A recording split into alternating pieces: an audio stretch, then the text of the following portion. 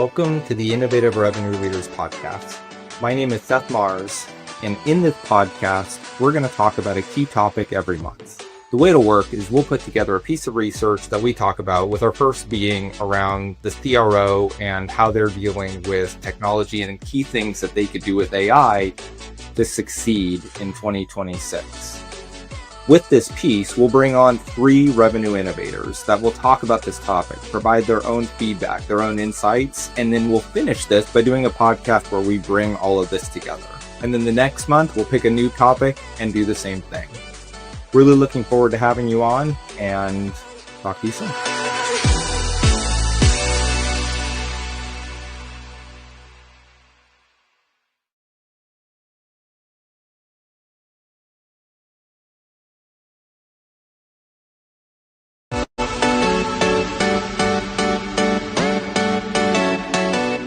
Welcome to the Innovative Revenue Leaders Podcast. My name is Seth Mars, and in this podcast, we're going to talk about a key topic every month. The way it'll work is we'll put together a piece of research that we talk about, with our first being around the CRO and how they're dealing with technology and key things that they could do with AI to succeed in 2026. With this piece, we'll bring on 3 revenue innovators that will talk about this topic, provide their own feedback, their own insights, and then we'll finish this by doing a podcast where we bring all of this together. And then the next month, we'll pick a new topic and do the same thing. Really looking forward to having you on, and talk to you soon.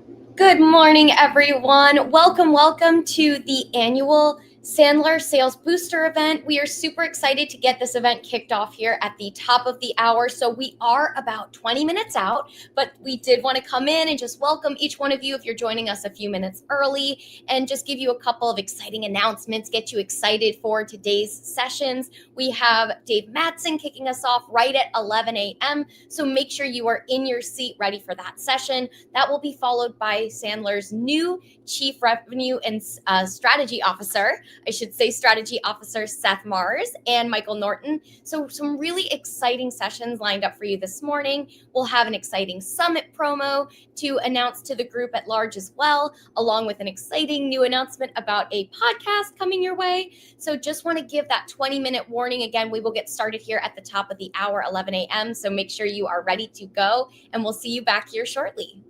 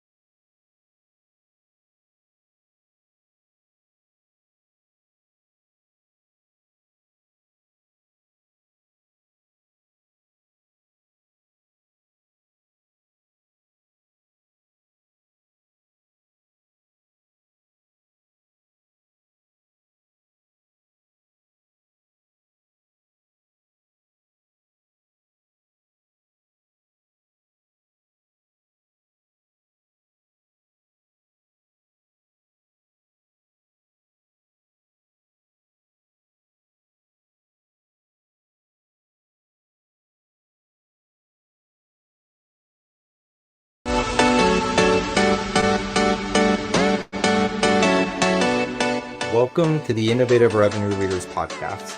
My name is Seth Mars, and in this podcast, we're going to talk about a key topic every month. The way it'll work is we'll put together a piece of research that we talk about, with our first being around the CRO and how they're dealing with technology and key things that they could do with AI to succeed in 2026.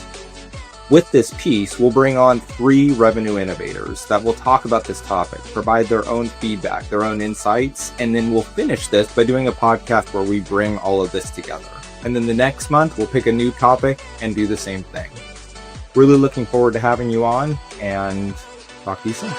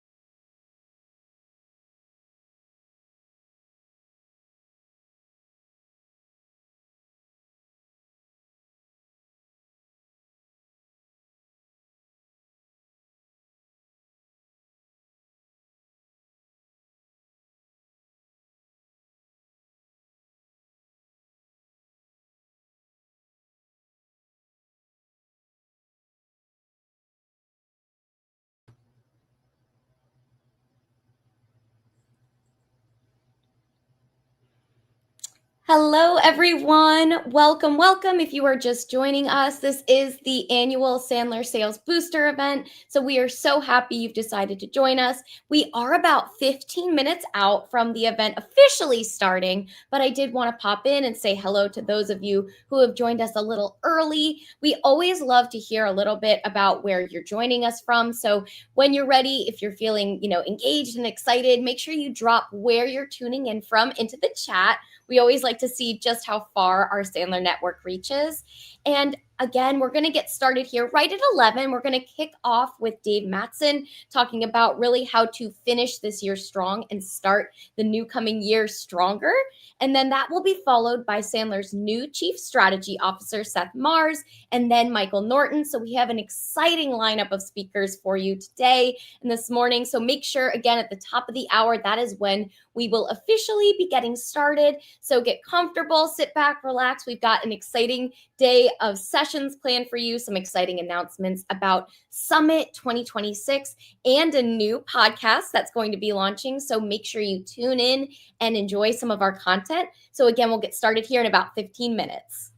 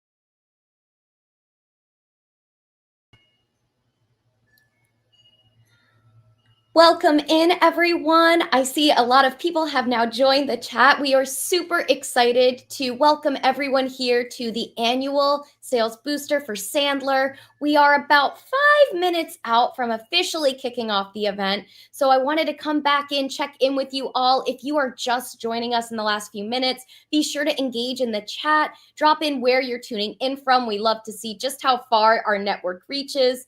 And we are going to get started at the top of the hour with Dave Matson really talking about how to finish this year strong and start 2026 even stronger. That will be followed by Seth Mars, our new Sandler Chief Strategy Officer, and then Michael Norton. So really an exciting lineup of sessions for you this morning, followed by many other exciting speakers later this day. And we'll have some great announcements coming out for our new Summit 2026, followed by a brand new announcement for a newly launching podcast from Sandler. So make sure you tune in, get excited, sit back and relax, and we'll start here at the top of the hour.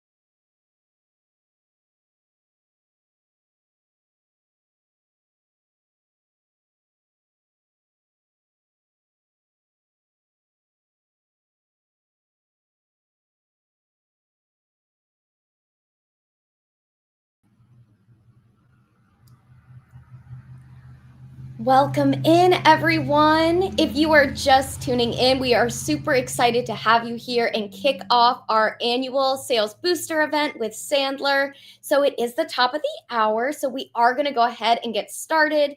We always like to start with some housekeeping items. We always welcome you all to engage in the chat as we go through each one of the sessions today. We are going to start with Dave Mattson here in just a few moments, but before that, I did want to drop a couple of really exciting announcements to keep an eye out for today as we dive into the sessions. First and foremost, if you like what you see here today, we always want to extend a personal invitation to our annual official in-person summit taking place next year, March 17th and 18th in 2026. That is going to be in Fort Lauderdale next year. And today in the chat, we're going to be dropping an exciting discount code. That code will be valid through October 10th. And you guys can use that to get a very special discount for joining us today. So make sure you get your tickets. It is going to be two very exciting days. We have two new exciting tracks that you guys can join. There's going to be the tech-enabled salesperson track and an all-new enterprise track that is going to be for enterprise-sized organizations, or for those of you out there aspiring to be that enterprise-sized organization and looking to grow your business in 2026. And be sure to make sure you stay till the final session on the final day. We have a really exciting new speaker that will be joining us. I don't want to drop all of the little announcements just yet, but just a teaser that it is going to be unlike any session or performance you have seen. So make sure you stay till that final session if you are joining us for in-person summit, again, coming up in 2026, March 17th and 18th. Additionally, we do want to announce an exciting new podcast coming out by our new Chief Strategy Officer, Seth Mars. It is called The Innovative Revenue Leader. And each week he'll be joined by a guest talking about a really important topic for businesses, growing your business, and really setting yourself up for sustainable success. So we'll have a little bit of a preview of that for you all today. Make sure you subscribe, tune in. Today is when the first episode will be launching. So want to make sure that you all get a chance to see that. So again, if you're just joining, drop in the chat where you're coming in from. We always like to just see how far our network extends, and we want to make sure that you guys are comfortable. And again, with these sessions today, we know it is a long chunk of time to ask from you. So make sure you can pop in, pop out. These sessions will be available on demand after the event. So if you miss anything, we will have that material available to you. And again, if you're in the chat, make sure you're typing in maybe something that you're excited for today. We have so many exciting speakers talking everything from sales leadership to AI to really how to finish this year strong and start next year even stronger. So make sure that as we go along today, drop in the chat, engage with us. We always love to hear from you. Drop in any questions that you have. And I think with that, we have covered all of today's announcements. So I will go ahead and get us started, handing this off to Sandler Executive Chairman, David Matson. Dave, take it away. Hey, welcome, and thanks for joining us, everybody. Hey, today I'm going to focus my time on sales leaders, and specifically, how do we end Q4 strong and at the same time start Q1 equally as strong, right? Because we don't want to have a strong Q4 and then a light Q1. That doesn't do it. So how do we do both? How do we end strong and how do we start strong? And I'm going to go into the Sandler Vault. I'm going to pull some concepts out, some tactics and strategies that we share with over 50,000 people a year. That's how many clients that we serve every single year, and it's certainly our privilege to do so. But, you know, before I start with the how do you close strong, let's just do sales leaders first. I think sales leaders have the hardest job in most organizations, to be honest. And I know everyone that works for the organization thinks they have the hardest job. But if you think about a sales leader for a second, they're responsible for driving revenue, right? Their teams drive revenue, which allows us to invest, allows us to pay all the people that work for us, all the things that we do. And it really falls on sales. It falls on us bringing in revenue. And the sales leaders are the ones that are managing those teams. And you would think they were probably the most trained group of people in a company. But I would tell you they're probably the least trained group of people in a company. And only because, we hire people from the field thinking that, hey, they were top producers, so we're going to have them manage the sales force. And that makes a lot of sense. But if they don't come with process and methodology to then bring to their team, or if the organization doesn't have that, then it doesn't work, right? So how do we help managers become better at what they do? Most leaders, as you may know, probably stay at their job for less than 2 years. So there's a lot of opportunity for us to share some best practices. Now, I think because they are managing a wide, diverse, they're juggling so many different things. They're juggling client issues, internal issues, external issues, senior management demands, all that type of stuff. But if you think about their teams, most are at least managing 10 plus. They've got different skill levels within that team, different experience levels on that team, and different behavioral styles, different personalities. Think about how hard that is for a second, right? So if you had 10 kids at home and each one of them had different experiences and different personalities and different this, it's difficult, right? Everyone's kind of in their own world, but sales managers have to do this every single day. It's a hard job. So what are we going to do today, sales leaders? I'm going to give you 5 things to think about that will help us finish strong and, again, start equally as strong. We're going to talk about funnel management. Right? So how do I make sure what's in the funnel is real and it's clean? We're going to talk a little bit about that. We're going to talk about coaching, right? 40% of your job should be coaching. So what does that look like? And how do I coach in that 4th quarter?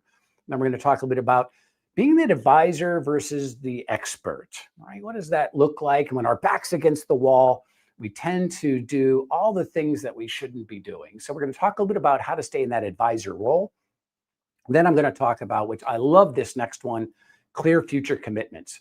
If there's one thing that you could get out of this talk, if you and your people would do clear future commitments, things would change dramatically. So I love that one. And then we're going to talk about behavioral plans.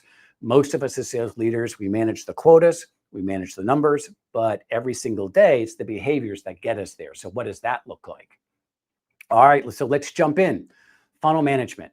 First of all, everybody wants a clean funnel, right? Everybody wants to know what's in the funnel is real. And we know that's not true. We know that's not true. I know it is in your company, but with other sales leaders around the world, it's not true. Sometimes we've got stuff that's been in our funnel for so long. We have DoorDash bringing food to that particular thing. They've been in that funnel for so long. They've got electricity and water. And you talk to the sales group and they legitimately have reasons why it's there. But the fact of the matter is it's not progressing. So how do we get clean funnels? Everybody wants it. But I'm always amazed, actually, that senior leadership sometimes sends inconsistent messages. And what I mean by that is you hear them saying, well, there's got to be more in the funnel, we're light in the funnel.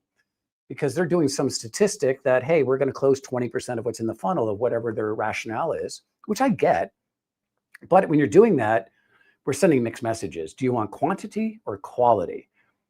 I would like quality, not quantity. So if there's less in the funnel, then let's make sure that it's real in that funnel. And you sales leaders, you know what I'm speaking about. But I also think it's okay to disqualify. I think it's okay to kick stuff out of the funnel, especially in Q4, right? We only want to focus our resources, our time on opportunities that we can certainly help solve their pain. And we know that they're going to come into this particular quarter, which is, of course, the purpose of this talk. So I'm only going to pick 2 things that we're going to talk about today. We have awesome stuff on conversations that you should have, when you're talking about deal flow and stuff like that. I'm going to bring you 2 concepts that will help us have clarity in Q4 and Q1. One is pre-call planning. It sounds simple. Everyone's like, oh, really? This is like a one-on-one topic. Yes, but almost 80% of the people don't do it. Top producers do pre-call planners all the time. Listen, I've been selling for 40 years, and I think I'm pretty good at what I do.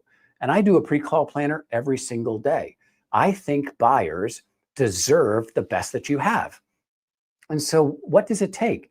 We sit down for 15, 20 minutes and think about what's going to happen on our next call, whether it's today or tomorrow, but let's focus on the things that will help us push this opportunity to the next stage. And that could be out of our funnel as well. So pre-call planners. Look, here's what I do here a lot is I've been in the sales world now for 35 years. And there's nothing that I'm ever going to say or ever going to do that's outside my funnel or I've never heard before. I'm just going to wing it. No, don't wing it. Look, I don't want my surgeons to wing it, right? So if I'm going to go into an operation, I hope they don't say to me, Dave, don't worry about it. I've been doing it for 35 years. I'm just going to open you up and we'll see what happens. No. Like, I want them to look at my blood work. I want them to see my x-ray. I want them to see my MRI. I want them to see all those types of things. So it's super important that we have pre-call planners. And we're going to cover things like, hey, what's the agenda of the call? Who am I calling on? What's the goal of my call? Like, what's my next step? We're going to cover that. I want to cover, here are the questions I'm going to ask, and here are the questions that I'm going to be asked, and here's my response. What an awesome coaching tool as a leader, and you get to shape a call before it happens, not after the fact, before it happens. That's the key, is strong Q4, strong Q1. Second, exit criteria. In your sales process, now methodology, Sandler's a methodology, not a sales process. Your sales process, most companies have 3 to 7, 8 steps in their process. At the end of each of those gates, you should have an exit criteria, which means, hey, if I'm in the qualification phase, before I go to solution development, if that's your next gate as an example, I want to know these 3 things. And I shouldn't move to solution development until I know these 3 things. Otherwise, the prospect is determining the speed by which it goes through the funnel, which is the reason why you get everything down to the 10-yard line and nothing closes. So come up with your exit criteria. It may slow things down, but it's pure. It's pure. So I love exit criteria. If you don't have exit criteria at each one of your gates, I think we've got issues. So those are 2 concepts that you can absolutely implement immediately and have instantaneous results. So let's talk about another one. Hey, listen, I think coaching for sure is one of those things that we should be spending 40% of our time. And I've said that to you. The question is, when our back's against the wall as sales leaders, we tend to say, okay, where are we with this deal? What do we have to do? And I get deal coaching. I do. But there are 4 major magical words that I love as we coach. Well, more, better, different. If you would just use those words as you coach, you're going to see that people accelerate, right? They actually improve their performance at a rate that's unbelievable. So I like, hey, what did we do well? When people start with that, 9 out of 10 managers start off with not what did you do well, but these are all the things that you have to do. They actually point out all the things that we did wrong.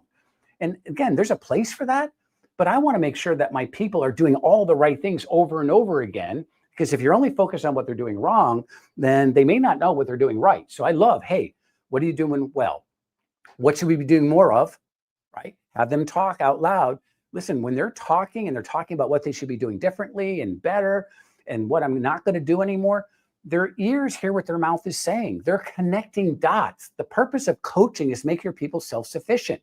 When you're tell, then it's your information, not theirs. When they're talking and they're using these 4 words, because those are what I call leverage words for you, right? Those are conversation starters for you.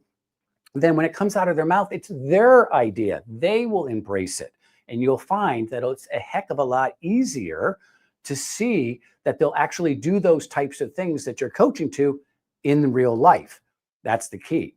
Second thing about coaching, hey, guys, you've got to be using technology. If you had a gold mine in your backyard and you went out with a hand shovel, why would you do that when you could have a backhoe? And technology today is a backhoe. You have the ability to pinpoint your coaching. Now, you could use voice intelligence, and there's a lot of them out there. They're all great, right? But when you're actually watching the call, you could see what happened, who said what when, right? Of course, it's good to get the backdrop and stuff, but from a coaching perspective, and I coach every day. I just coached people this morning. But when you listen to Fathom calls, you can hear the tonality. You can hear what happened. It's almost like the NFL. If you're watching football, you can always see them at the sidelines. They're watching they're looking at the computer screen, but they're figuring out what they just saw, what they just did, so they can adjust moving forward. For the very first time in history, we as sales leaders have the ability to see exactly what happened on a call and not coach to fantasy. Because if you ask me, Dave, what happened? I'm giving you my perception as a salesperson. I'm not trying to mislead you as a leader, but I'm telling you what I saw. And what you find is what they saw and what they happened are 2 different things.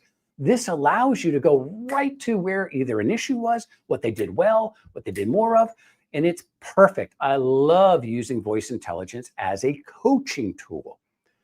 AI role play. There's a lot of AI role plays out there. Like we have one too. I love the AI role play because when I see that you didn't do a good pain step as an example, then I can say, hey, you have to improve upon your pain step. Well, I could say that, but then they have to do what? Figure out what that means. They're going to go practice. Are they going to practice with me as their leader? Maybe. But sometimes salespeople feel uncomfortable practicing in front of the leader. It's too expensive to practice in front of buyers. But now with an AI role play coach, you get to practice your talk tracks. I get confident. I have conviction. The first time it comes out of your mouth, it's not pretty. It's not pretty when you're learning a new talk track or you're trying to adjust your style, your approach, because you've done it this way for so long. It takes time to adjust. So after your second, third, fourth time, it gets better and better. And then I'm feeling confident. And now when you're in front of a buyer, boom, difference. So the combination of a voice intelligence tool with an AI role play, wow.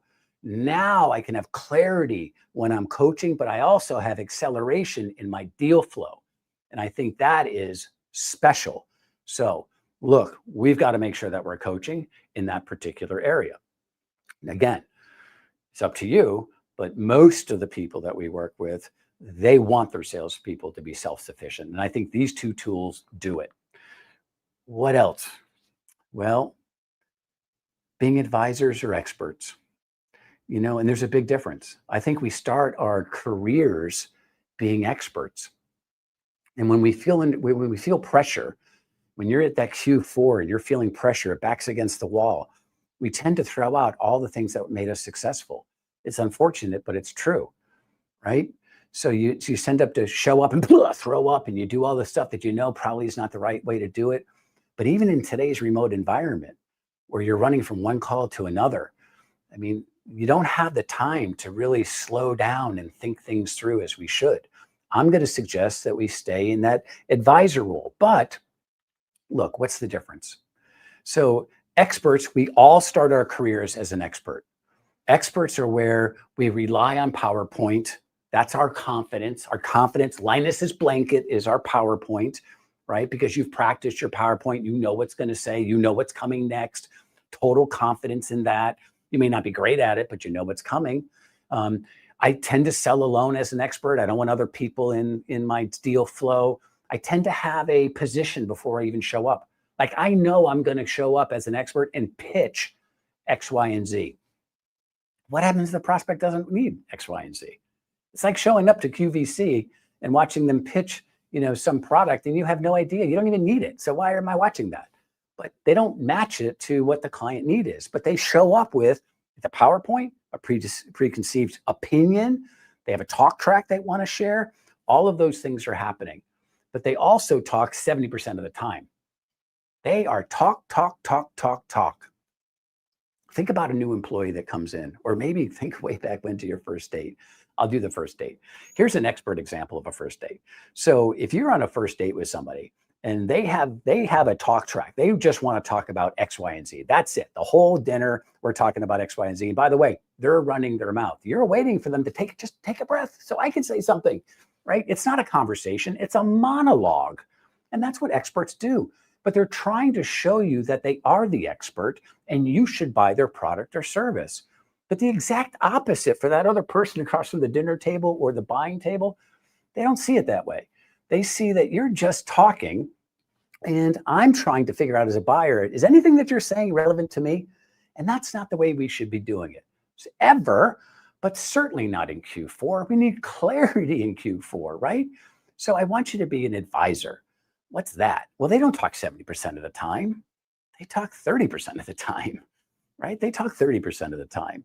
They don't have a preconceived idea. They don't show up and say, hey, before we start, how do I set up the PowerPoint? They don't ask that.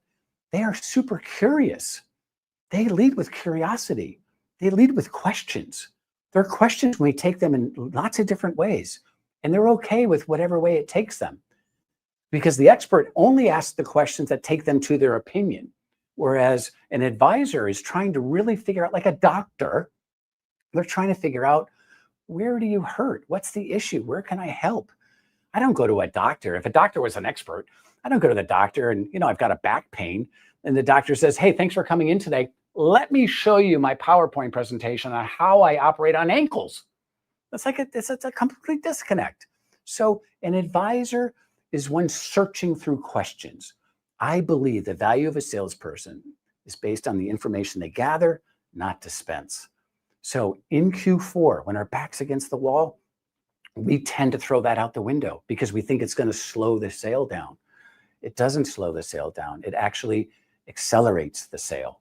So be that advisor, take a deep breath, slow it down, pull them through the process. Don't push, because when you push, people resist, right? It's basic human psychology.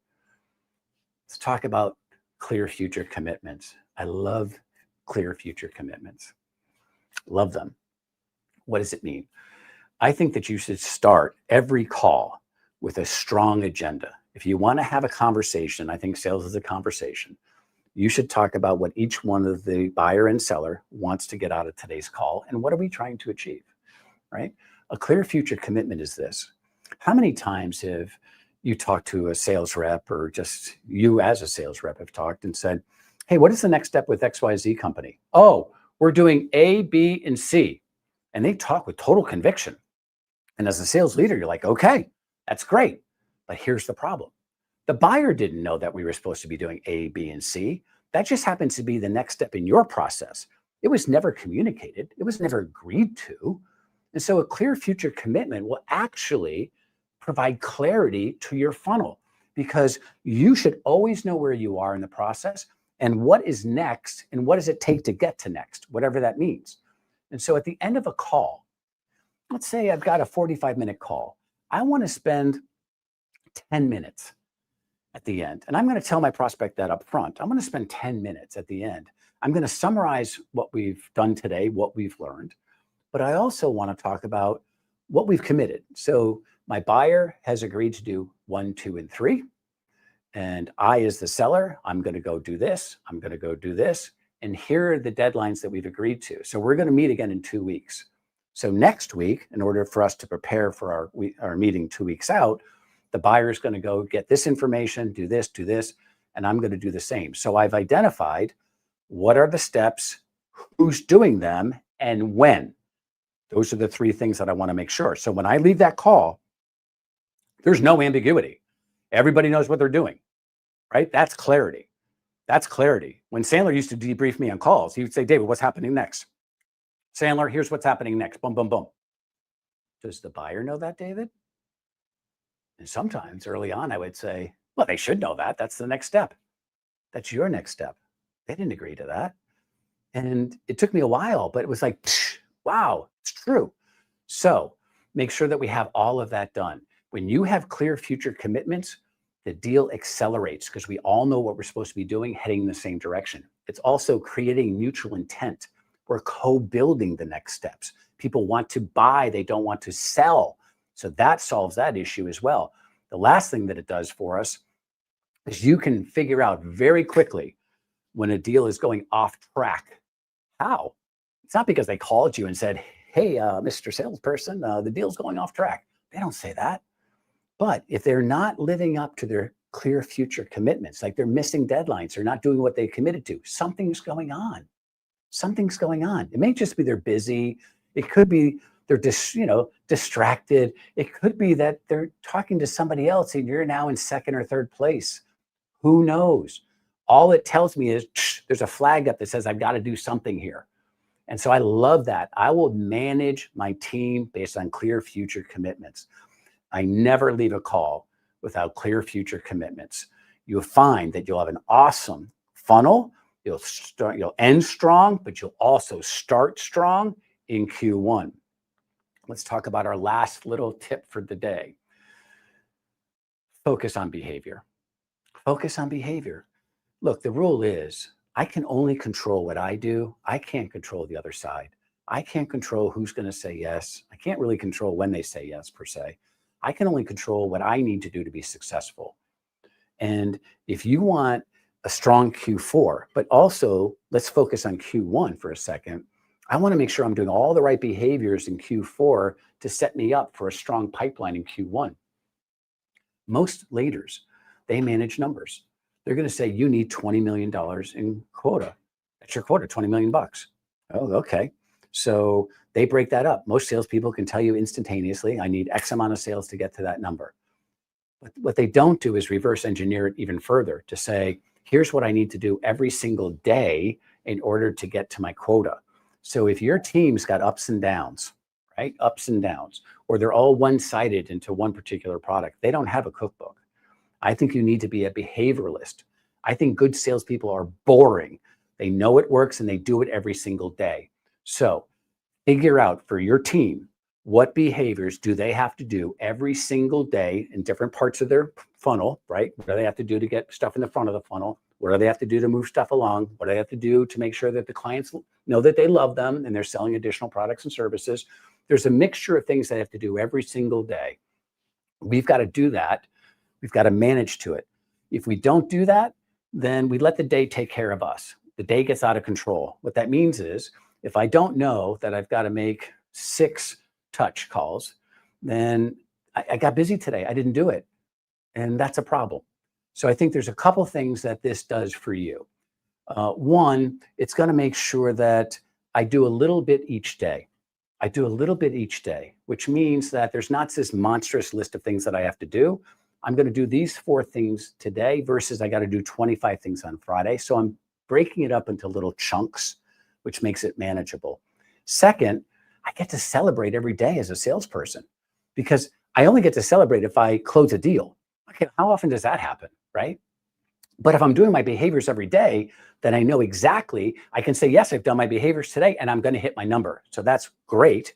And you as a sales leader, you get to be the technician because now you can up the behavior. If you know those behaviors are not going to hit the number, you can adjust long before you get into the pipeline. So I know if we're light, I have to up my behavior metrics for my people in order for them to hit that number. So there's a lot of benefits for this. Now we can send you much more information on that, but that is the key.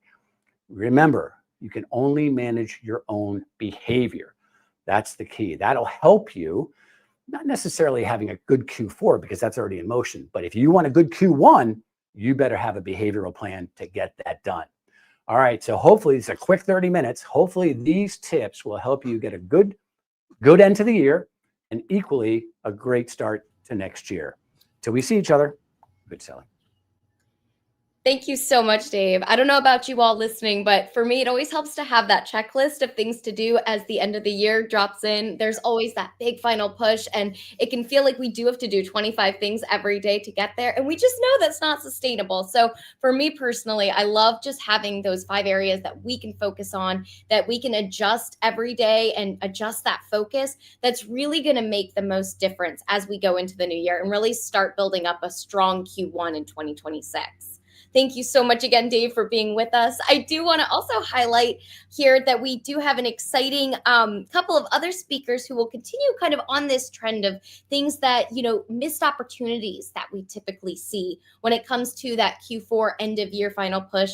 And as we go into next year, so we are going to be joined later today by Michael Norton, who's going to be talking about those 3 common areas that people often miss when it comes to closing out the year and how by really looking at those areas that are commonly missed, we can set ourselves up for that positive, sustainable trajectory going into 2026. And then we're going to talk a little bit more with Chris McDonald about why salespeople typically lose deals. What are those common areas or those common misses that sometimes come up when we're really in the weeds, we're working a deal, just things to be mindful of as we try to close that business and get it across the finish line.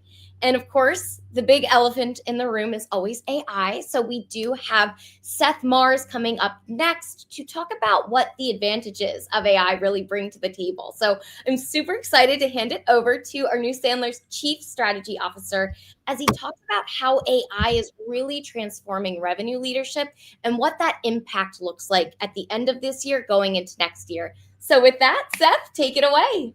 Great. Thanks, Emily. Well, I decided instead of talking about AI, I want to talk about F1.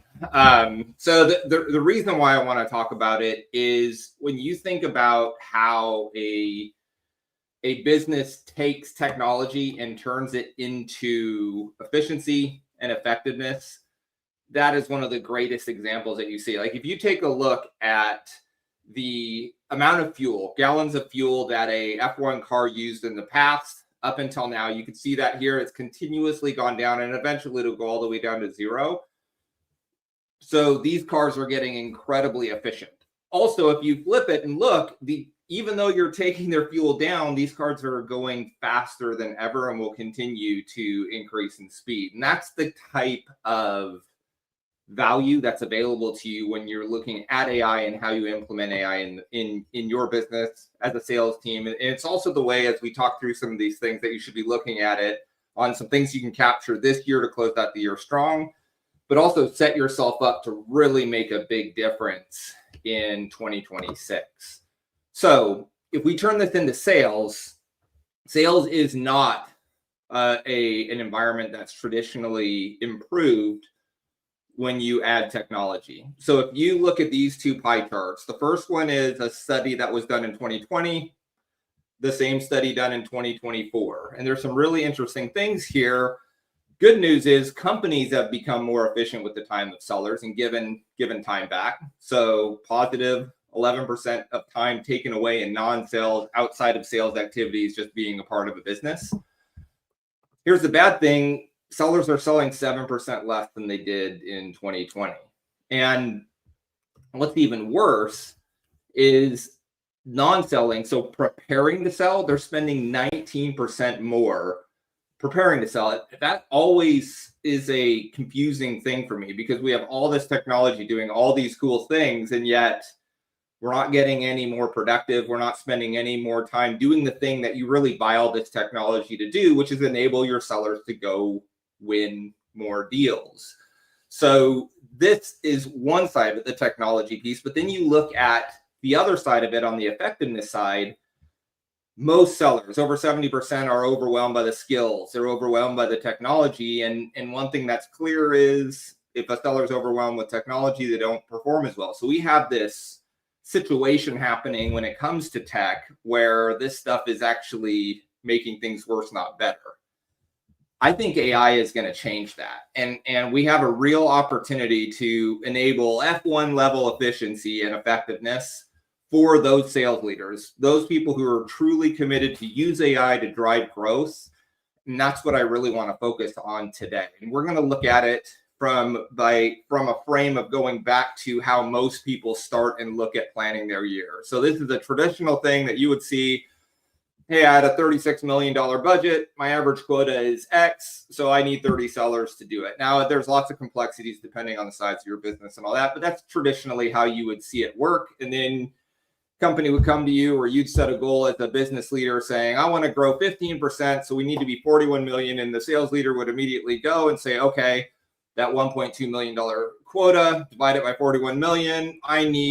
If you want this to happen, I need 4 new sellers, and you add those 4 sellers and I can go get that number. Now, this doesn't talk about ramp and all that stuff, but that is traditionally how you see this stuff work. It's a focus on how do I get the resources to do it, not necessarily a focus around how do I make the seller more capable of delivering a bigger quota. And that's really what the opportunity is, to be able to use AI to do that.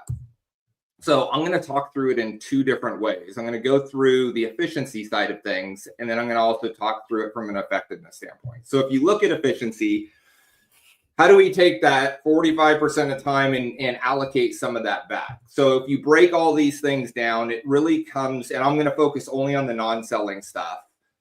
You have 5 different areas. There are 5 areas that I would argue need to be improved.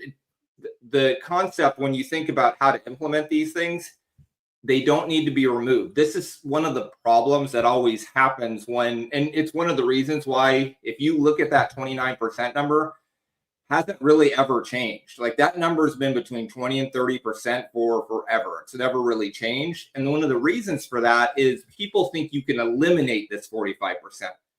You can't. That work needs to be done. The thing that you have to look at is, how do I make that work more efficient? How do I do that work more efficiently? So that's what we're going to spend the next few minutes talking about.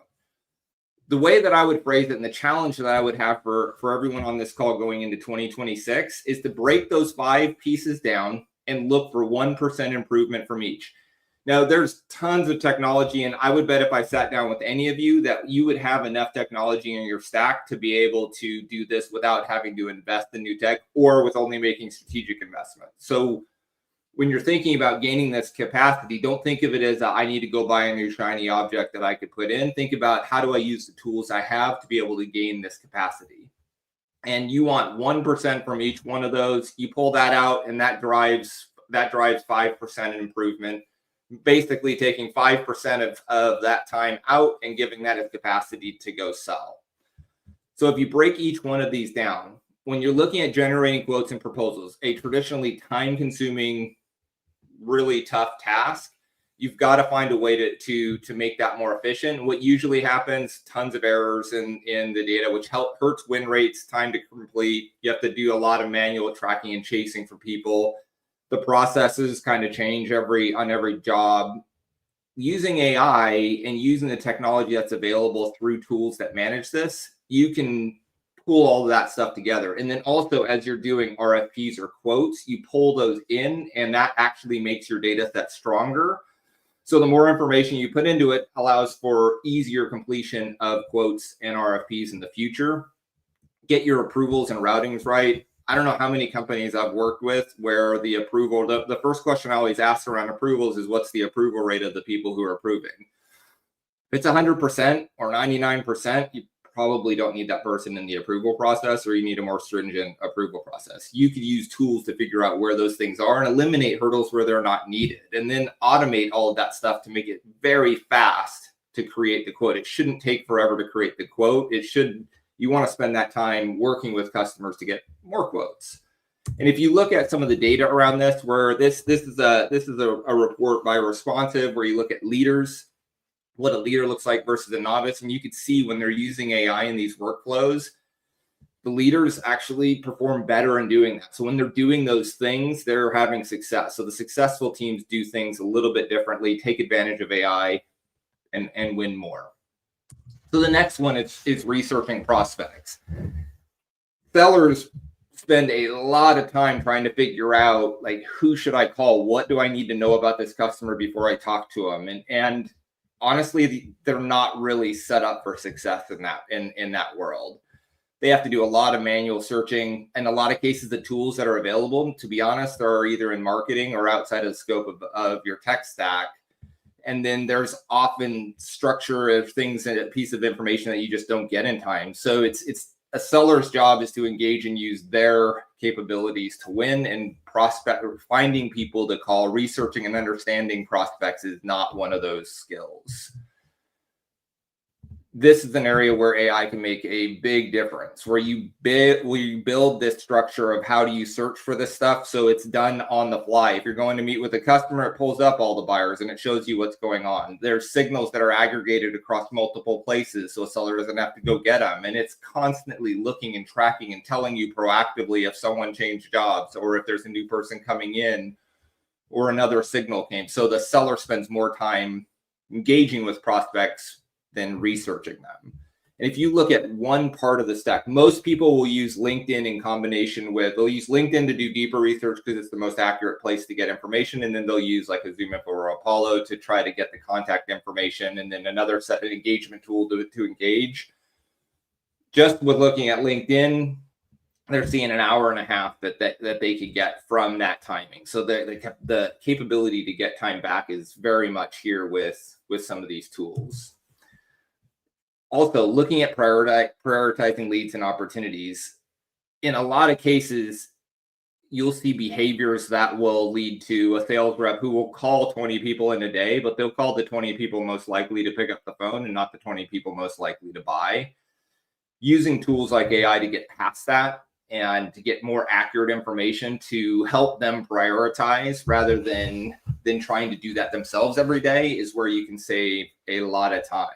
Eliminate the manual steps. In a lot of cases, you get a list that you need to call that was put together and comes inconsistently. You'll get static, inconsistent information that is done onesie-twosie, and it's pretty generic to what you're trying to do. And what you need to use this technology for is, how do I get it to be more predictive and continuous? You should have prioritization happening on the fly based on your engagement, the engagement the customer is having with any channel that you can track and understand, and constantly reordering the way that you need to call, not just around what the potential buying intent is, but where they sit, where these customers sit in the context of the deals that you as a seller are working. Because a bottom funnel deal that you have to close to hit your quarter, all those actions are magnified and very rarely taken into account, but they should be and they can be with this tag. If you look at like a study by Outreach where they talk about their AI SDRs and what their survey said in talking to different people is there are 4 to 7 hours, typically the majority of people said 4 to 7 hours that could be saved by doing work like this. Next one, when you think about manually creating, this one to me is the crux of a lot of the problems that we're seeing with sales capacity and sales inefficiency. Is sellers are basically responsible. The classic term of if it isn't in Salesforce or it isn't in CRM, then it doesn't exist. And the seller's responsible for putting that in is, in this world where we have the ability to do it for the seller, is a travesty in two different ways. It wastes a lot of time with the seller and it wastes a lot of money for the company, because the seller's dictating what's going into a tool.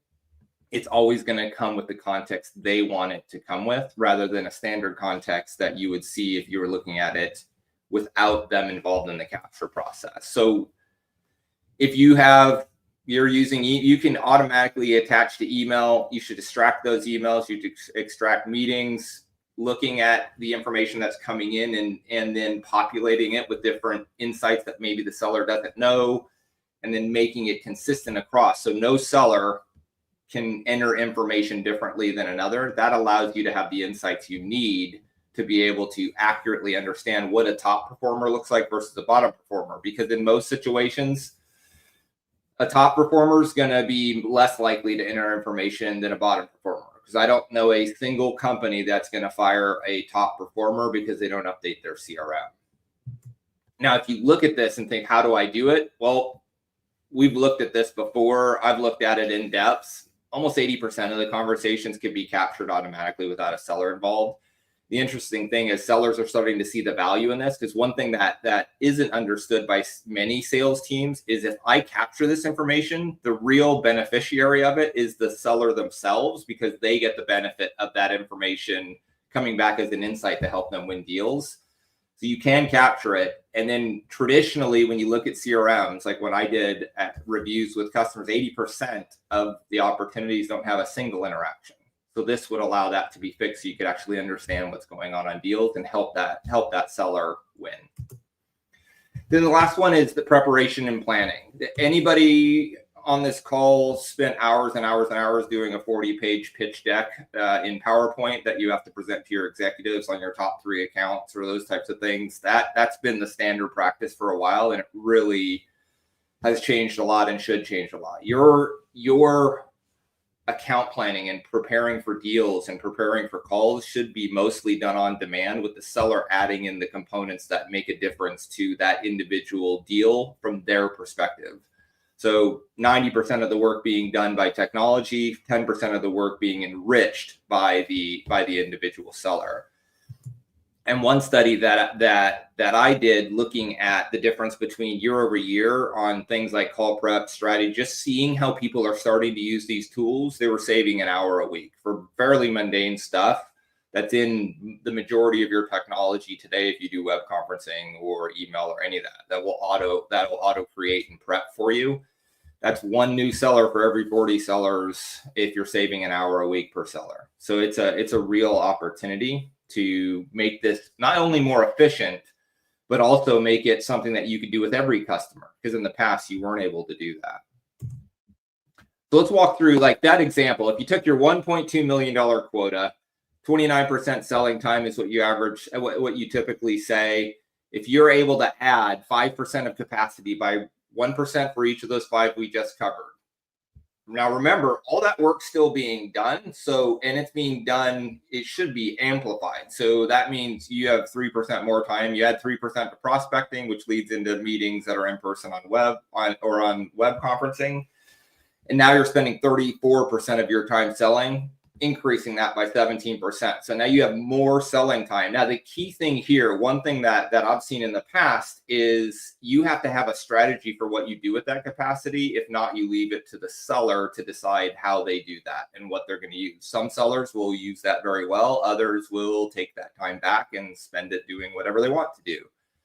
So typically what I recommend with customers is you do an initiative, something to be able to use that capacity that you've created to drive more business, whether that's trying to go into a new market, whether that's trying to expand your cross-sell initiatives, anything that you're trying to do, have initiatives that will allow you to take 5% more capacity.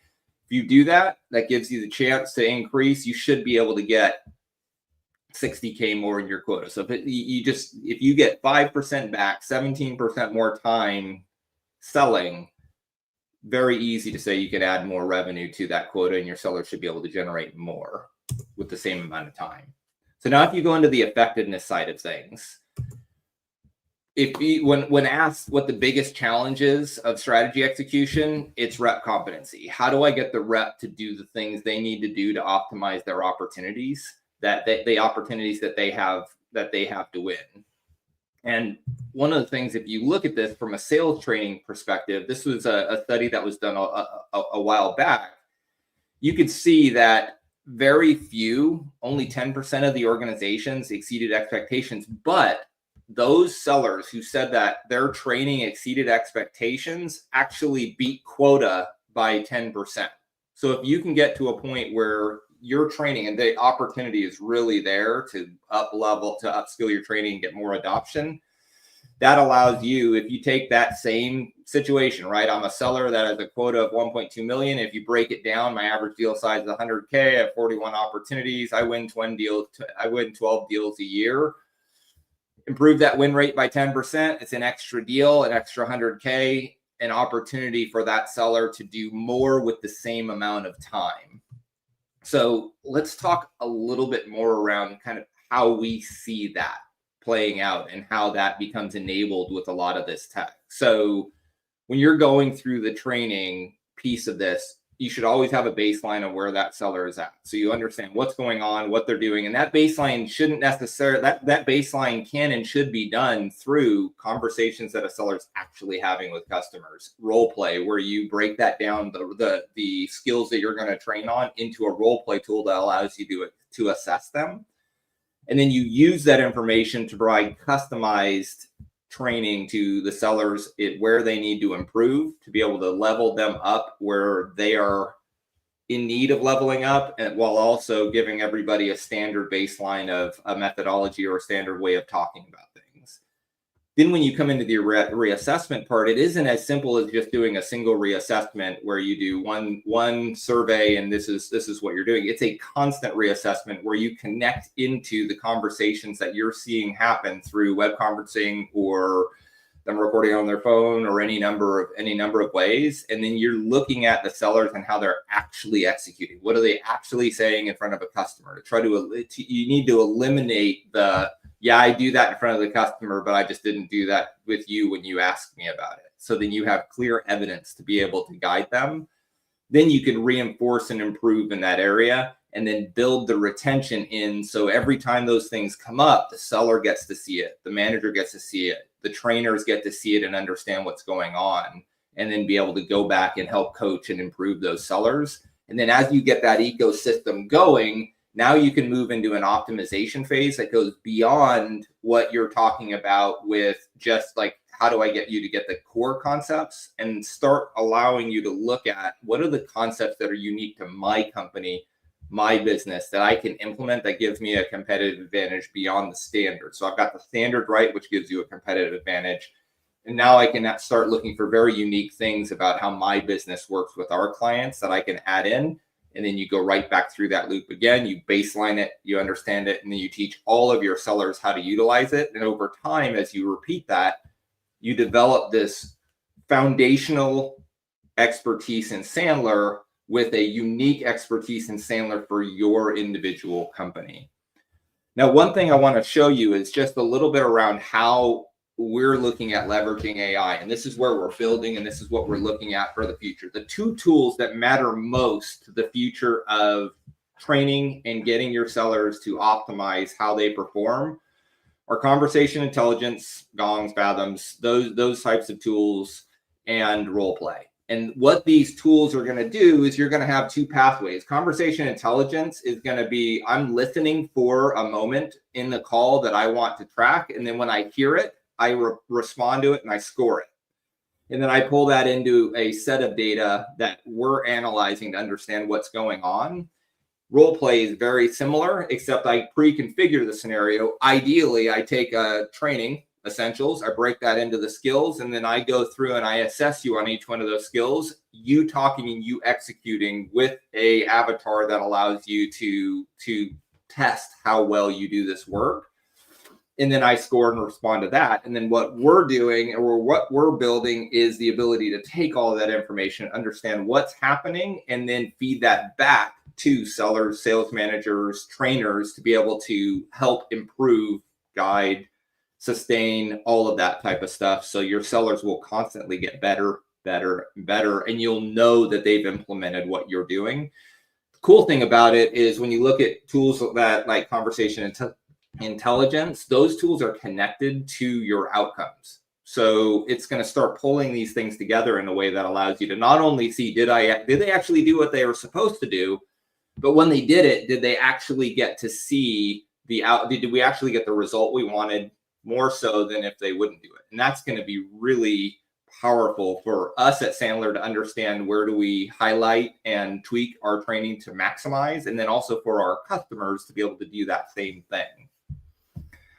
So if we go back to bring all this stuff together, when you're thinking about like, how do I grow through efficiency and effectiveness? If we go back to that same stat of, here we go, this is 36 million, 1.2, I have 30 people that I need, and I need that 15% growth target. So if I take the efficiency gains I can get, take the effectiveness gains I can get, now instead of that, me needing an additional seller for the growth I need, I can increase the quota because I've built the capacity for that seller to be able to do it. And now I'm growing the company with a baseline set of sellers. Now, if you want to take that 15 to 20, 25%, go hire sellers. And then every seller hire is, once they ramp, will be set up in a way that allows you to grow them at 1.39 million per seller. So the math still applies when you add. But what you have in this really unique environment right now between 2025 and 2026 is the ability to fast track growth in a way that allows you to do it super efficiently. You're seeing this happen in a lot of companies already, where we have this weird environment going on where companies are growing significantly, but not necessarily increasing their spend significantly. And that's the opportunity you're seeing here, kind of laid out for you for how it would work in a sales environment when you're really taking advantage of all the capability to be able to drive more capacity. So this is what it would look like if you pull that off and you bring that all together. Now you're running AI in a sales organization, and the sales team, it looks and feels the way that an F1 team does. You're growing that business while keeping your efficiency in control, while growing your effectiveness and results.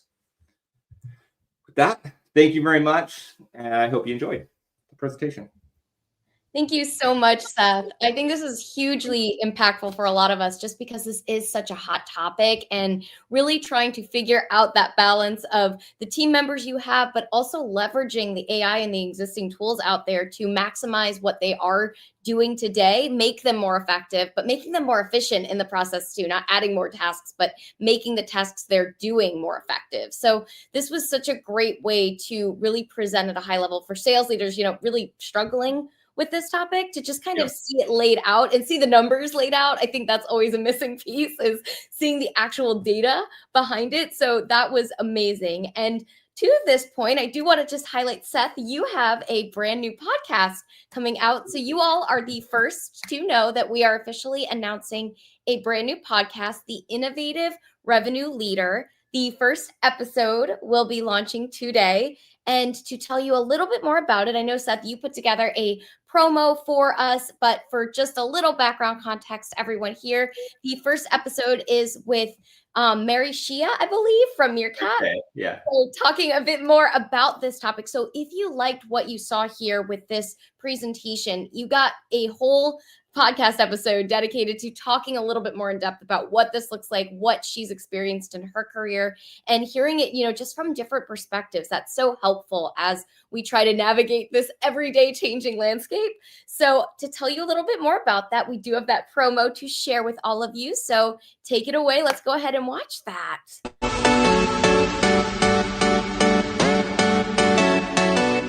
Welcome to the Innovative Revenue Leaders Podcast. My name is Seth Mars, and in this podcast, we're going to talk about a key topic every month. The way it'll work is we'll put together a piece of research that we talk about, with our first being around the CRO and how they're dealing with technology and key things that they could do with AI to succeed in 2026. With this piece, we'll bring on 3 revenue innovators that will talk about this topic, provide their own feedback, their own insights, and then we'll finish this by doing a podcast where we bring all of this together. And then the next month, we'll pick a new topic and do the same thing. Really looking forward to having you on, and talk to you soon.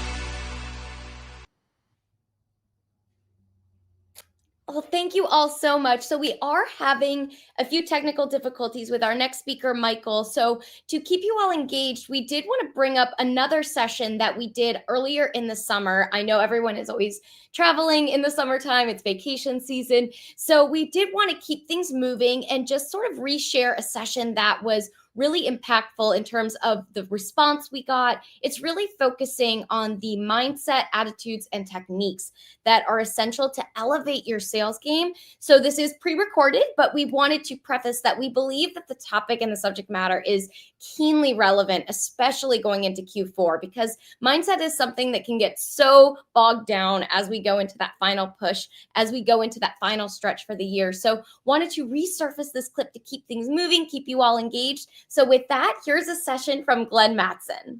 Well, without further ado, I'm super excited to introduce today's speaker, as he is in the top 1% of Sandler training owners, who's really helped a lot of their different teams and clients raise their game and grow their teams up by 30% or more. Please give a huge warm welcome to Glenn Mattson.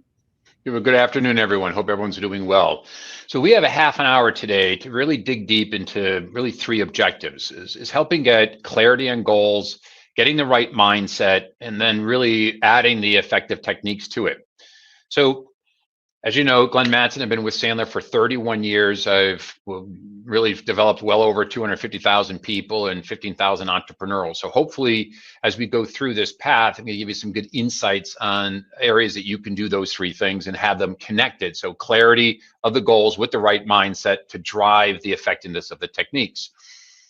In all the years I've been doing this, I always get the same type of questions historically if I go in and I sit down with executives or business owners.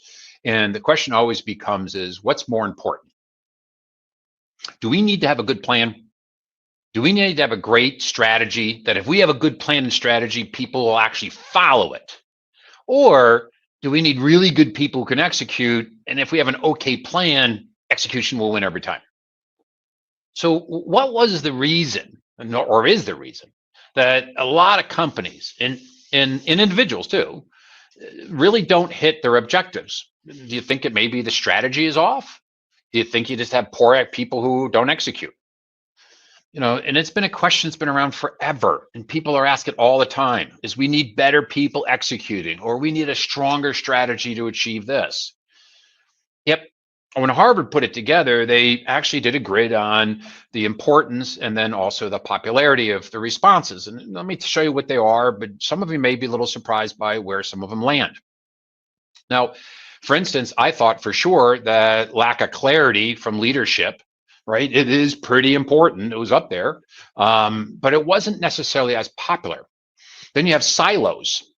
But when we look at it, the ones that most people, if I was able to ask you to chat, will come back and say, oh, everyone's so busy, they don't have an opportunity to get it done. Or you know what, we don't really have the accountability that we need from leadership. We can't really measure if it's working or not, right? Well, we're not really good at communicating the process and the strategy. All right, silos, is that the real reason? No, but what comes back year after year after year is that when companies put together company goals, what they have failure at is they don't tie those company goals to department goals, to team goals, but to most importantly, individual goals. So the connectivity between what the company wants to achieve and what the individual wants to achieve is missing. And more times than not, if I can't point my finger at what I'm trying to accomplish and why I'm trying to accomplish it, then I'm doing it for you, not me. So let me ask you a question. As you look at this grid and this sheet right here, where do you think the obstacles to execution fall for you? Because the answer to the question before was, what's more important, strategy or execution? You can't have great strategy if you don't have a plan. You can't have execution without great strategy. You can't blame one without the other. So I want you to realize when you look at your goals moving forward, the goal and the ability to follow through in the goal is the same thing. You can't blame we have a good plan, we had poor strategy. Doesn't work out. So what we're going to do today is we're going to go through, as I mentioned before, I've been doing this for a long time, and we have a process called 5 stages of entrepreneurial growth. Regardless if you're a CEO, regardless if you're a individual producer, regardless if you're managing a group of people, individuals follow the same type of path of growth. And then today, I want to talk to you about, even if you're an individual producer, or if you have a team, or if you're running a company, and that company may be small, right? Mid-sized business, maybe you're small, under 20 employees, that's where 90% of them are. Maybe you're part of a larger corporation. Yet when we look at this, and we're going to take a look at how to grow, we have vision, but then we have to put strategy together to get there. And then you have to have your day-to-day tactics of what has to happen to do so. Now, if you haven't heard about CARE yet, you may want to talk to your local sales trainer from Sandler to give you a little more insight into CARE, because one of the things you want to look at, and what I'm going to share with you, is how you can change or alter, or you should need to focus on different strategies for different compartments of your vision. Sandler uses CARE. CARE is an acronym. K stands for keep. Every one of us has clients that have been with us for a while. They kind of bought everything that we have, but we still need to keep them.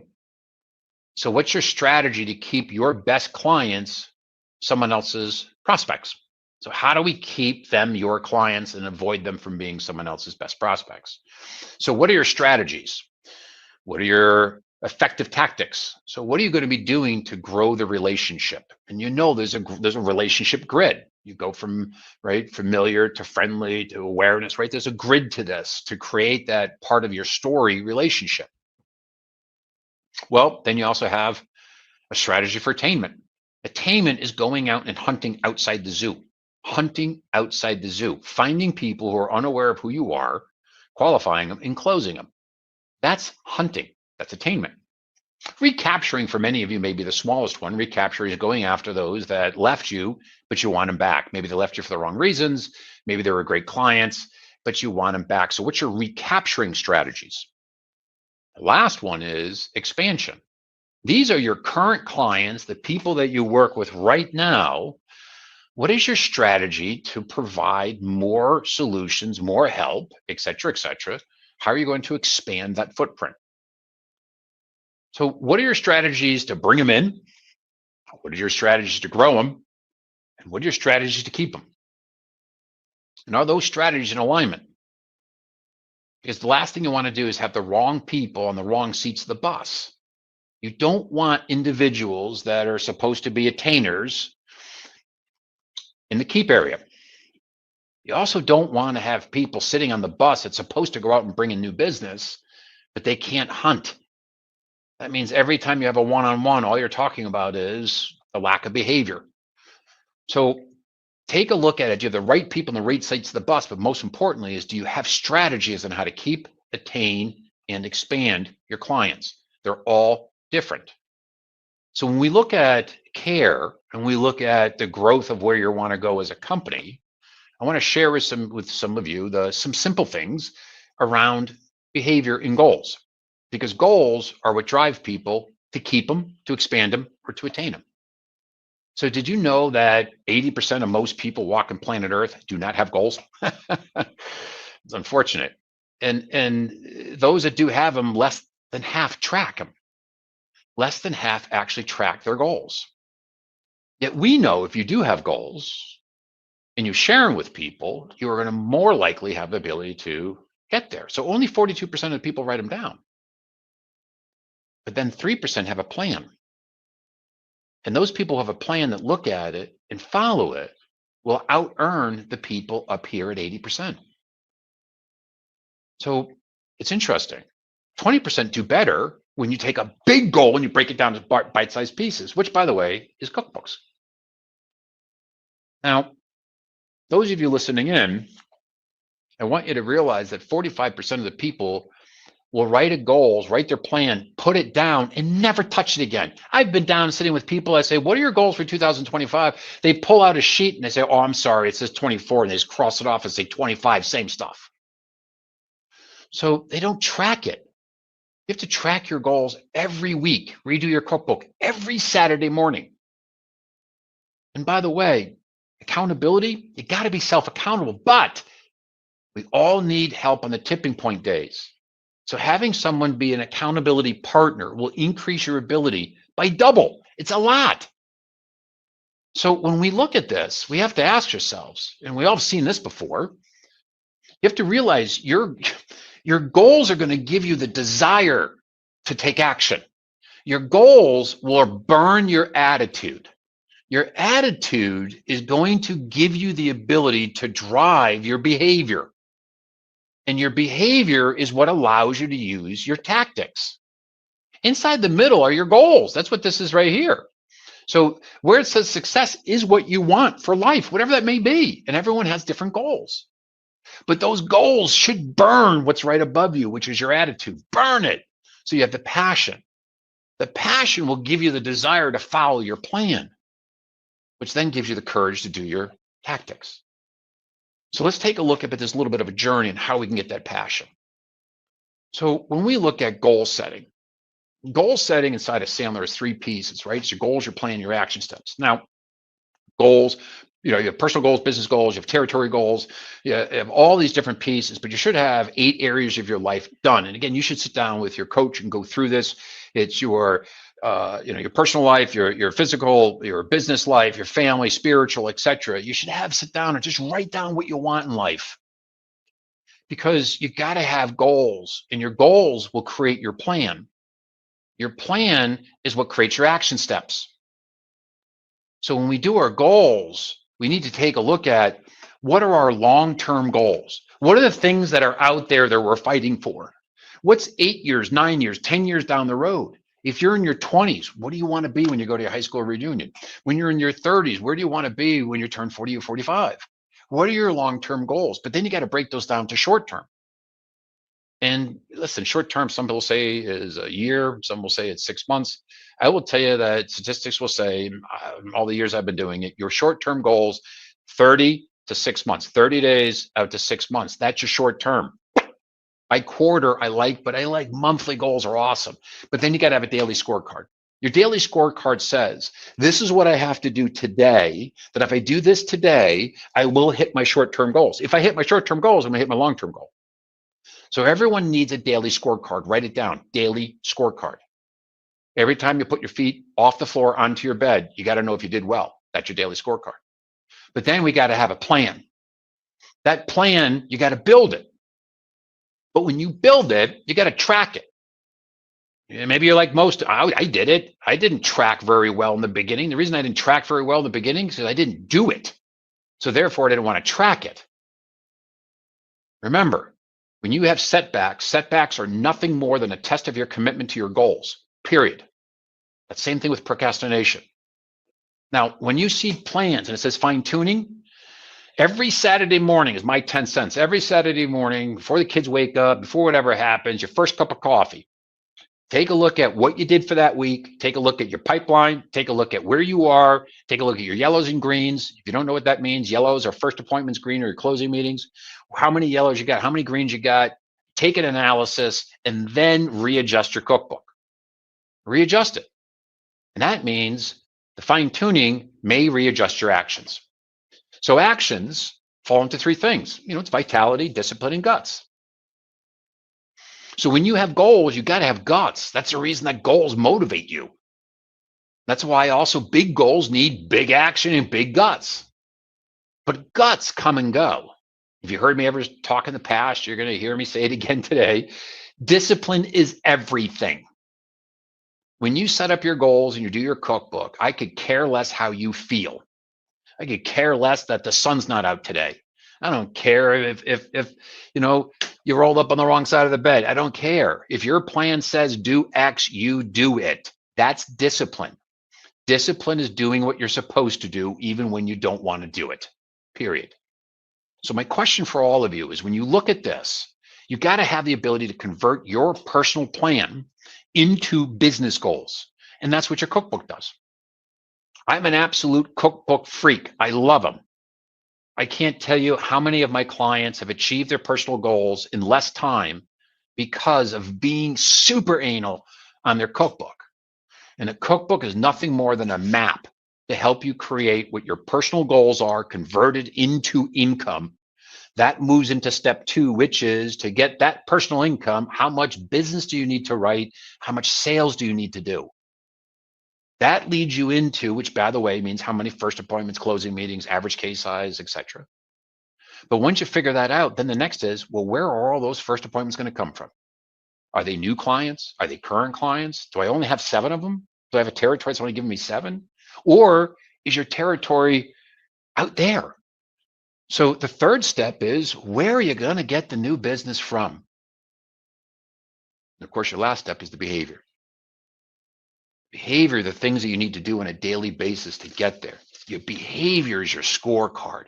Your behavior is your ways. That's what tells you if you're on track or not on track. So if you haven't done a goal, you haven't done a cookbook yet, highly suggest it. As a matter of fact, probably 60% of all my coaching clients, the first 15 minutes of every coaching call is doing their cookbook and just making sure they're on track.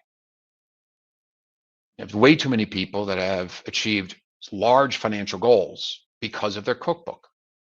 So when you put the cookbook together, you got to remember the goals in the rules of behavior.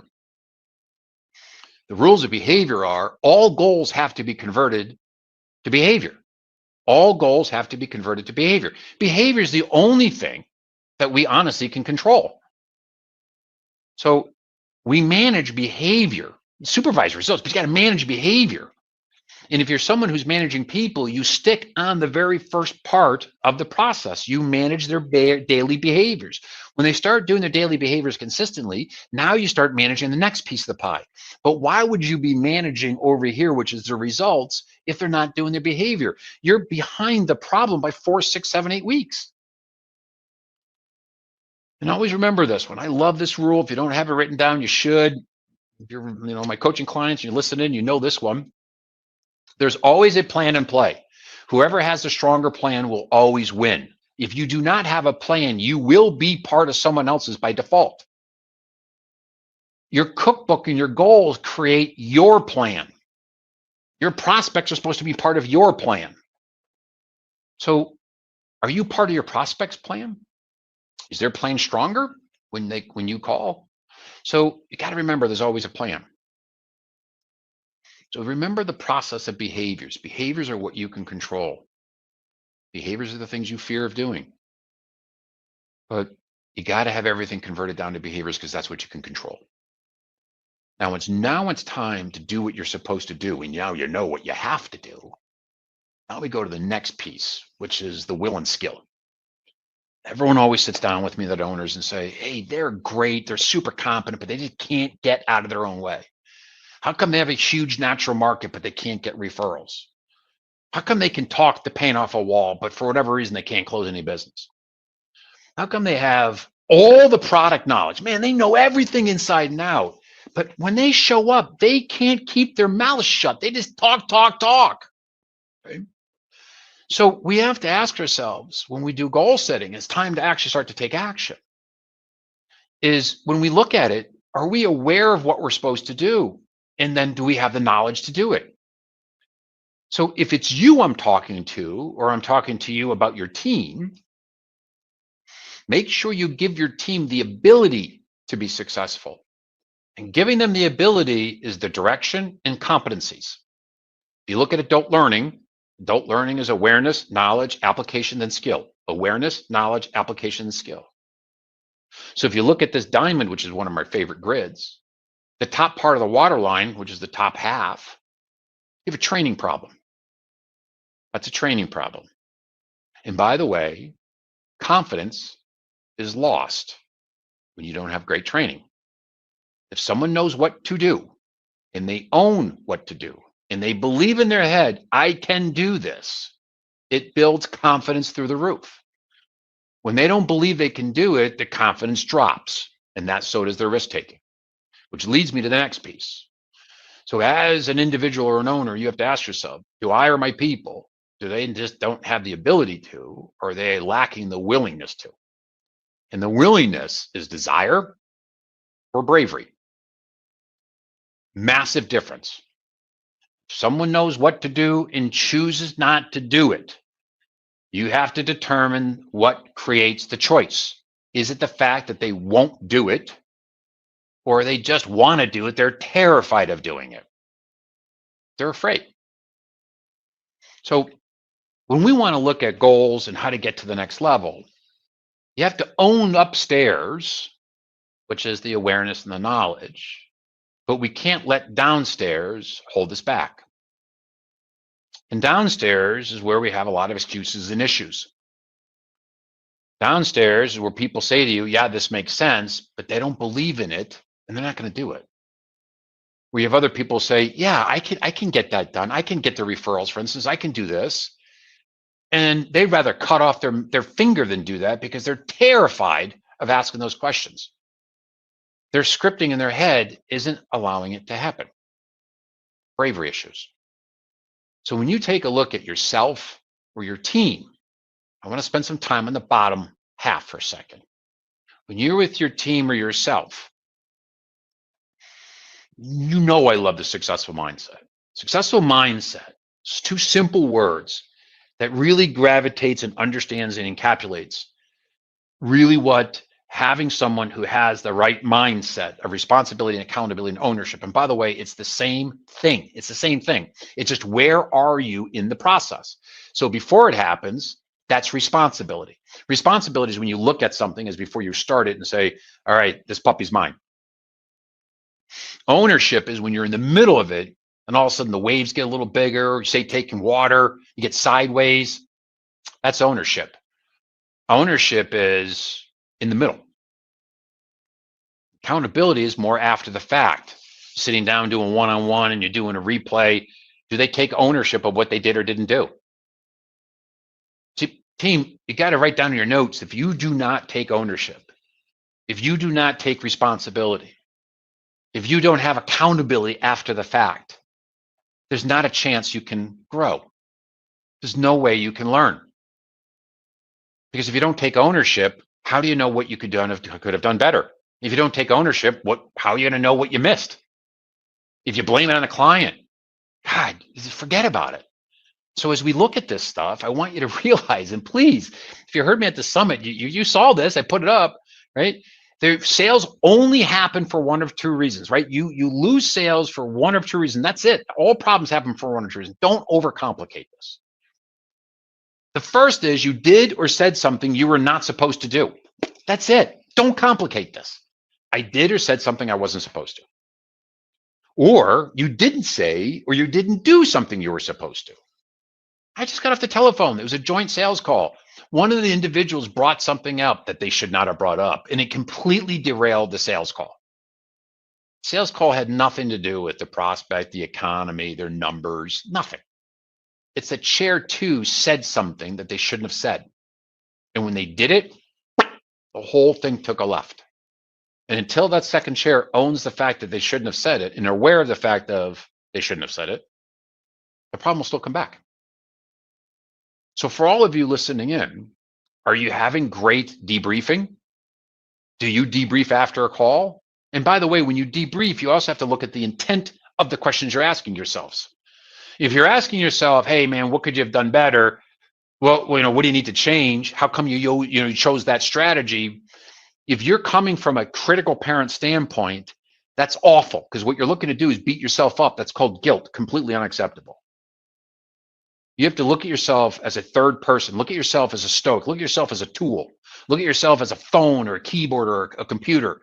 Is it working or not? Is it slagging or not? Is it got the good memory or not? Got to fix it. So we do it for everything else, do it for ourselves. And the only way to take real ownership and have the ability to learn is you have to be third person stoic about it. What did I do, or what did I say that I shouldn't have? If you don't take ownership of it, how do you learn? Which then brings me to another big problem, is excuse making. It drives me nuts. Okay. Easily you can grow by 40% by getting rid of excuses. You have to realize that people want to believe in themselves, but unfortunately they make a lot of commitments and they make excuses not getting them. And when they make excuses for not getting them, they start to disbelieve in their ability to get stuff done. So when you look at people who make excuses, they don't want the blame. They're trying to avoid accountability. And if you can't be accountable for something you did, you got to remember, you make a decision. There's a result of the decision. Then there's an outcome of that. That whole lifeline, you're responsible for when you make a decision. So when you try to free yourself of the accountability from that, you actually free yourself from learning. You free yourself from growing. You're freeing yourself from looking at yourself saying, how could I get better? If most of you listening in right now would say to yourself, you know what? Almost all my great growth came from failures. Very little of us learn great stuff when we're winning. You learn about yourself when you get knocked down. So if you're a leader, you better not make excuses, because you make excuses, I'm telling you, you accept them. It's a proven fact. If you make excuses, you take them from your prospects too. But if you have hard stuff to do, like you want to get up and go to the gym, you want to get up at 5:30, don't make an excuse. Get up at 5:30. Stop using your snooze button. And when you're at the gym, you feel great that in fact you're at the gym. And when you know you're supposed to be doing something, you choose not to do it, it's a double negative. Now, I have to also tell you that people that are excuse makers are habitual. They make them once, you accept it, they do it again. And by the way, you do it yourself. You make an excuse, you accept it, your brain's like, all right, let's make another one. So if nothing else, get your goals, find out what you want to fight for. But then you got to ask yourself, once you put the plan together, am I going to follow this plan? Am I going to make excuses? And if you are, change the plan. Excuses are non-acceptable. Any successful person I know will take accountability for more than they should. They will take ownership of more problems that are happening than they should. They definitely own their own world, though. So, where are you? Are you the one that knows what motivates your people? Do you have an idea from where you sit what motivates you? Do you have an idea of why your people are doing what they need to do? Are your people motivated by fear of consequences? Are they motivated by achievement? Are they motivated by, I don't know, social factors or incentives? Or just growth? You know, less than 10% people are motivated just because they want to grow. So you have to understand what motivates you and what motivates your team. Your team is motivated to do all the things that you want them to do to achieve the company goals, but they're doing it for themselves. So what are the goals? What motivates them?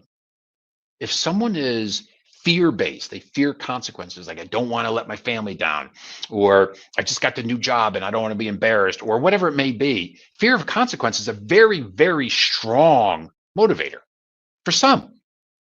Same thing with social recognition, social factors. They want to walk up and be on stage and show that, right? You have to understand what motivates them so you can poke the bear in yourself.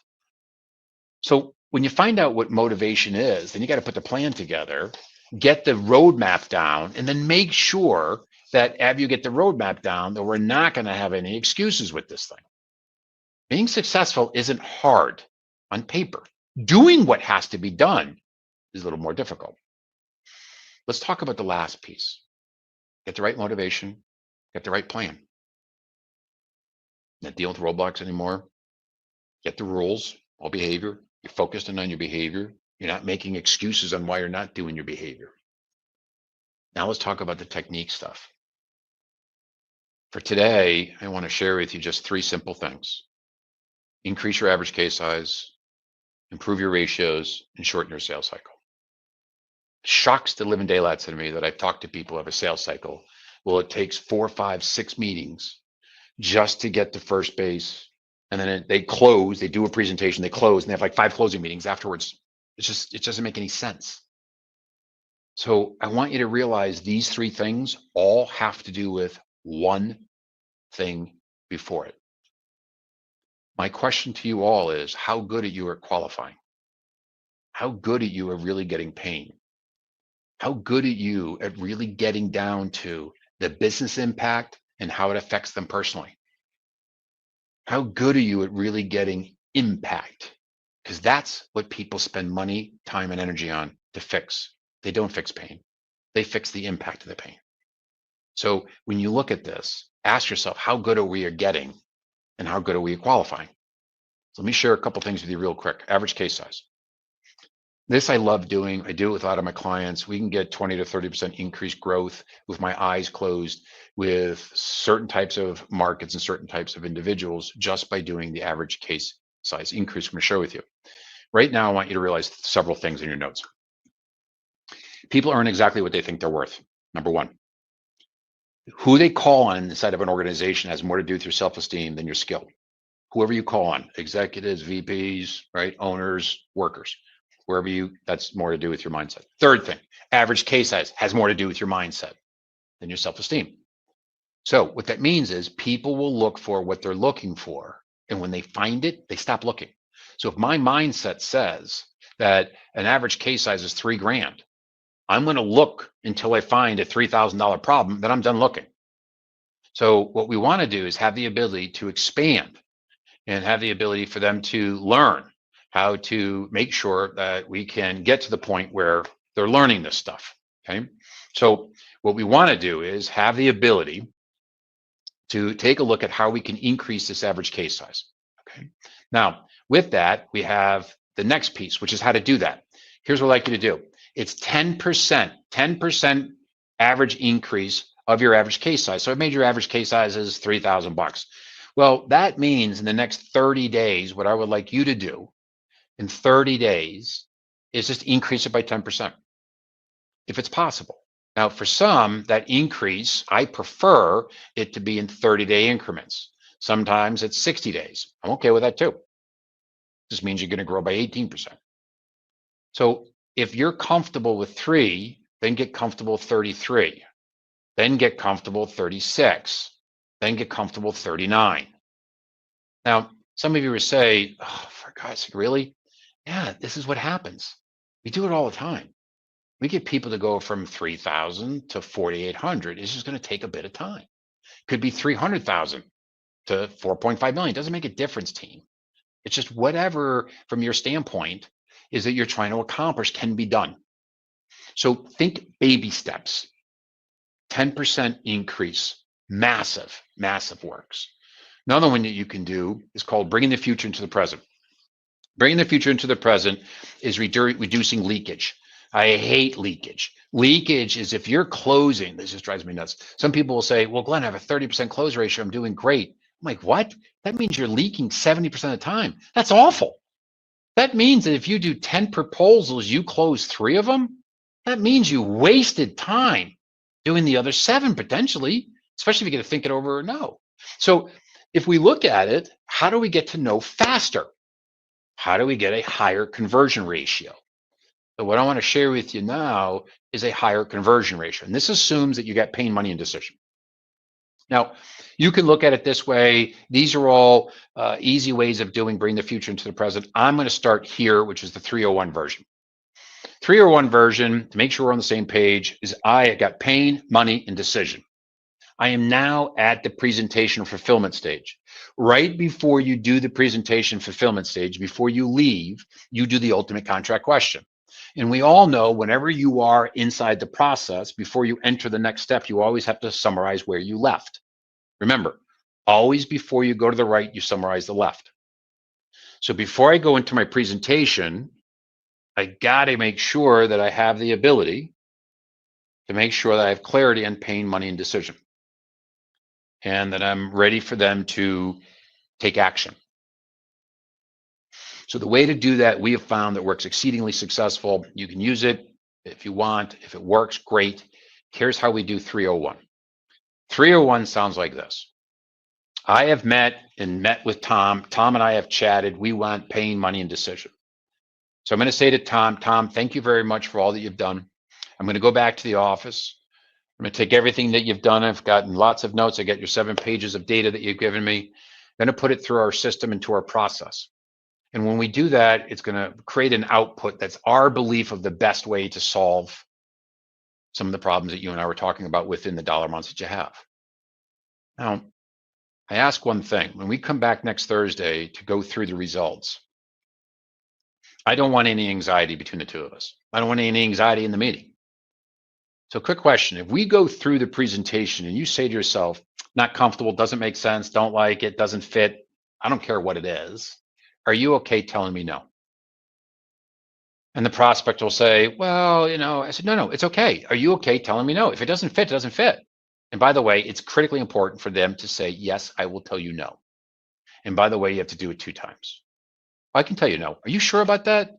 Even if don't be nice, just be straight with me. It doesn't fit, doesn't fit. I can say that to you. So when they say I can do that, the next step I want you to say is you drop 1 volume, 3 speed. And you say, and what would you like to do if it fits? And what do you want to do if it fits? The only answer you should hear is, what are you talking about? Aren't we going to get started? If you hear things like, well, I got to go talk to, or I don't know, we got to bring it, everything you're going to hear now, you will hear after you do your presentation.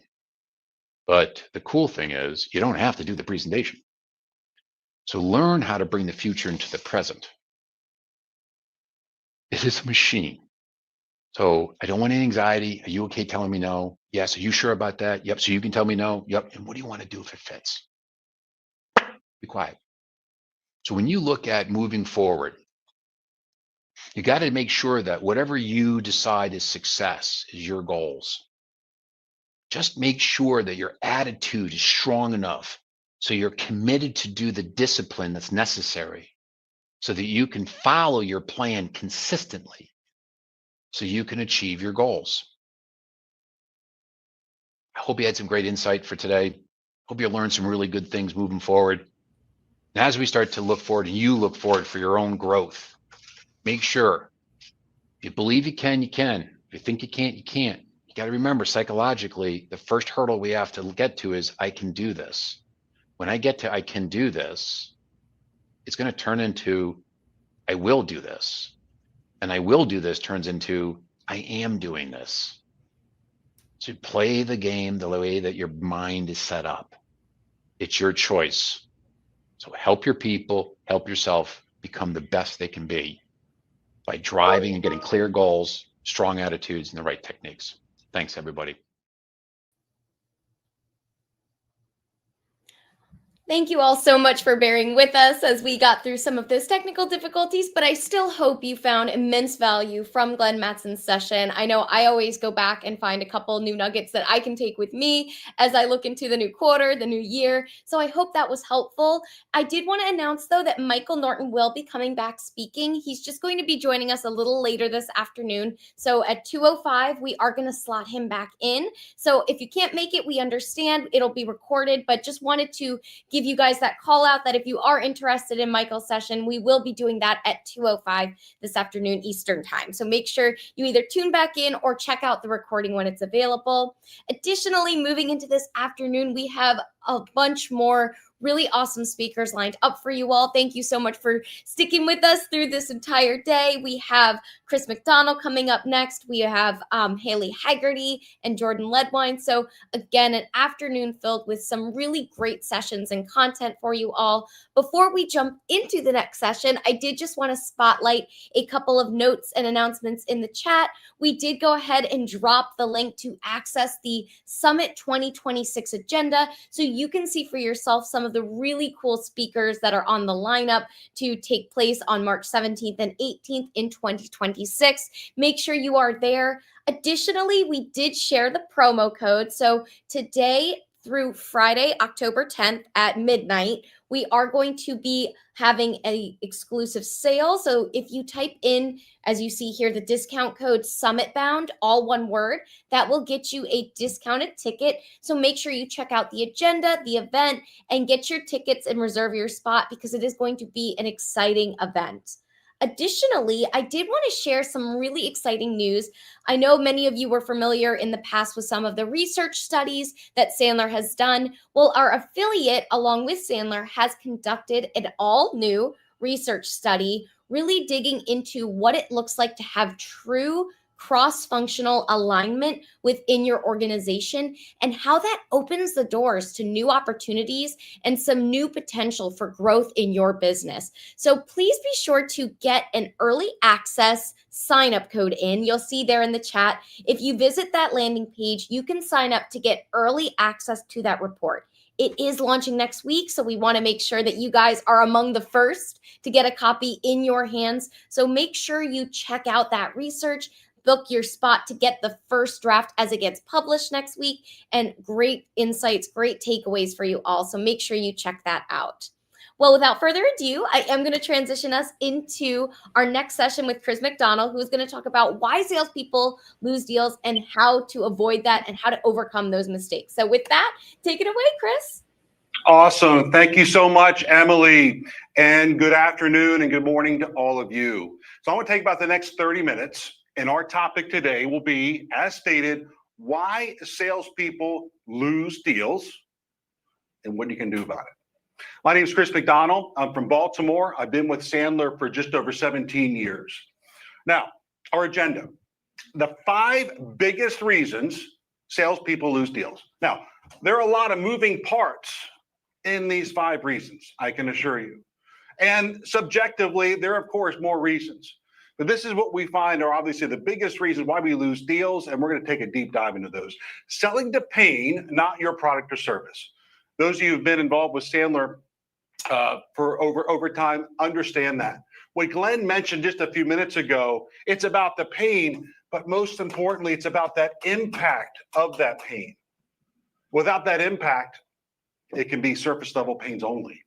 Storytelling impact. Speaking of impact, the effects of good storytelling, not just storytelling to tell stories, but making them relatable in so many ways and building credibility and aligning pain by persona. Your decision makers that you're calling on, they all may walk the same hallways or virtual hallways, whatever applies, but their realities are different. And that's the key. All right, before we do that, we are in the backstretch of 2025. So the golfers are going to love this. And hopefully the folks that aren't golfers can relate to this. But you probably know who that is right there, right? Greg Norman in 1996, they've actually have a phrase around this, you Normand yourself if you blow it up on the back 9. So in our calendar year, we are in the back 9 right now. We're basically rounding the 14th into the 15th hole. A lot can happen.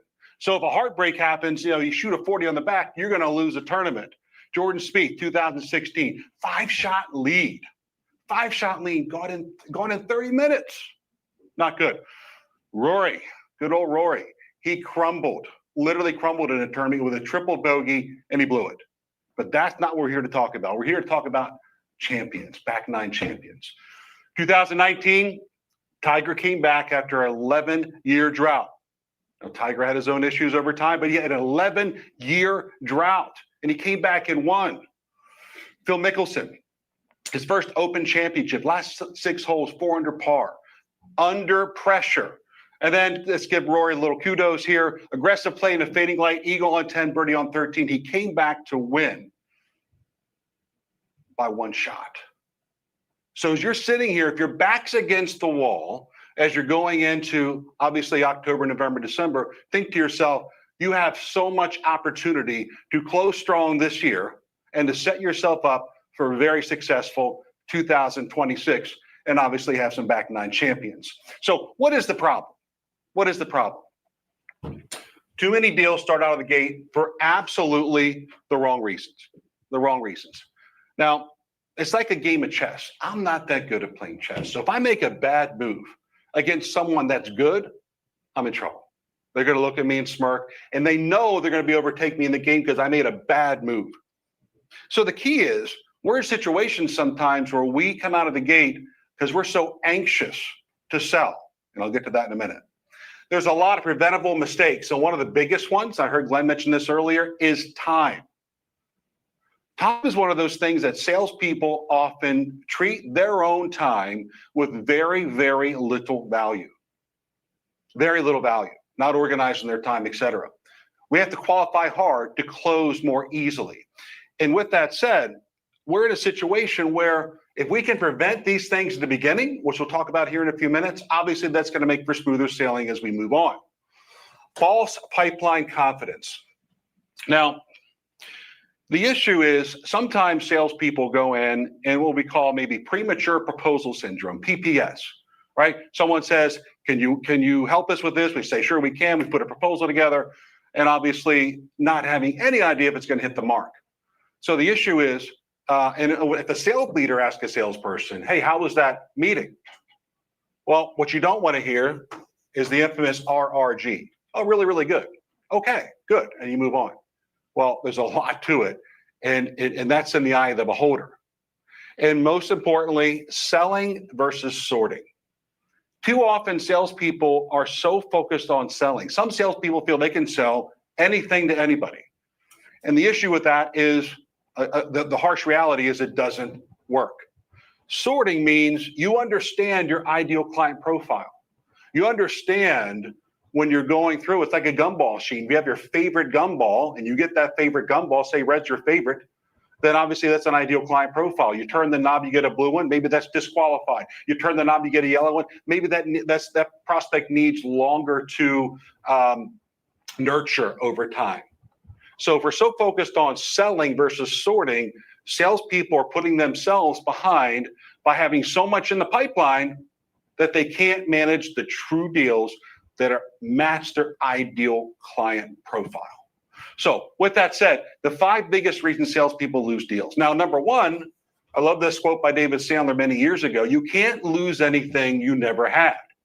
So think about that in your mindset, right? If you say I lost a deal, no, you didn't. You never had it to begin with. So we all fall into that trap sometimes.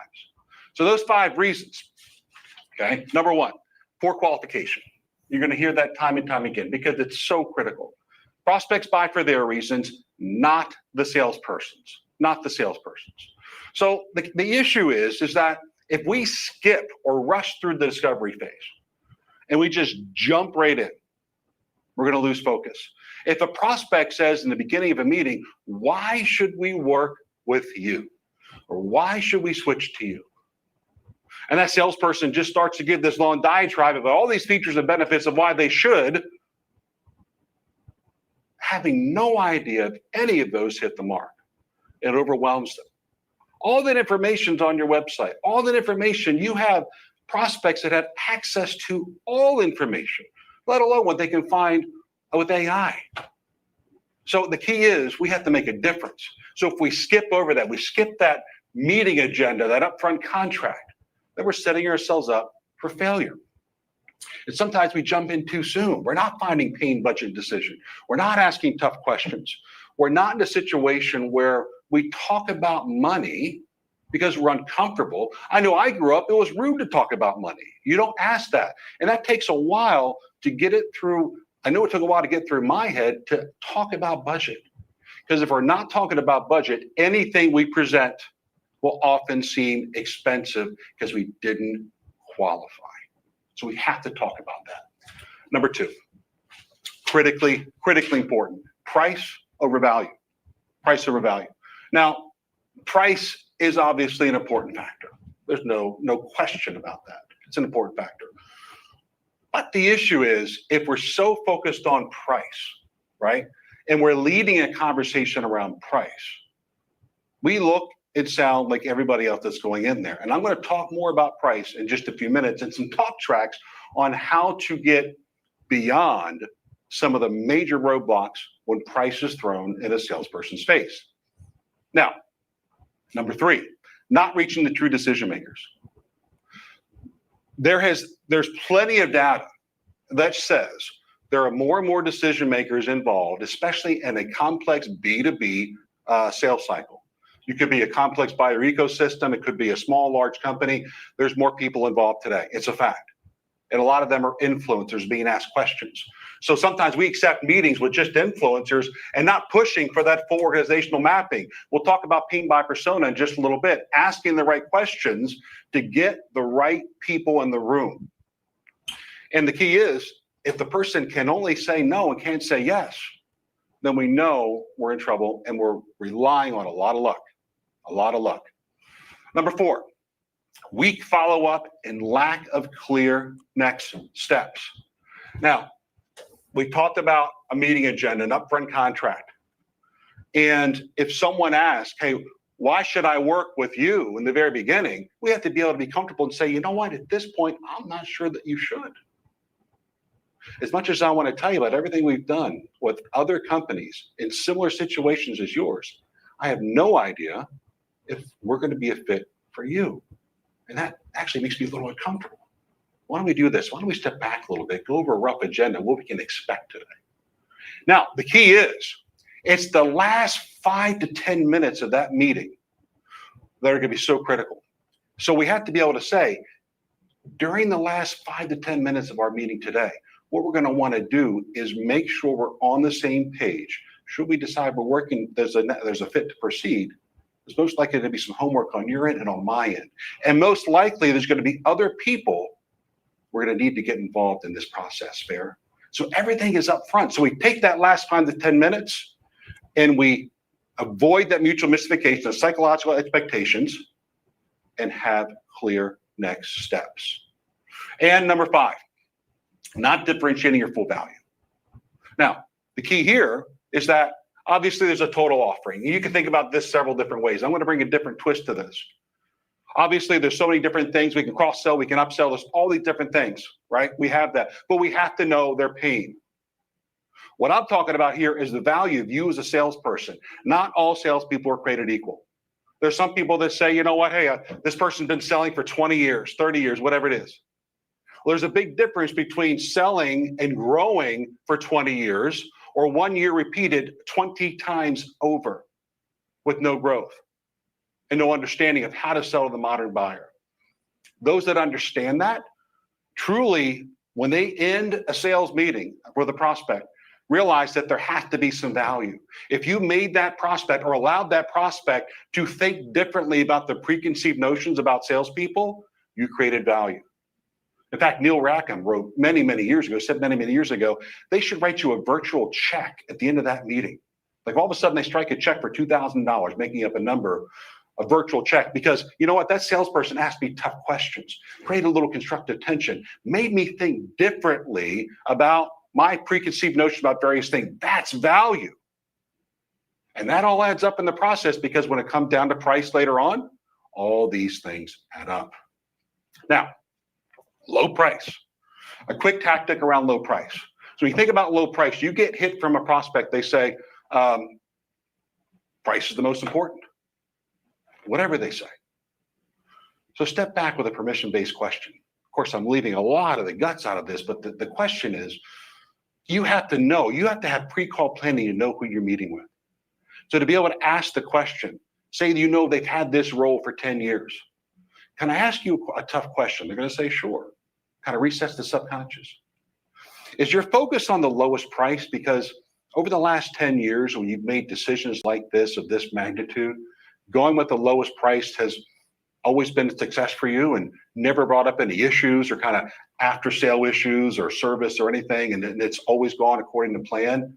Or is it maybe that other salespeople before me have really done their best to convince you that the lowest price is the best option, and they've trained you to think that way, as crazy as that sounds? Now, out of role play, our objective is to get that prospect to think. And if they're thinking, they're relating to you, which is critically important. Critically important. All right, selling to pain, not your product or service, right? That's the consistent theme here. People buy for their reasons, not yours. Not yours. I bet you everyone here at your home, there's certain things that you ignored. Service level pain. I know I have them. We all have them. I've ignored my garage for 24 years.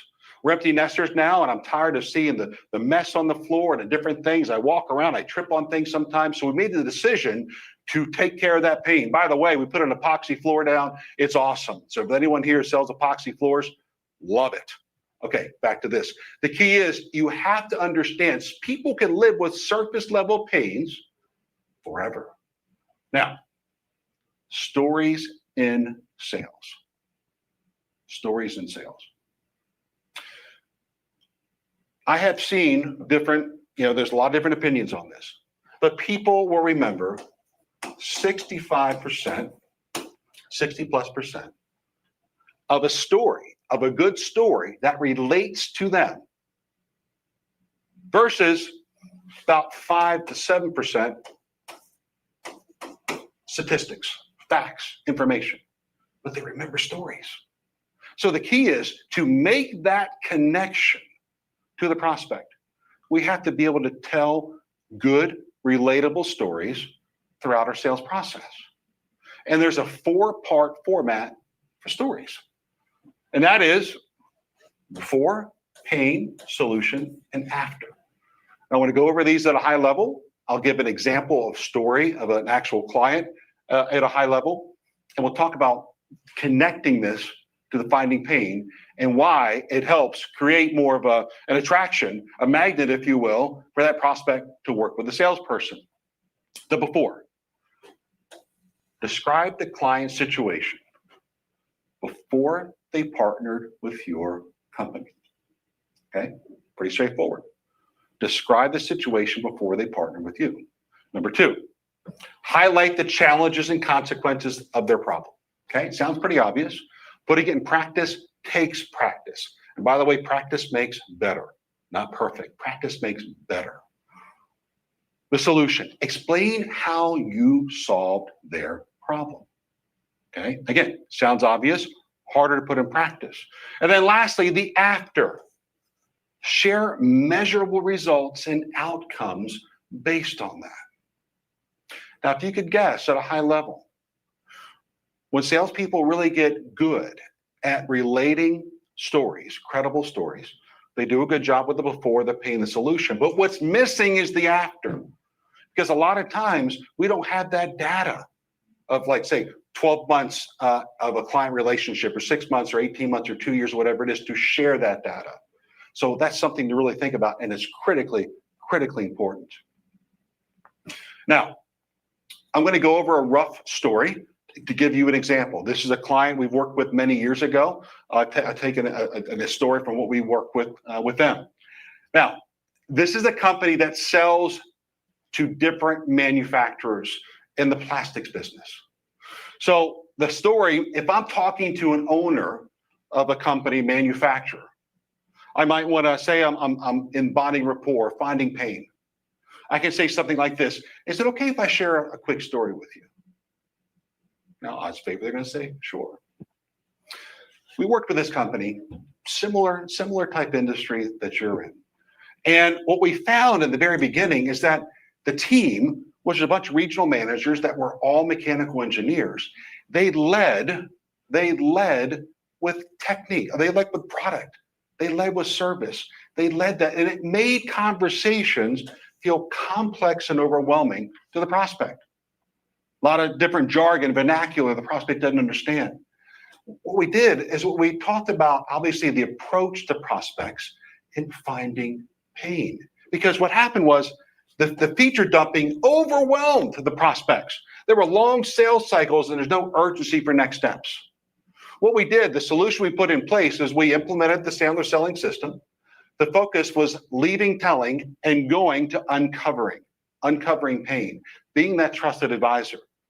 And we guided conversations around the buyer's world, not ours, and why all the reasons they should work.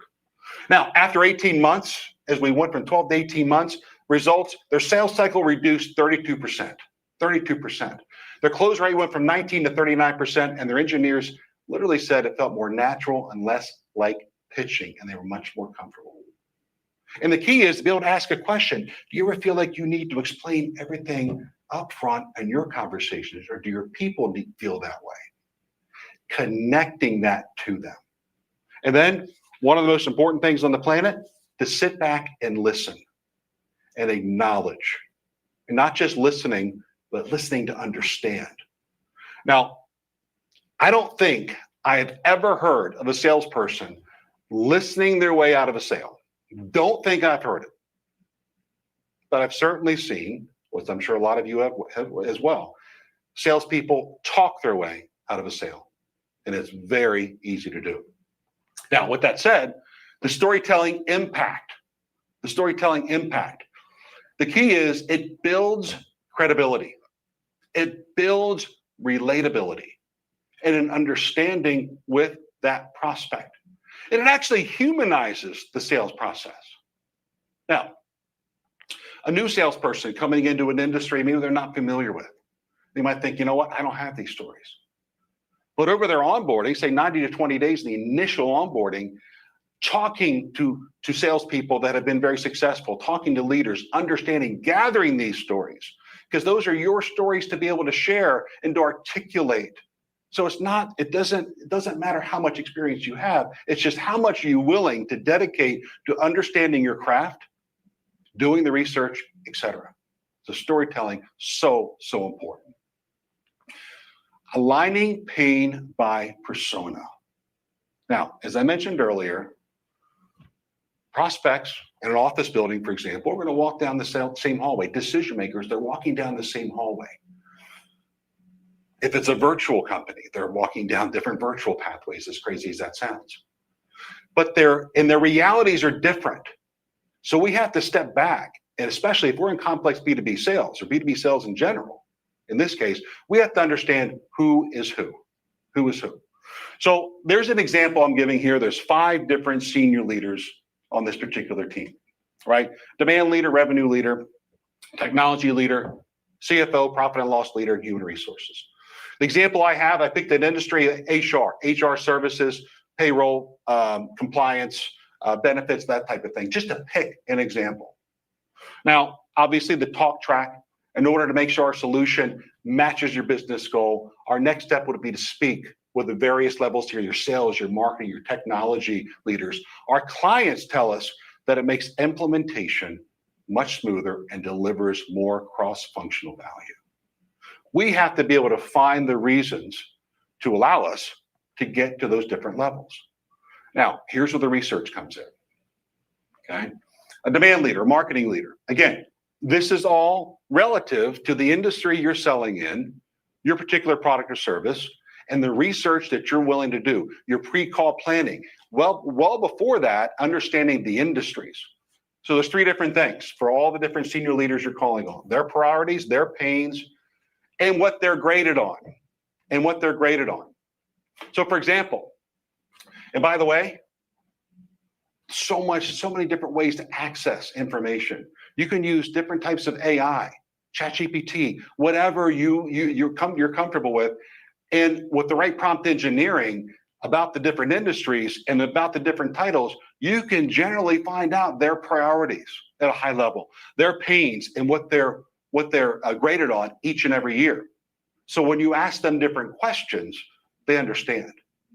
And by the way, when you think about influence, and you think about, just say, for example, a CEO is asking questions in a senior leadership meeting. Hey, should we move to this company? Should we switch vendors?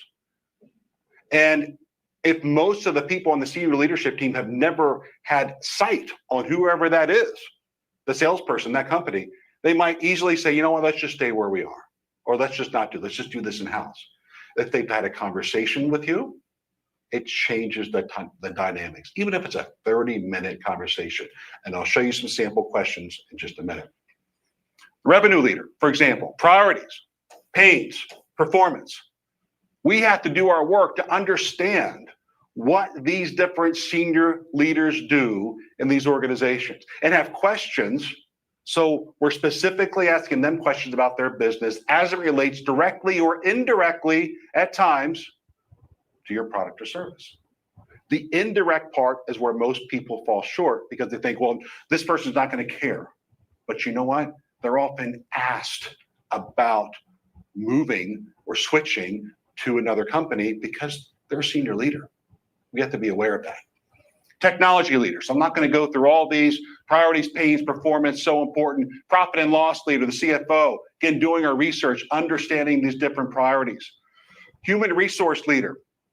That could be the main point person in this particular industry. So if we understand what their priorities are, et cetera, and we're asking questions to test that, then we're qualifying and we're bonding and we're being relatable. And that adds value. So here's some different examples of questions. So when you think about your preparedness and going into a meeting, and all these questions are designed, again, this is more of an HR related function that this salesperson is selling, industry specific, you would do your own. You're going to have specific questions for each person. Again, it could be a virtual meeting that you're asking to have with these leaders. At first, they might be like, why am I meeting with the salesperson? So you have to make sure that obviously your upfront contract's very clear and you're asking the right questions.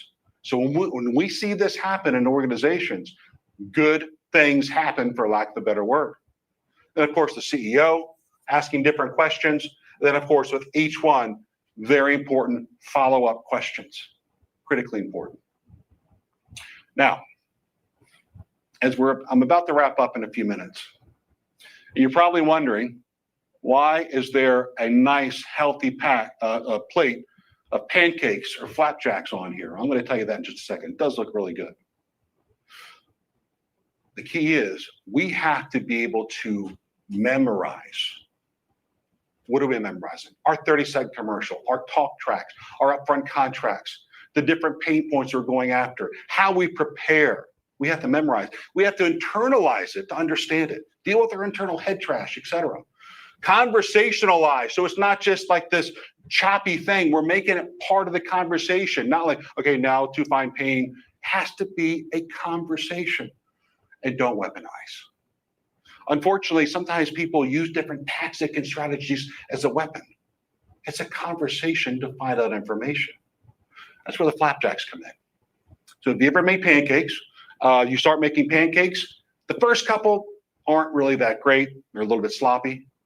After a few, that griddle starts to get seasoned. Then they get better and better because it's seasoned. Relate that to you. The more that you practice, you video, record very easily your 30-second commercial, record your outbound prospecting call, record your upfront contract with a new prospect, because that's in a game of chess, if you will, that's critically important. Building that trust, building that credibility. You are the difference maker when it comes to value. You are the difference maker.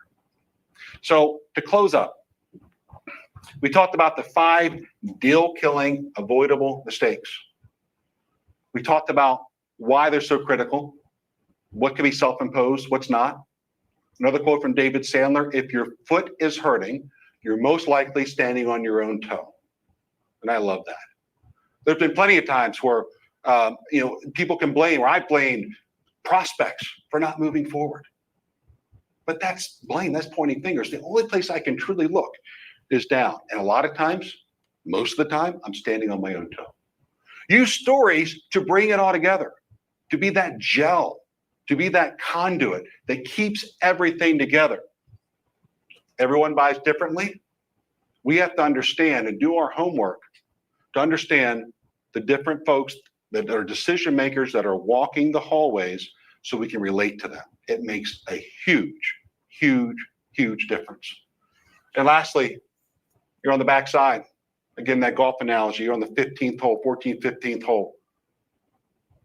Obviously, sticking to your process, always learning, setting yourself for a very strong closeout and beginning of 2026. Thank you all very, very much. Have a great day. Appreciate all of you.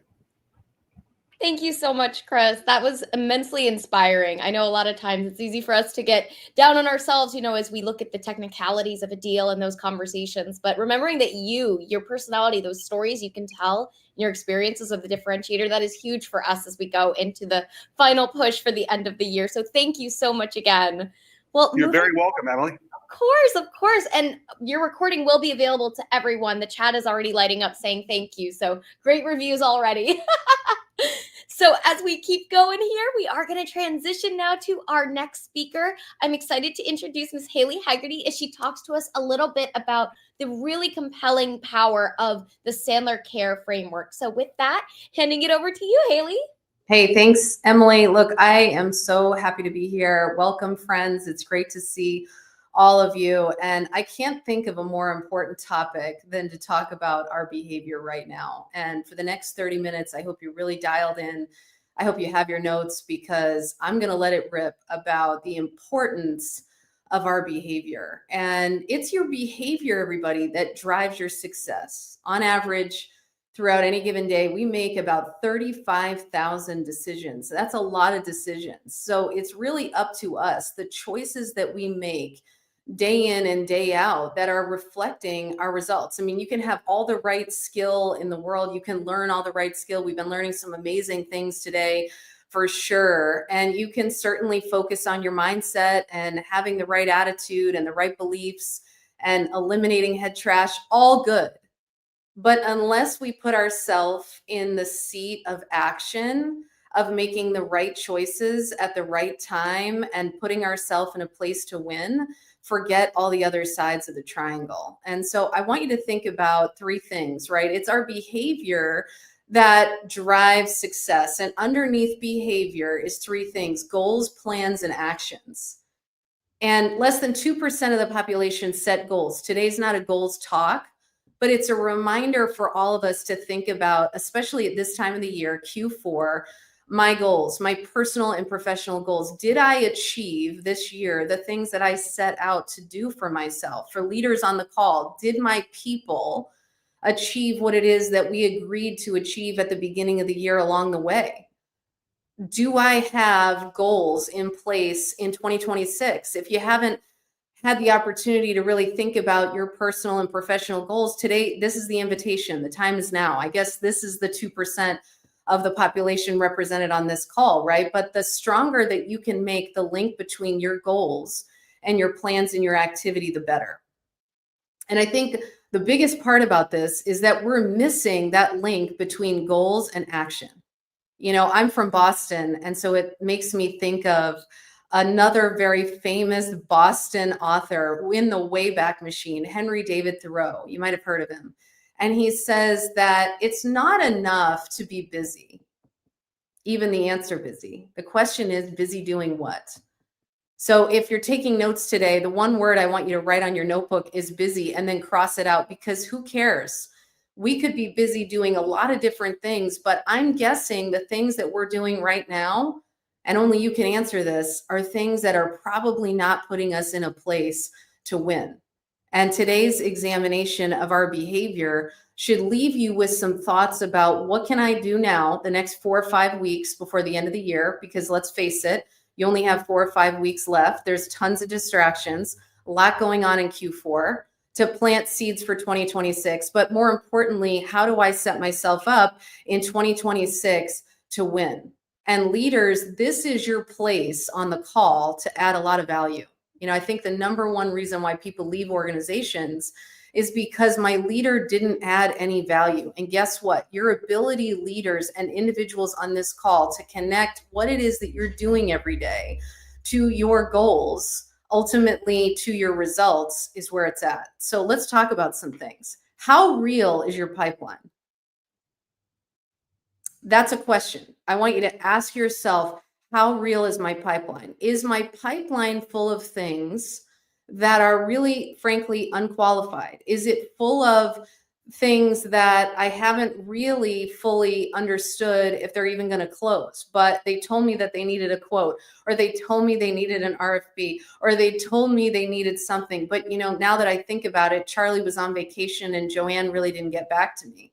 I have a feeling there's probably some things right now that are in the pipeline that frankly shouldn't be there. And too many of us confuse activity with progress. That's a hot take. Too many of us confuse activity with progress. I think that's what Thoreau meant when he talked about busy, that we're busy doing a lot of things, thinking that that's leading somewhere, but it's really not. How does that show up in our personal life? Maybe you found yourself doing this over time, but I think a lot of people go to the gym. I use a lot of fitness analogies, right? Those of you that know me on the call know that I do, because there's such a link between sales and physical activity. But maybe you found yourself going to the gym, or people like this that go to the gym. They think that, walking around, lifting a few weights, running on the treadmill for a few minutes, maybe they find their way to a protein shake, and they leave and they go, wow, yeah, I did some stuff. I made some progress in their mind. But 3, 4, 5 months of doing that, and they say to themselves, but why am I not fitting better in my jeans? Why am I not... I wanted to build muscle in my arms, and I don't really see any definition. Well, it's because we're just doing a bunch of random stuff. And I would argue that going to the gym and doing a bunch of random stuff is a waste of time. And it really is, right? Because why am I going? If I'm going to go there, it's probably more effective to have a plan, to have a goal, and to have some strategy behind what it is that I'm really there to do. Maybe for me, it's lifting a certain amount of weights in a certain amount of regimen. Maybe for others, it's doing something else, right? And it's a holistic view about what I'm there to do, not so much to go there and do a bunch of activity. And we can't activity our way to results. And maybe there's some things that you're doing right now, like going to a lot of networking events. I hear this from everybody. Haley, I went to a bunch of networking events. I'm doing this, I'm doing that, whatever. But ultimately, when they go to those events, they're talking to people that they know, or they are out just doing stuff. They're playing in a lot of golf tournaments. Don't get me started. And then they realize that nothing's happened, right? Because they're just out there doing activity, but there's really no strategy behind what it is that I'm there to do. So here's something to think about. A full pipeline does not mean that it's a healthy pipeline. More RFPs does not mean that we're going to win more business. And you know how I feel about RFPs.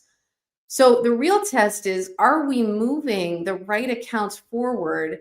And am I behaving in a manner that's putting myself in a place to be successful? And this is the place where I think all three of those things, right? Planning, activity, and goals sync up. So let's talk about how we segment to win and create focus that ultimately creates lasting results. Now, chasing everyone is winning no one. And you know that we're all here. We're on the road less traveled. And the road less traveled is chasing few and winning more, right? Chasing few, but winning more, disqualifying harder up front to win things down the road, easier. Not having an easier time up front, but then guess what? Having a much harder time later on, right? And segmenting ourselves and our behavior in such a way that we aren't spread thin and lose deals, right? And that we create a system for ourselves and for our people that we can have some strategy and better understand what it takes to be successful. I ask a lot of people and leaders, try this one out. And for those of you, no matter what your title, ask yourself this question: how do I know I had a successful day in sales? Just ask yourself that question, or ask your team that question. You'd be amazed at what comes out on the other side. It's a lot of this and that, really. It's not a clear, if I do these 3, 4, 5 behaviors, I know that I've had a successful day in sales. So I want you to give that some thought.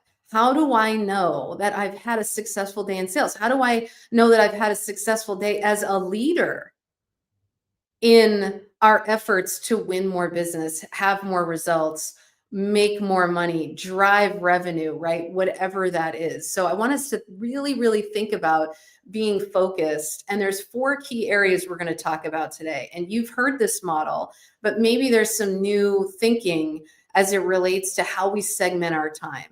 And I would recommend that if you're thinking about new ways to think about your pipeline, your Monday morning sales meetings, your huddles, your whatever, is that this is the way you segment your accounts as an organization and as an individual. Is what am I doing behaviorally and from an account perspective in these 4 areas, right? And keep protecting and defending. When you think of keep, I want you to think of protect and defend, that we're maintaining. We'll get into each of these 4 categories here in a second. Attain is winning new business. I don't hear enough of winning new business. I work with a lot of different types of companies in a lot of different industries. And you know what? They all tell me, and maybe you can relate, we've relied too much on existing business. We've relied too much on the phone to proverbially ring, that we don't have a proactive strategy to go out and develop new business, new logos, new accounts, new things, right? So attain, acquire, that's the A. Recapture, it's my favorite category. It's like the lost art of this group, because it's all about rebuilding and reconnecting and revitalizing and renewing relationships that we either had in the past that we forgot about, maybe that somebody else on the team had in their account list, but that now we've reshuffled. So the R can be a lot of different words. If you don't like recapture, then think about renew, reshuffle, reconnect, revitalize, and then expand. Expand. Wow, is there so much here in the expand bucket, growing our existing accounts. I was with a client this morning and I asked them, I already knew the answer, and so did they, right? Is your current accounts of all your current clients, are they buying everything that you sell? Just at a basic level, like, are all your current clients buying everything that you sell? And of course the answer was no, they aren't. So my question is, then what's our strategy to proactively, again, that word proactively, grow, expand our existing relationships? And there's so much to say about that. So let's dive into K, keep, protecting the base. Now, we know that competition is knocking on our door. And your people, you are facing that every single day, right? Our competition is trying to figure out what we're doing and trying to get into all of our existing accounts and relationships, and they're chipping away. So if we don't stay sharp, we don't stay on top of what we need to stay on top of, we don't proactively plant seeds about the future and our current fears or future fears, we could be facing a loss to competition in the future. So here's one strategy. Keep isn't just simply like, hey, I've got 5, 10, 20, sometimes more accounts, and yeah, they're all happy. Keep is also, what's my current strategy to plant seeds about challenges that are either facing us now or could be facing us in the future?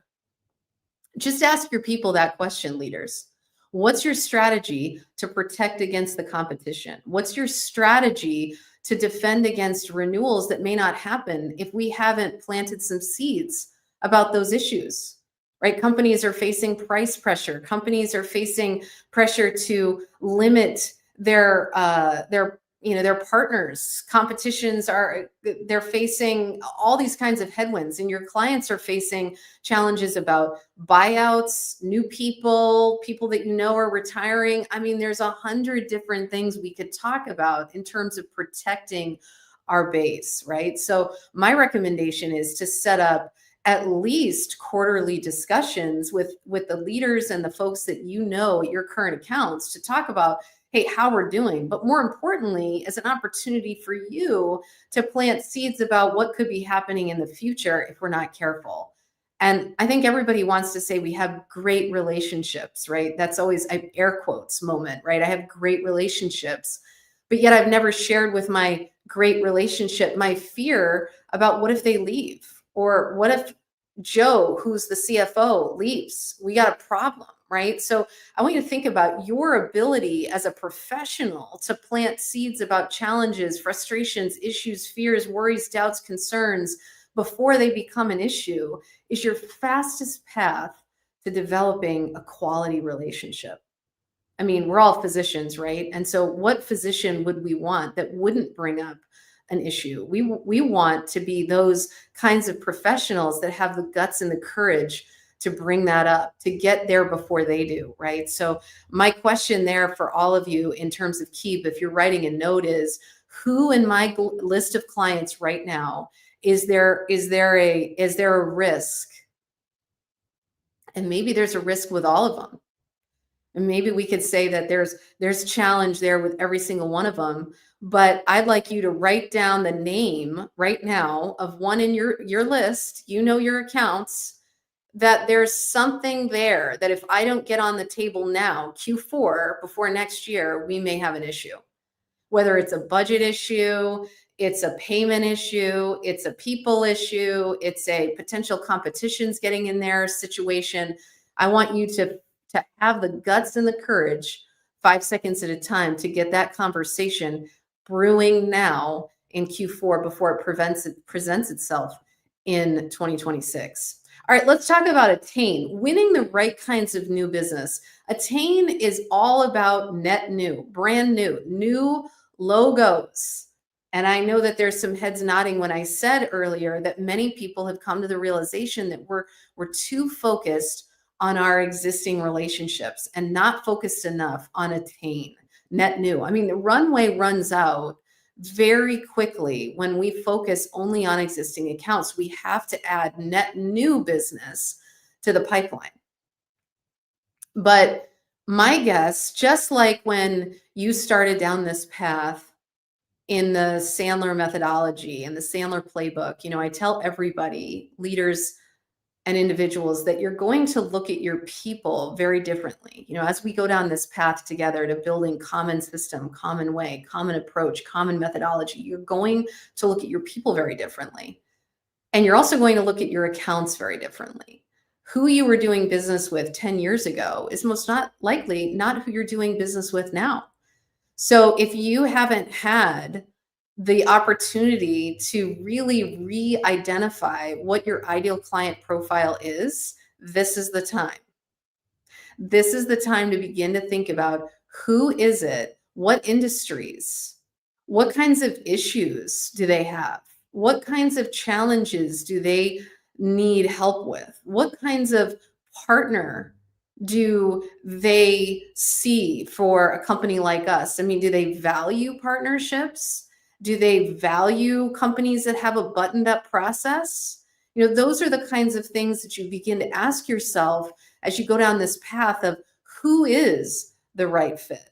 I mean, you can't go and find new business unless you know what you're looking for, right? I mean, I guess you could, but ultimately you'd probably say down the road, I don't know if that was the right fit, or I don't know if that was the right customer, or they really worked us hard on a discount and I'm not sure I'm really happy with that because it's not really what I wanted. And I really want you to go after the ideal. And that includes who you should be meeting with. Let's shoot for the highest level decision makers that there are. Why are we playing to the lower level decision makers? I get that it's easier to meet those people, but I want you to have a process and a playbook that says, my process says I need to go meet with the president of the company, or we need to go meet with the VP of automation, or whatever it is, right? Your job is to think about those things and to disqualify faster, group.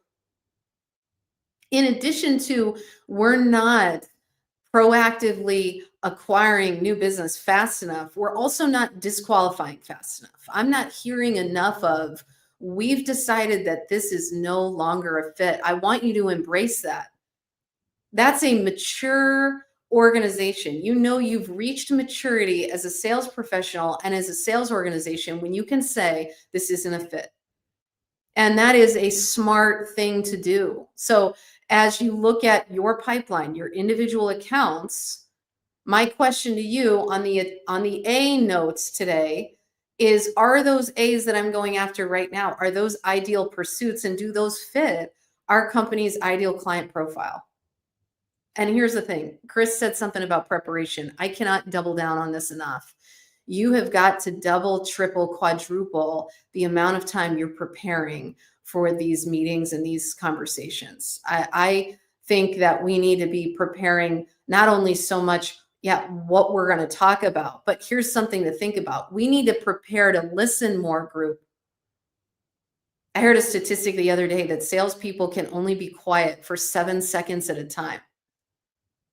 So we need to prepare ourselves to be the discoverer, the listener, the learner, the curious person versus the person who's running around doing all the talking, because people aren't buying. We know when we're doing all the talking. So ideal customer profile, let's go after the right opportunities in 26 and spend less time, group, with the wrong opportunities. Recapture, reconnect, reignite. This is such a huge category. We avoid this one, I think, because of a lot of head trash, frankly. Well, we went down that path 10 years ago. Well, Sarah had that account and she said they're really not that interested. This is where we make a lot of excuses. This is the excuse category. But I'm here to tell you that there's a lot of business in this category that's right there. It's just sitting right there. I mean, if you were to make a sale today, if I were to say to you, look, you've got to make a sale today, where would you go, Haley, on the care categories? I would say go to R and go to E. Because there's people in this category right now that are wishing that you would call them. They're wishing that you would get back together. They need your help. So think about in 26, what's our recapture and reconnect strategy? Maybe what's our reshuffling strategy, leaders, to redistribute some of the accounts that we've had under certain people for a lengthy amount of time. When you do that and you have the opportunity to reshuffle some accounts, you learn some new things, new people, add new interests, add new conversation, add new opportunities. So let's face our fears here and get rid of all that excuse. That's just head trash. It's not real, but it's what we've told ourselves. And so that's what prevents us from taking action, right? So here's the thing. Find somebody in your network, write it down on the R, your list. R, who should I be reconnecting with that I haven't seen in a long time or I haven't heard from? That's easy. Put that on the list and go make a call. Don't wait until January. Don't put this off until 2026. You've got 4 or 5 weeks.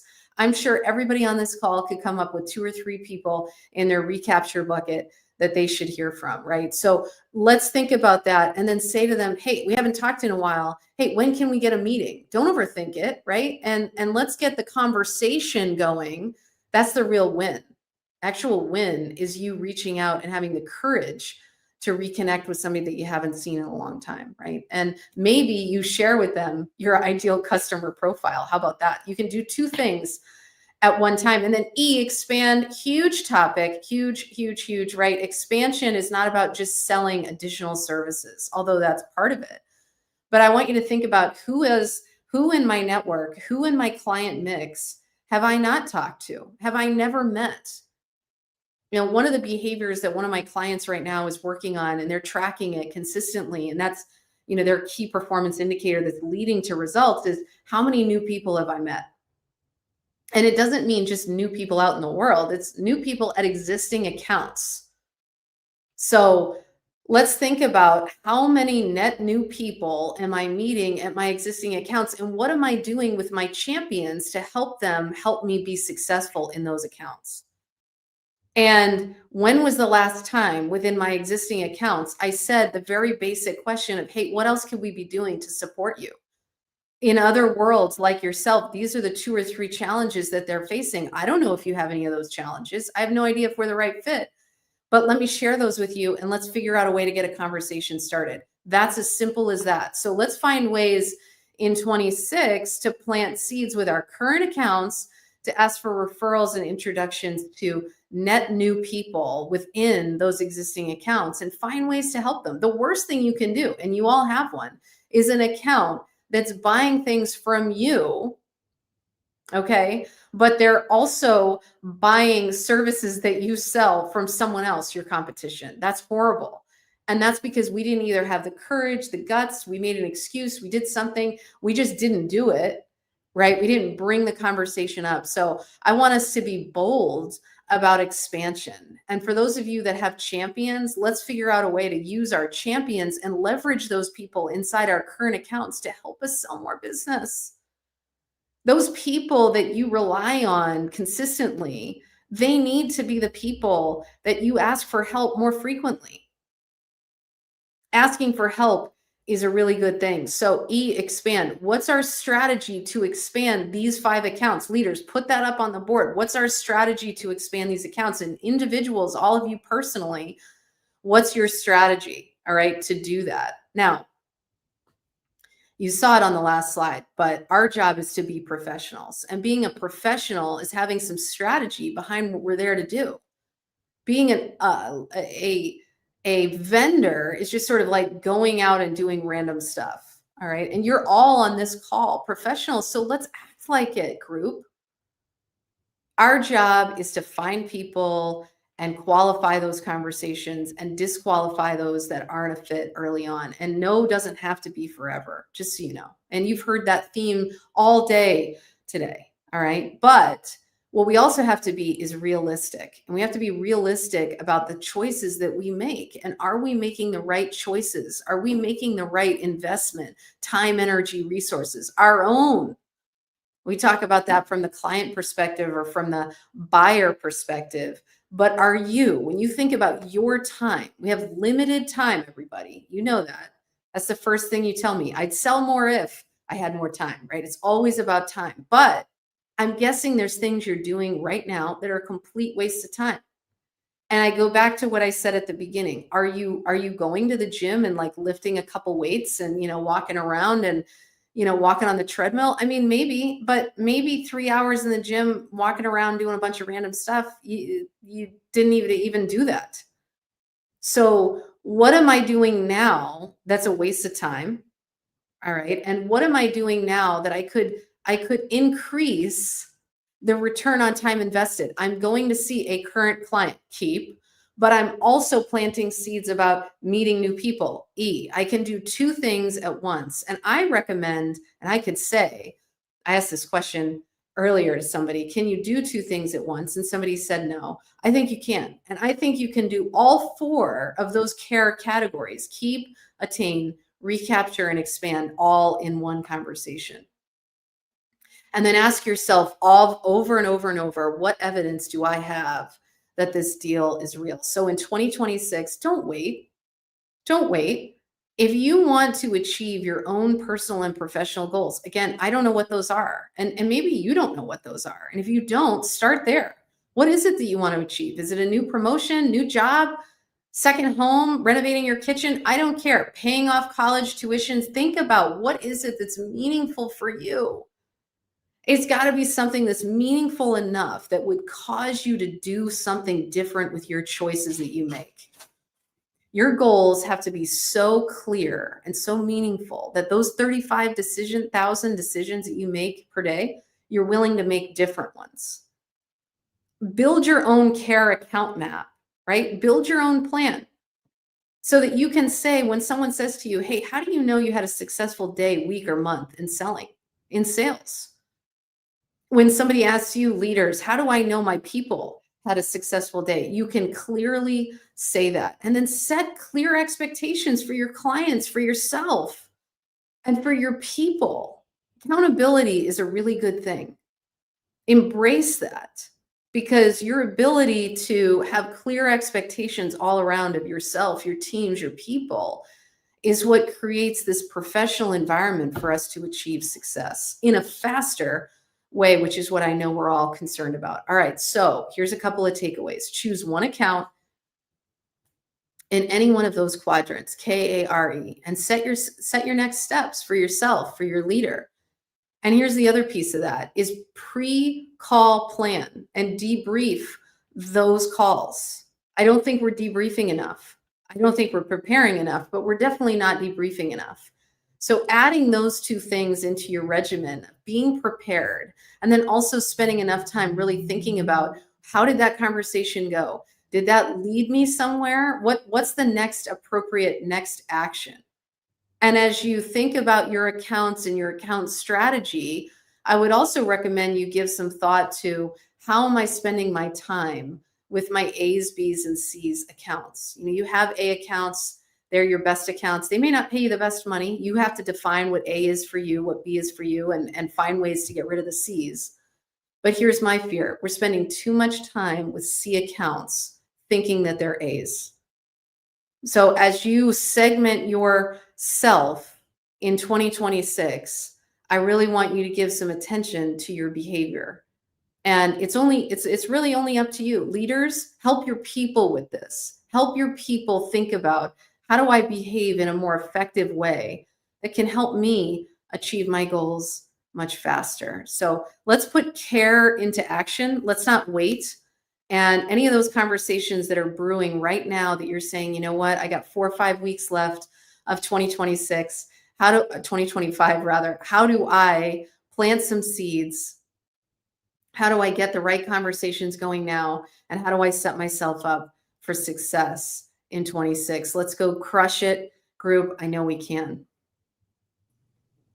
Thank you so much, Haley. I absolutely love the care model. Huge fan. I can personally attest to the R being the untapped potential, but the most frightening to open that door on. So I love that, just reinforcing that facing your fears message is crucial at this point in the year. So for all of you out there, don't be afraid to open the door to those R's because it can be really helpful in this framework. Well, moving on to our next speaker, everyone, I'm excited to share that we are joined by Jordan Ledwin, who is we call him our resident AI expert here at Sandler, but he's going to talk a little bit about what AI looks like in the passenger seat. So with that, Jordan, excited to have you and take it away. Thanks, Emily. Excited to be here. Hopefully you've gotten some value out of these sessions and these topics. We've had some great speakers and some great topics. And speaking of topics, we're going to bring it back to AI. So I know that Seth touched on a few of these pieces that we'll expand on a little bit here today, but I'm really excited about this topic for a few reasons, but specifically because I think what I'm about to share is the most effective and efficient way for sales teams to use artificial intelligence as it stands today. And everyone's a little bit different based on where they're at, how they're already using technology, things like that. But I'm going to share some concepts, and we're going to talk about things like generative AI and embedded AI and agentic AI. But I'm going to leave you with a couple of takeaways so that you can figure out, where do I go next in my journey with technology as it relates to my sales process. So before we dive in, something I want to share with you is by the end of this year, it's predicted that 75% of sales teams will be using AI. And my question for you today is, will you be one of them? And I'm not here actually to convince you to use AI. If that answer to that question is no, I want that to be an answer that you mean to make, not just because, well, I've ignored it and I'll figure it out eventually when I have to. I want it to be made with intentionality. But I'm also going to share some of the opportunities that might be interesting to those of you who are trying to figure out, how can it even help me? Why would I want to learn all this new technology? What for? So before we dive in as well, if you haven't seen me speak before, I talk about this topic quite a bit. But as far as my background, I've been in Sandler for about 10 years now. My father runs a Sandler franchise here in Charlotte, North Carolina. But also over the last 3 or 4 years, I've joined a HubSpot agency called SalesLift. And SalesLift is the HubSpot partner that works with the Sandler franchisees and their clients as we work to embed the Sandler methodology right into the technology that we're using or that our clients are using as well. Then in addition to those two things, I've been fortunate enough to help support the Sandler Reinforcement Services initiative that we rolled out over the last 3 to 6 months. That's things like the Sandler AI Roleplay Coach, the Sandler AI Summary, Sandler and CRM, as we look to see how can we use technology and artificial intelligence to reinforce the methodology that we've been trained for so long. But things are different today. So how do we change with the times? And my goal in all of these different roles and responsibilities is to combine proven sales methodology and cutting edge sales technology to help sales teams sell smarter than ever before. So here's what we're going to talk about today.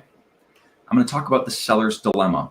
Seth touched a lot on some of the things that we're going to talk about and give some great data and insights to understand what's really going on. So we're going to dive into that and talk about why I think it is such a dilemma. Then we'll talk about conversational intelligence and the importance of being able to take your conversations and capture the insights and information that's hiding right in those conversations. Then I'll talk about how I actually put AI in the passenger seat, how I can continue driving and focusing on sales while AI is there to help me make the right turn or put on the right song or whatever it might be doing at the time. And then I'm going to leave you with the next turn. What's the next turn that you should make? Where should you go when you jump off of this seminar? And what are the actions that are possible moving forward? So Seth shared a little bit about this earlier, but I have a question for you. And you can put it in the chat or you can just answer out loud in your room or office or wherever you're watching this from. But my question is, how much time do you actually spend selling? Because we saw the average sales rep spends less than a third of their time selling. And it's not because they're lazy or because they're distracted, but there's so much going on in the world of sales when we really break it down that sales reps don't have enough time to do the thing that they're really here to do, which is build those relationships, build trust, close deals. Right? So when we break this down, the third of the time that's spent selling is focused on these in-person or virtual meetings or prospecting to set those meetings. But we know in sales, there's a lot more to sales than just meeting with customers. We have to prioritize our leads. We have to prepare for our meetings. We have to manually enter information into our CRM, right? Every sales rep loves doing that part. And the thing that I'm here to say today is I think all of these things are critical, right? We've heard a lot of people today talk about the importance of preparation and how we're not preparing enough for some of these sales calls. But I think there's an opportunity for us to use technology to change this dynamic. But when it comes to the seller's dilemma, I think it's interesting because what happens when we increase that 28% of selling time and make it 40%? Well, the amount of time that we have to prepare or plan goes up as well. The time that we have to generate quotes goes up as well. The time that we have to enter information, right? So when we look at a seller who spends all of their time selling, what typically happens is they have paperwork piled up over here. Their LinkedIn notifications are 99 plus. They've got unanswered emails from weeks ago, and they have a hard time keeping up with some of the critical aspects that actually move sales through the pipeline because they're so busy, face-to-face meetings with customers or virtual meetings or whatever that might be.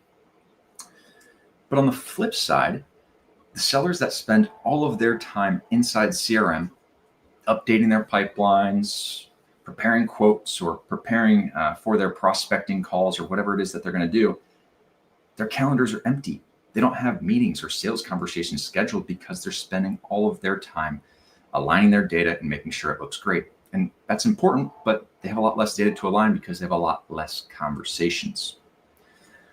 So that's the dilemma that we're working with. How do we sell more while also spending less time on these non-selling activities? Because I don't know about you, but spending a third or a fourth of my time selling, that's my core role, that just doesn't sit right with me.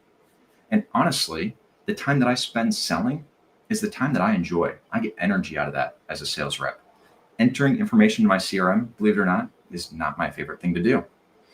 So when we look at the future of sales and we think about how do we take and expand the amount of time that we spend selling while simultaneously decreasing our non-selling time, that is the promise that AI-powered selling and these AI opportunities bring to us, is the ability to not only just increase the selling time, but the amount of time that's typically added on the back end for each meeting is being decreased as well, right? Seth talked about finding some of these efficiencies throughout each of these pieces here.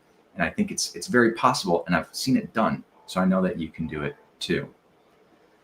And when we think about if we're struggling in sales, I don't think most sales reps struggle due to a lack of effort. Maybe some, but most don't. They struggle because their energy isn't focused where it really matters, right? They're spending a lot of time on some of these activities that need to get done, but the more time they spend there, the less time they have in front of their customer for that opportunity to build trust, to close that deal. So that's what we're focused on today is how can we capture these insights and this information and use artificial intelligence to allow us to sell more and spend less time on the back end work. So when we think about conversational intelligence, this is an entire segment of technology, right? Conversational intelligence could also be referred to as like an AI note taker, things like Fathom or Gong or a plethora of other tools. But before we start talking about the tools, I want to talk about the actual value of these conversations, because that's really what we're here to capture. So we're going to talk in this section a little bit about that. I want to talk about AI and kind of where AI is at, because I think that's what a lot of people are here to figure out. So when we look at the AI landscape for sales, and I guess just in general in 2025, we've heard a lot about generative AI. It's been a buzzword for the last probably 2 years now.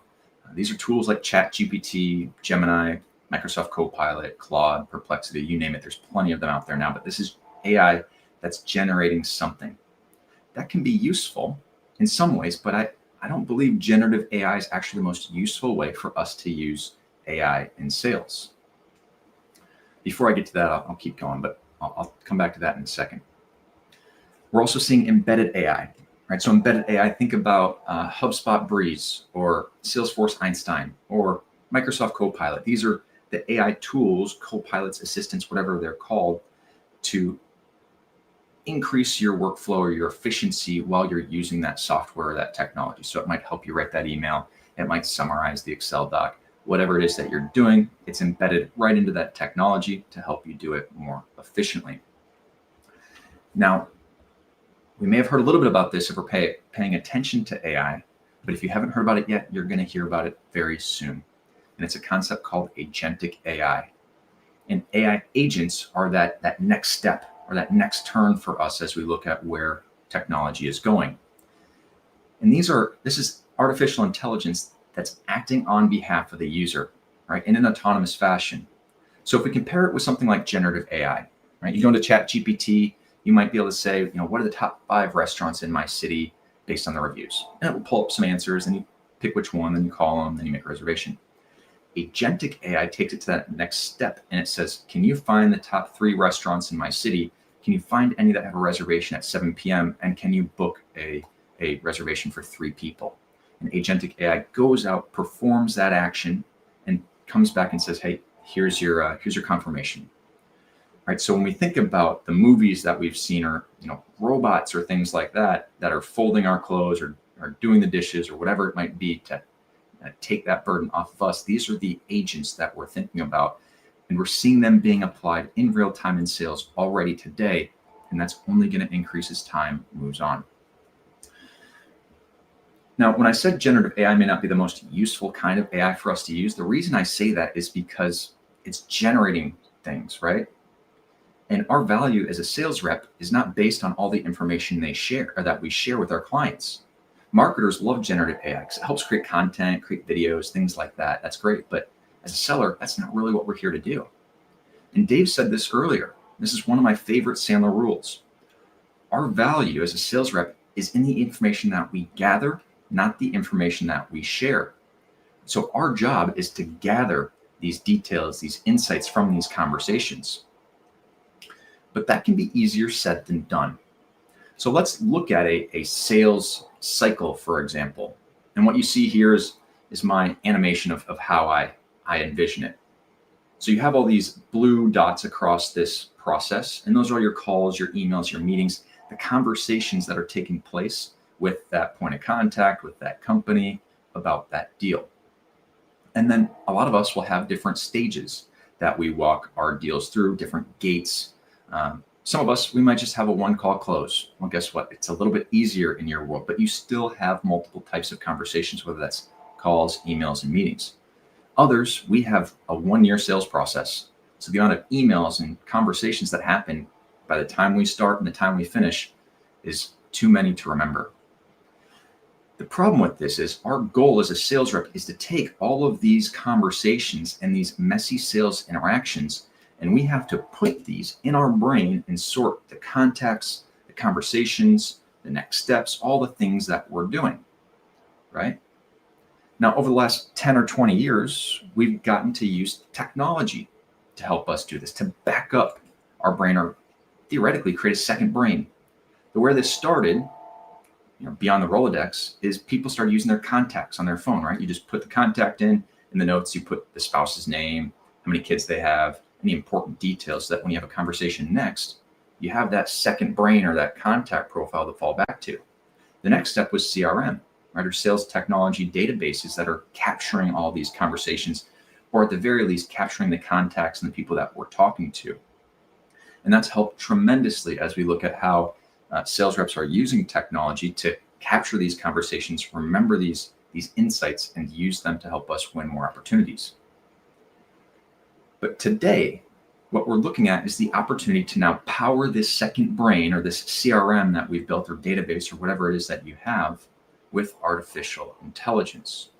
And the opportunity of that is massive, because what it can do is it can turn all of these messy sales interactions into insights. And we can understand and summarize the pains, investment, or decision-making process across multiple conversations for a deal.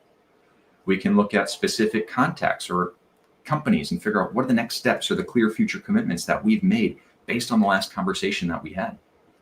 Or we can understand common buyer challenges and behaviors across an account, across an industry, across a discovery call, so we can understand what are the top challenges or objections that we get in a discovery session, so we have structured answers to respond to those.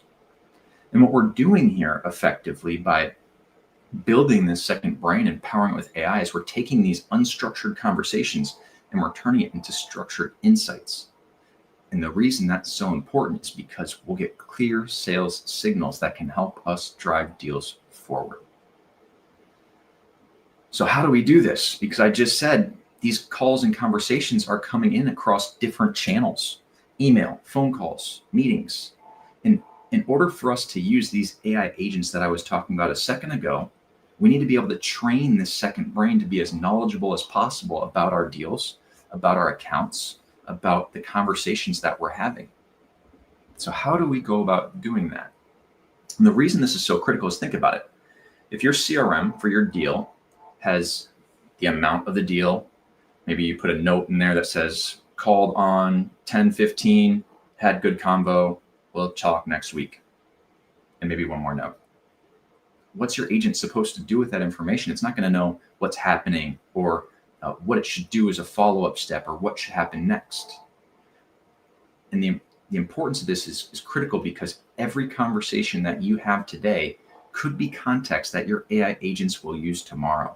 This is training data to make us more effective when we start to deploy AI in more avenues, that it's trained on our information, on our conversations, on our customers. So it's smarter than maybe we have possibility today if we don't have that conversational data. So how do we actually go about putting AI in the passenger seat? And I'm going to show you how I let AI ride shotgun on my sales conversations. And if we look at the types of sales conversations I'm having, I'm doing them across all these channels as well. Now, my second brain personally is HubSpot. And something that I think was important that Seth said earlier is you may already have the tech stack that you need to capture these insights. We may just need to help restructure it or reformat or retrain on how to use these things. And the CRM is the first place to start. But I don't care if you're using HubSpot or Salesforce or Dynamics or a variety of the other options out there. What I care is that it works for you, it works for your company, it works for your industry. So this is conceptual. Don't worry too much about the tools that I'm using specifically, but these are tools that I like because I think they have a ton of capability right inside of them. So when it comes to my emails and my phone calls, I'm using HubSpot to capture those. Right? HubSpot has the opportunity to capture those in real time as I'm sending them, which I'll give you a look at here in a second. And then when it comes to my sales conversations and my meetings, I'm using a tool called Fathom, which is an AI note taker or conversational intelligence tool that captures my insights, summarizes them, and then trains that brain. So looking at emails, what does this really look like? Well, when I'm inside of Outlook, I'm sending an email just like I normally would in the past. The only difference is I've now integrated HubSpot. So now HubSpot lives in my Outlook. And when I go to send an email, you can see on that right-hand panel there, it's tracking and logging that email. It's going to tell me if there's been any clicks or any opens. I can pull in any of my documents or my templates or other information. I can see the contacts profile right there. So now I haven't done anything different compared to how I used to sell. I'd send emails through Outlook all day long, but now they're automatically tracked and logged. So those conversations are feeding that second brain. Now, when it comes to phone calls, similarly but different, HubSpot has an app on the phone. So instead of opening my contacts app on my phone, I open the HubSpot app. I find the contact, I make the phone call. And when I make that phone call, the conversation is captured. It can be recorded and transcribed and summarized. And the beauty of this is, well, there's a couple really cool pieces here. If we're team selling, now our colleague or the person that we're on a team with doesn't have to listen to the whole 18-minute conversation to understand what was talked about. They can read a 5-10 sentence summary and see what the next steps are. Or for the busy sales rep that's always on the go and driving down the road and may not be able to take out a notepad or their CRM while they're on the interstate, they don't have to worry about details that are missed or next steps that they missed, because the entire conversation can be recorded, transcribed, and captured and put into the CRM in real time. And then when it comes to our meetings, these are arguably the most important conversations that we're having. This is where we're uncovering a lot of the pain information or their investment criteria or their decision-making process, and really trying to understand what's the solution that we're going to build for them. And if you're not familiar with Fathom, again, it's an AI note taker, and it looks something like this on your virtual calls. It just jumps in as an extra box on the screen, and it tells people that it's recording and taking notes, so there's full visibility there. Now, as a best practice, I use an upfront contract to let people know if I'm going to record the conversation, and I haven't had many issues with it. I know industries can vary, but as a best practice, I'd always recommend just saying, hey, I'm going to have an AI note taker with me to help me capture these insights and follow up on the conversation. If you want it to just be humans, let me know and I can kick it out of here. But what's exciting is not using Fathom. What's exciting is what happens after I get off a call with Fathom.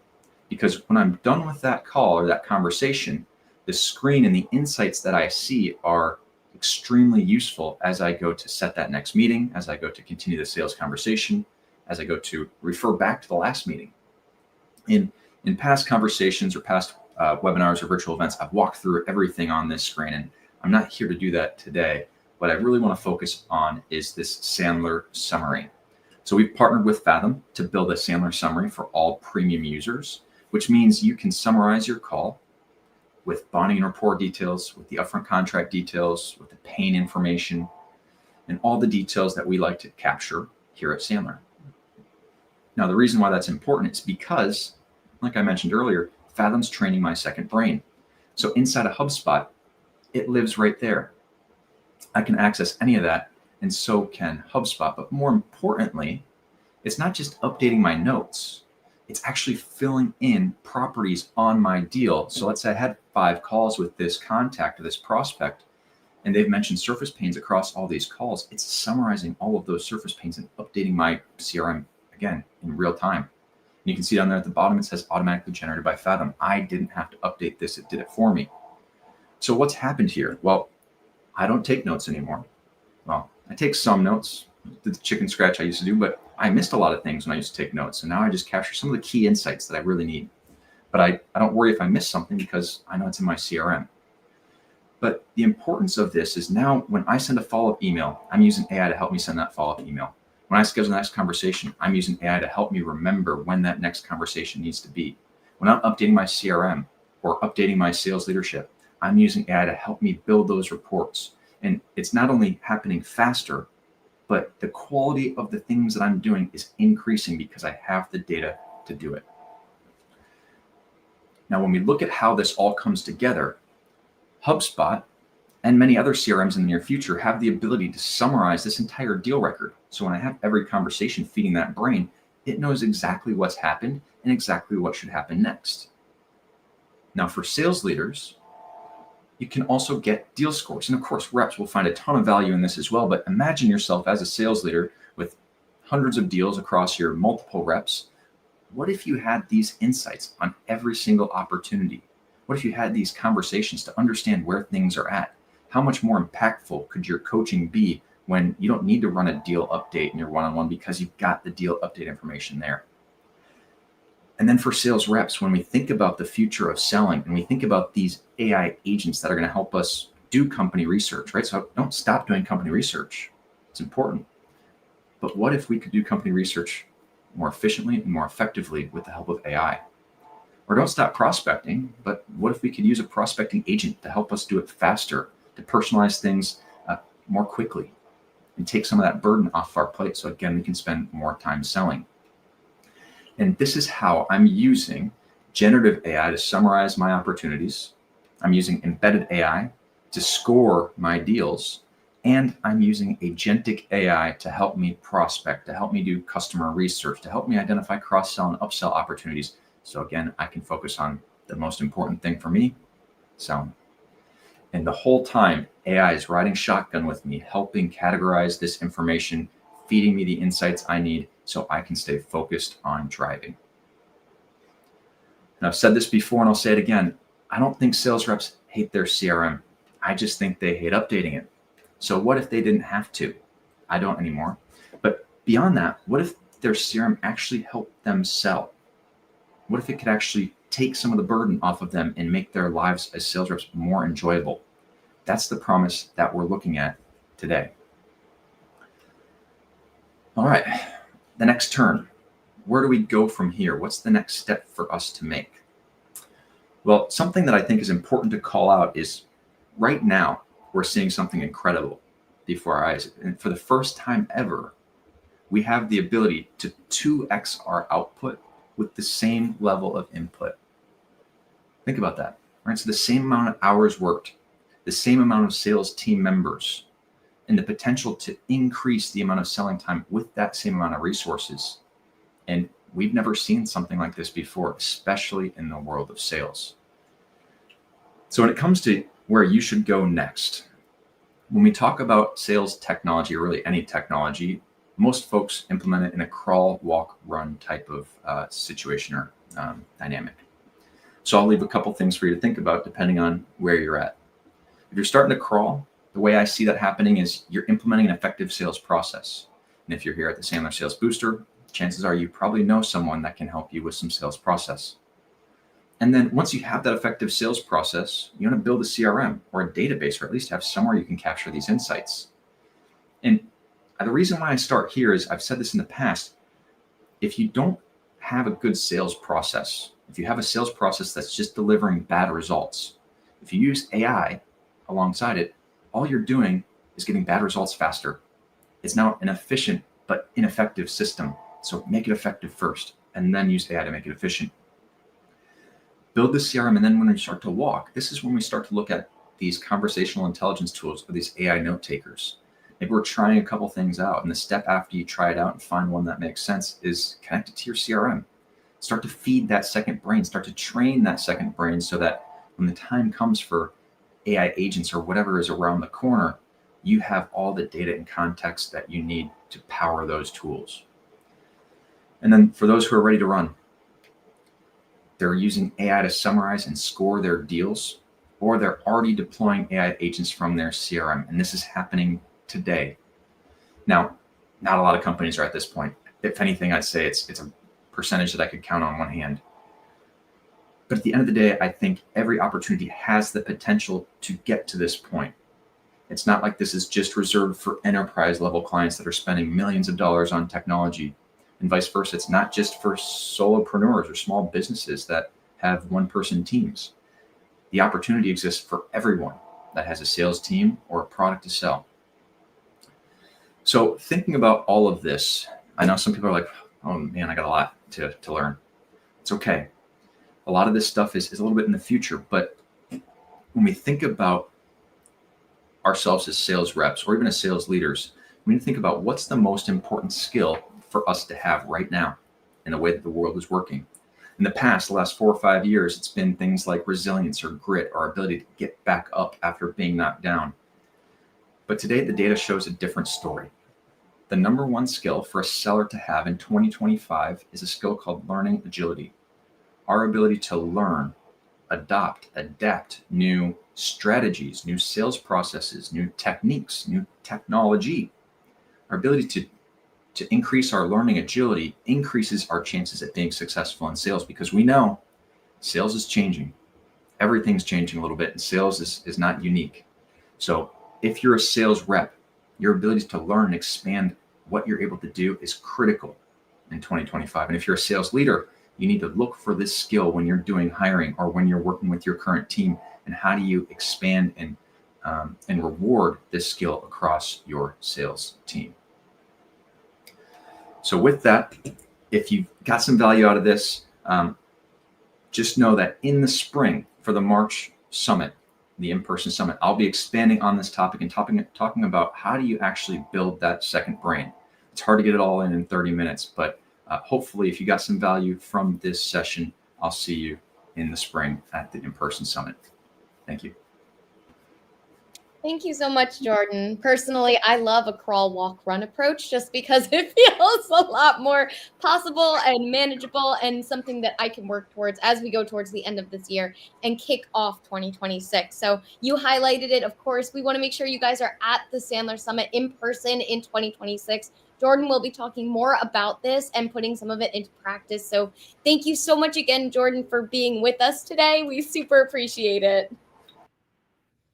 So we are going to extend our time here a little bit today. We're going to go back just a step because we do have a really special speaker. Michael Norton is here with us this afternoon to talk about 3 common misses that we sometimes don't really find as we go into the end of the year and some opportunities for us. So with that, we're going to have Michael speak next and then have Anna Stasiak talk at 2:35. So make sure you're here for Anna's coming up at 2:35. And with that, we'll hand it over to Michael Norton. Emily, thank you so much. It's good to be here. No, it's actually great to be here with you all. My name is Michael Norton. I'm the Executive Vice President of our Enterprise Sales team here at Sandler. So for those of you who are trying to close out Q4 here or just the quarter, if you're not in the fiscal calendar year, and how you're trying to build your funnel for Q1. Hopefully I'll be able to pass along some of the things that we think about here at Sandler while we're managing the team here and trying to close our own business. Because we deal with the same pressures that you all deal with as we get into a Q4 situation. You know, it's a lot of pressure. We get we're sweating it out sometimes. Hopefully we can get some of those deals across the finish line and hit our number long before Christmas. But we're in it now. We are right in Q4. And I want to spend these next 25 minutes or so sharing 3 things basically with you. One is, how do we sell on urgency? How do we create that urgency? How do we sell on value, even though sometimes we have to discount, but how do we preserve margin as best as we possibly can? And then how do we leverage our network that is out there working for us? And how do we really make the most of that?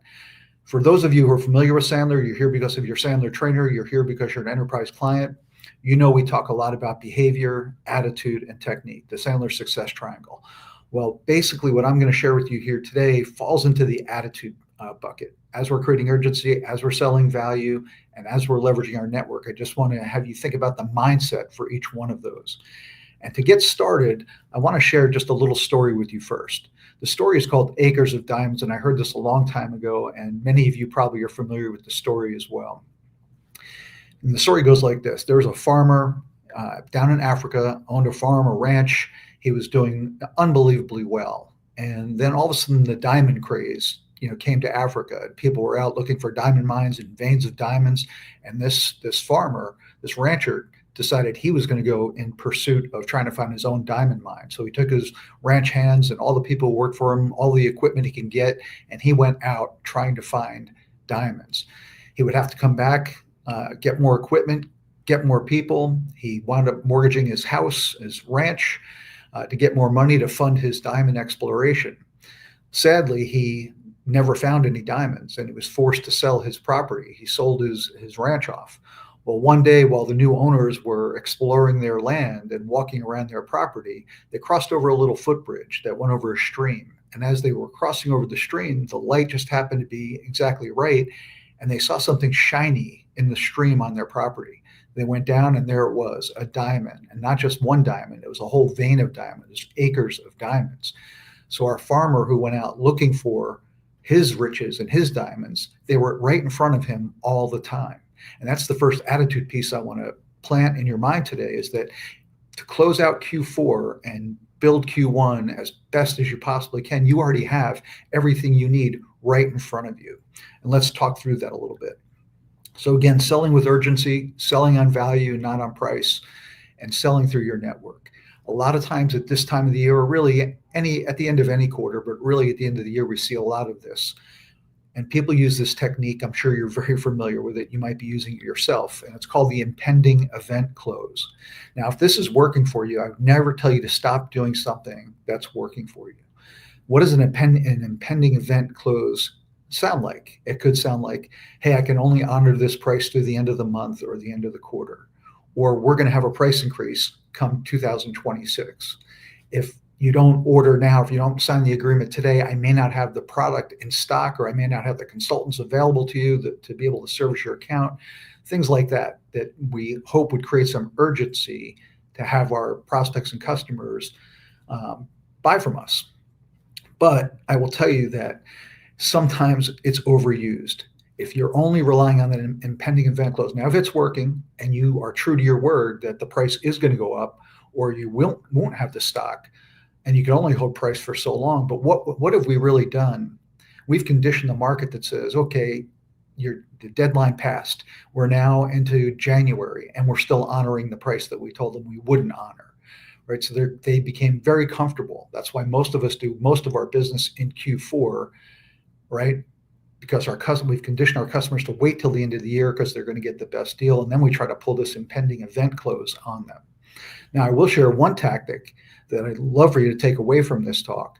A woman last year, a saleswoman last year, it was her first year with the company, and she was about $50,000 short of making her quota. It's kind of like an impending event, but it's a little more like asking a favor. So what she decided, she was $50,000 short in making her quota, and it was right after Christmas. She had an existing customer she already sold that year, and they already were sitting on an agreement for an upsell opportunity that they were probably going to sign in early to mid-January anyway.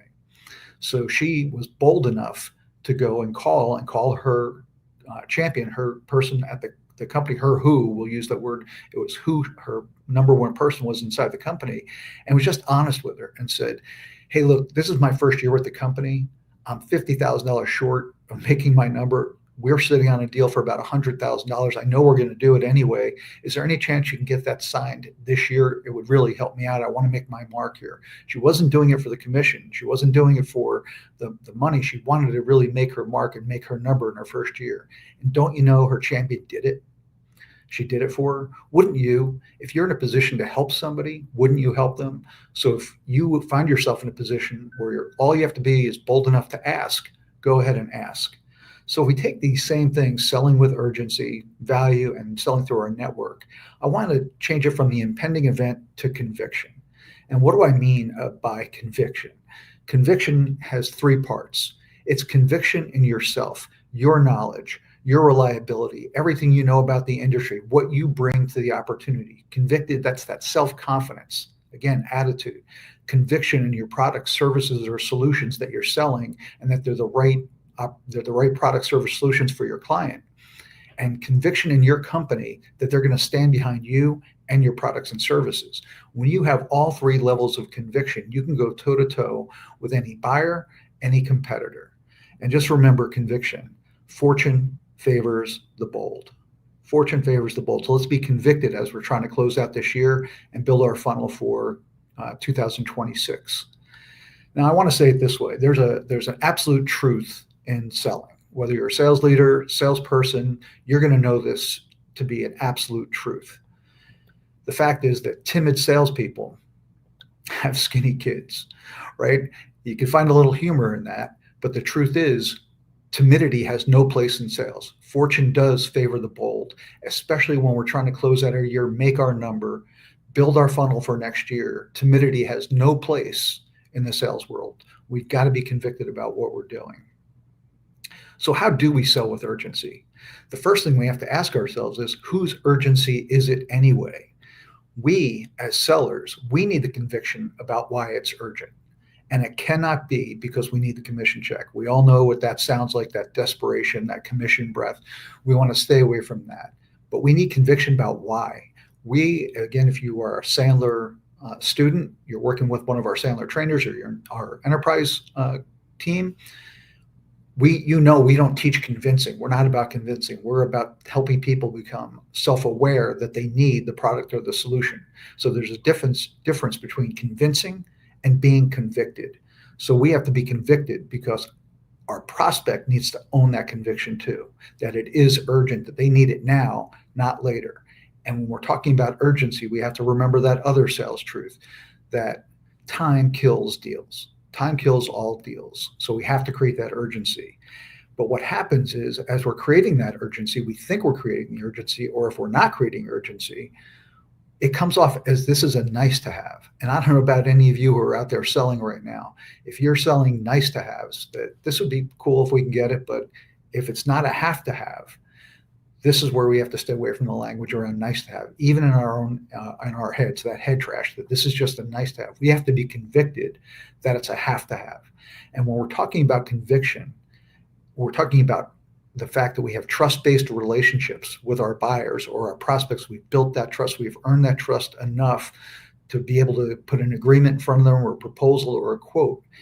And we have to remember that trust is super important. And trust is a transference of feeling.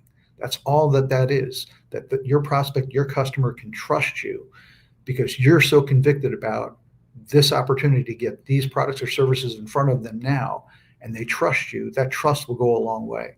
Trust is a transference of feeling, and sales is just a transference of trust. And that's where we want to get to.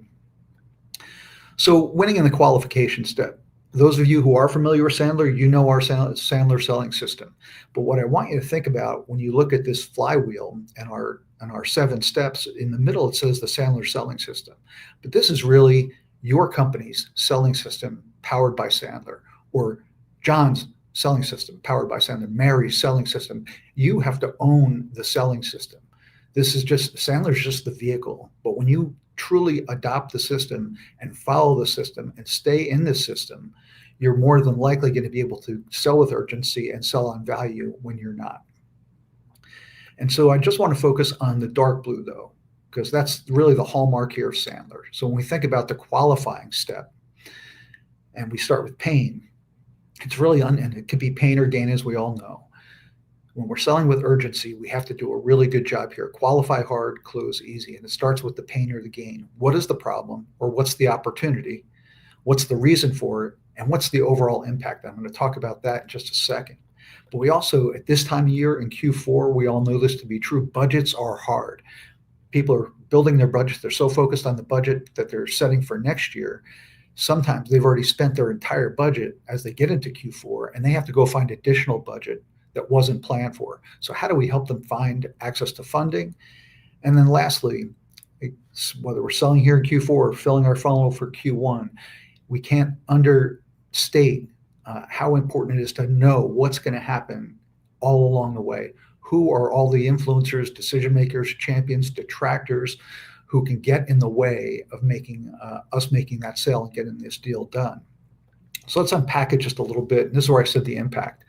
And I've said this before, and I truly believe it. Qualification without quantification is meaningless.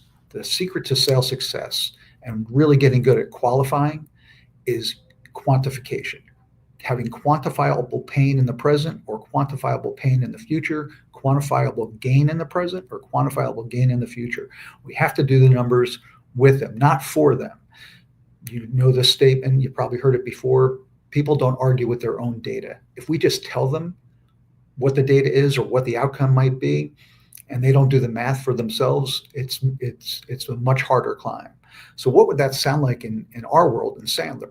We may have a prospect or a client who's really struggling. Their inside sales team or their BDR is not doing a great job at converting initial phone calls to getting a demo or a presentation closed or scheduled. What if we can increase that by 66%? And these are the numbers that we get from our clients that tell us we have created a 66% improvement in initial call to demo or presentation. What if we were able to improve that from the initial demonstration or presentation to quote by 41%? And what would it mean to your business if we can increase quote to close by 39%? Now, it's different for every company because of the average sale size, average sale price, or average sale size. But we actually ask them to do the math, get a calculator out, put pen to pencil. We call this pain or gain by numbers. And when you can quantify that for them, that's when you're creating urgency in the qualification step. In the investment step, or again, around this time of year, we hear it all the time, people have budgets and it's a use it or lose it. Are they in that situation? And when we're get really good at quantifying the pain or quantifying the gain, and they're going to be deciding where they're going to spend that money. Are they going to spend it with you, or are they going to spend it somewhere else because they are going to spend it? We have to be bold enough to be able to ask the hard question. Hey, are you in a situation where you're going to use it or lose it? And what are some of your options? Where are you considering making this investment with what you have left in your budget? Again, that goes to the money concept, and we'll talk about that in just a minute as well. But attitudinally, are we there? Can we ask those hard questions? And even in the decision-making process, we might have been running a sales cycle for 4 to 6 months, 6 to 9 months, whatever our sales cycle is. And here we are at the end of the year.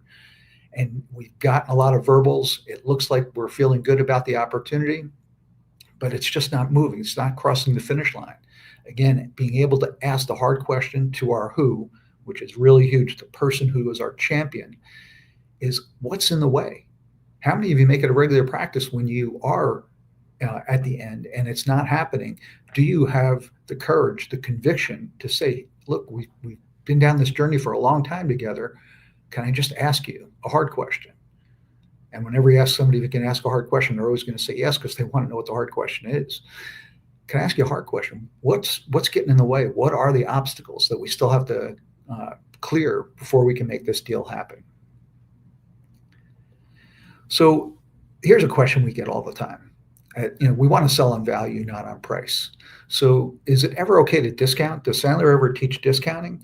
The answer is, of course. And we don't want to discount, but each deal is situational or unique. And there's a lot of factors that ride on discounting. So when we think about that, we can't get into the habit of discounting right away, because the only winner in a race to the bottom is a downhill skier, right? When we go down, when we lower our price, when we discount too low, it's super hard to get that price back up again. So we want to do everything we can to protect margin, to protect price. But when we're going to be in situations where we do have to discount, we're going to have to discount. And I'll talk about that in a second. But the first thing you have to think about is this a discounting process? Is this a discounting policy that we have inside the organization? What is my own belief system? What's my attitude around discounting? Well, who needs the discount? Is it the prospect or the customer to make this deal happen? Is it you, the seller, who needs to discount so you can make your quarter or your year? Is it the manager who needs to discount so they get their bonus because they're compensated on a team goal? Or is the company really, the investors, the board, the bonuses for everybody else on the team are relying on that number coming in Q4? So who really needs that discount? That's the first question you have to answer. But the harder question is, do we really need to discount?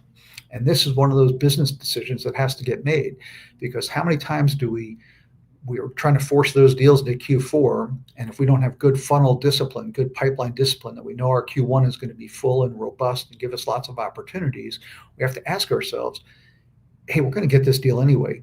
Is it that important that we get it in the quarter?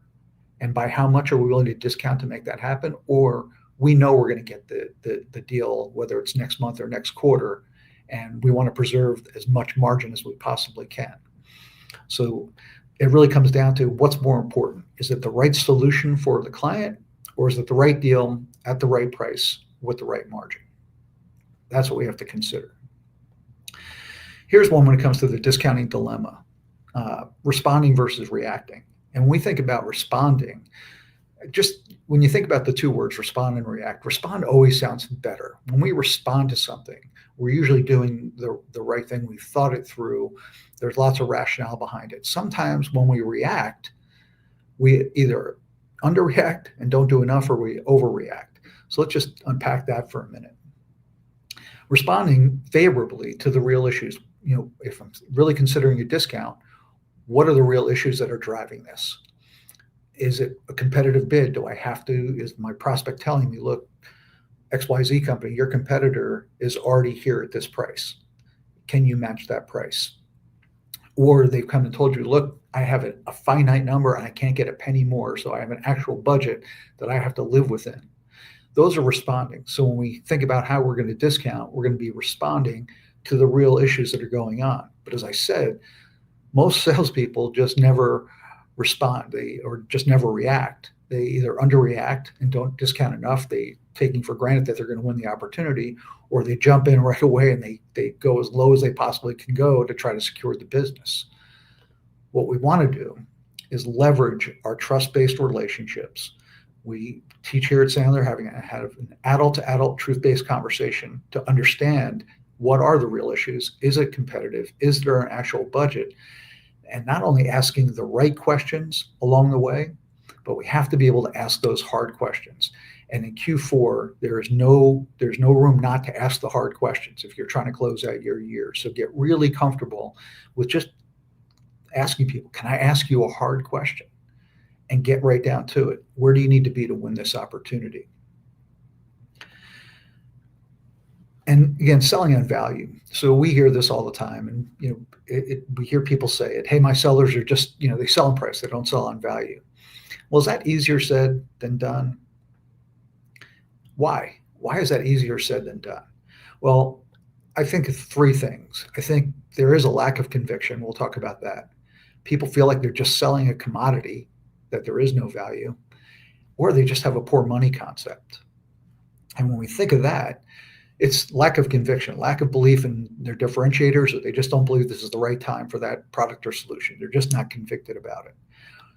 When it comes to selling a commodity, we have to ask ourselves two things. Am I truly selling a commodity, or have I commoditized myself?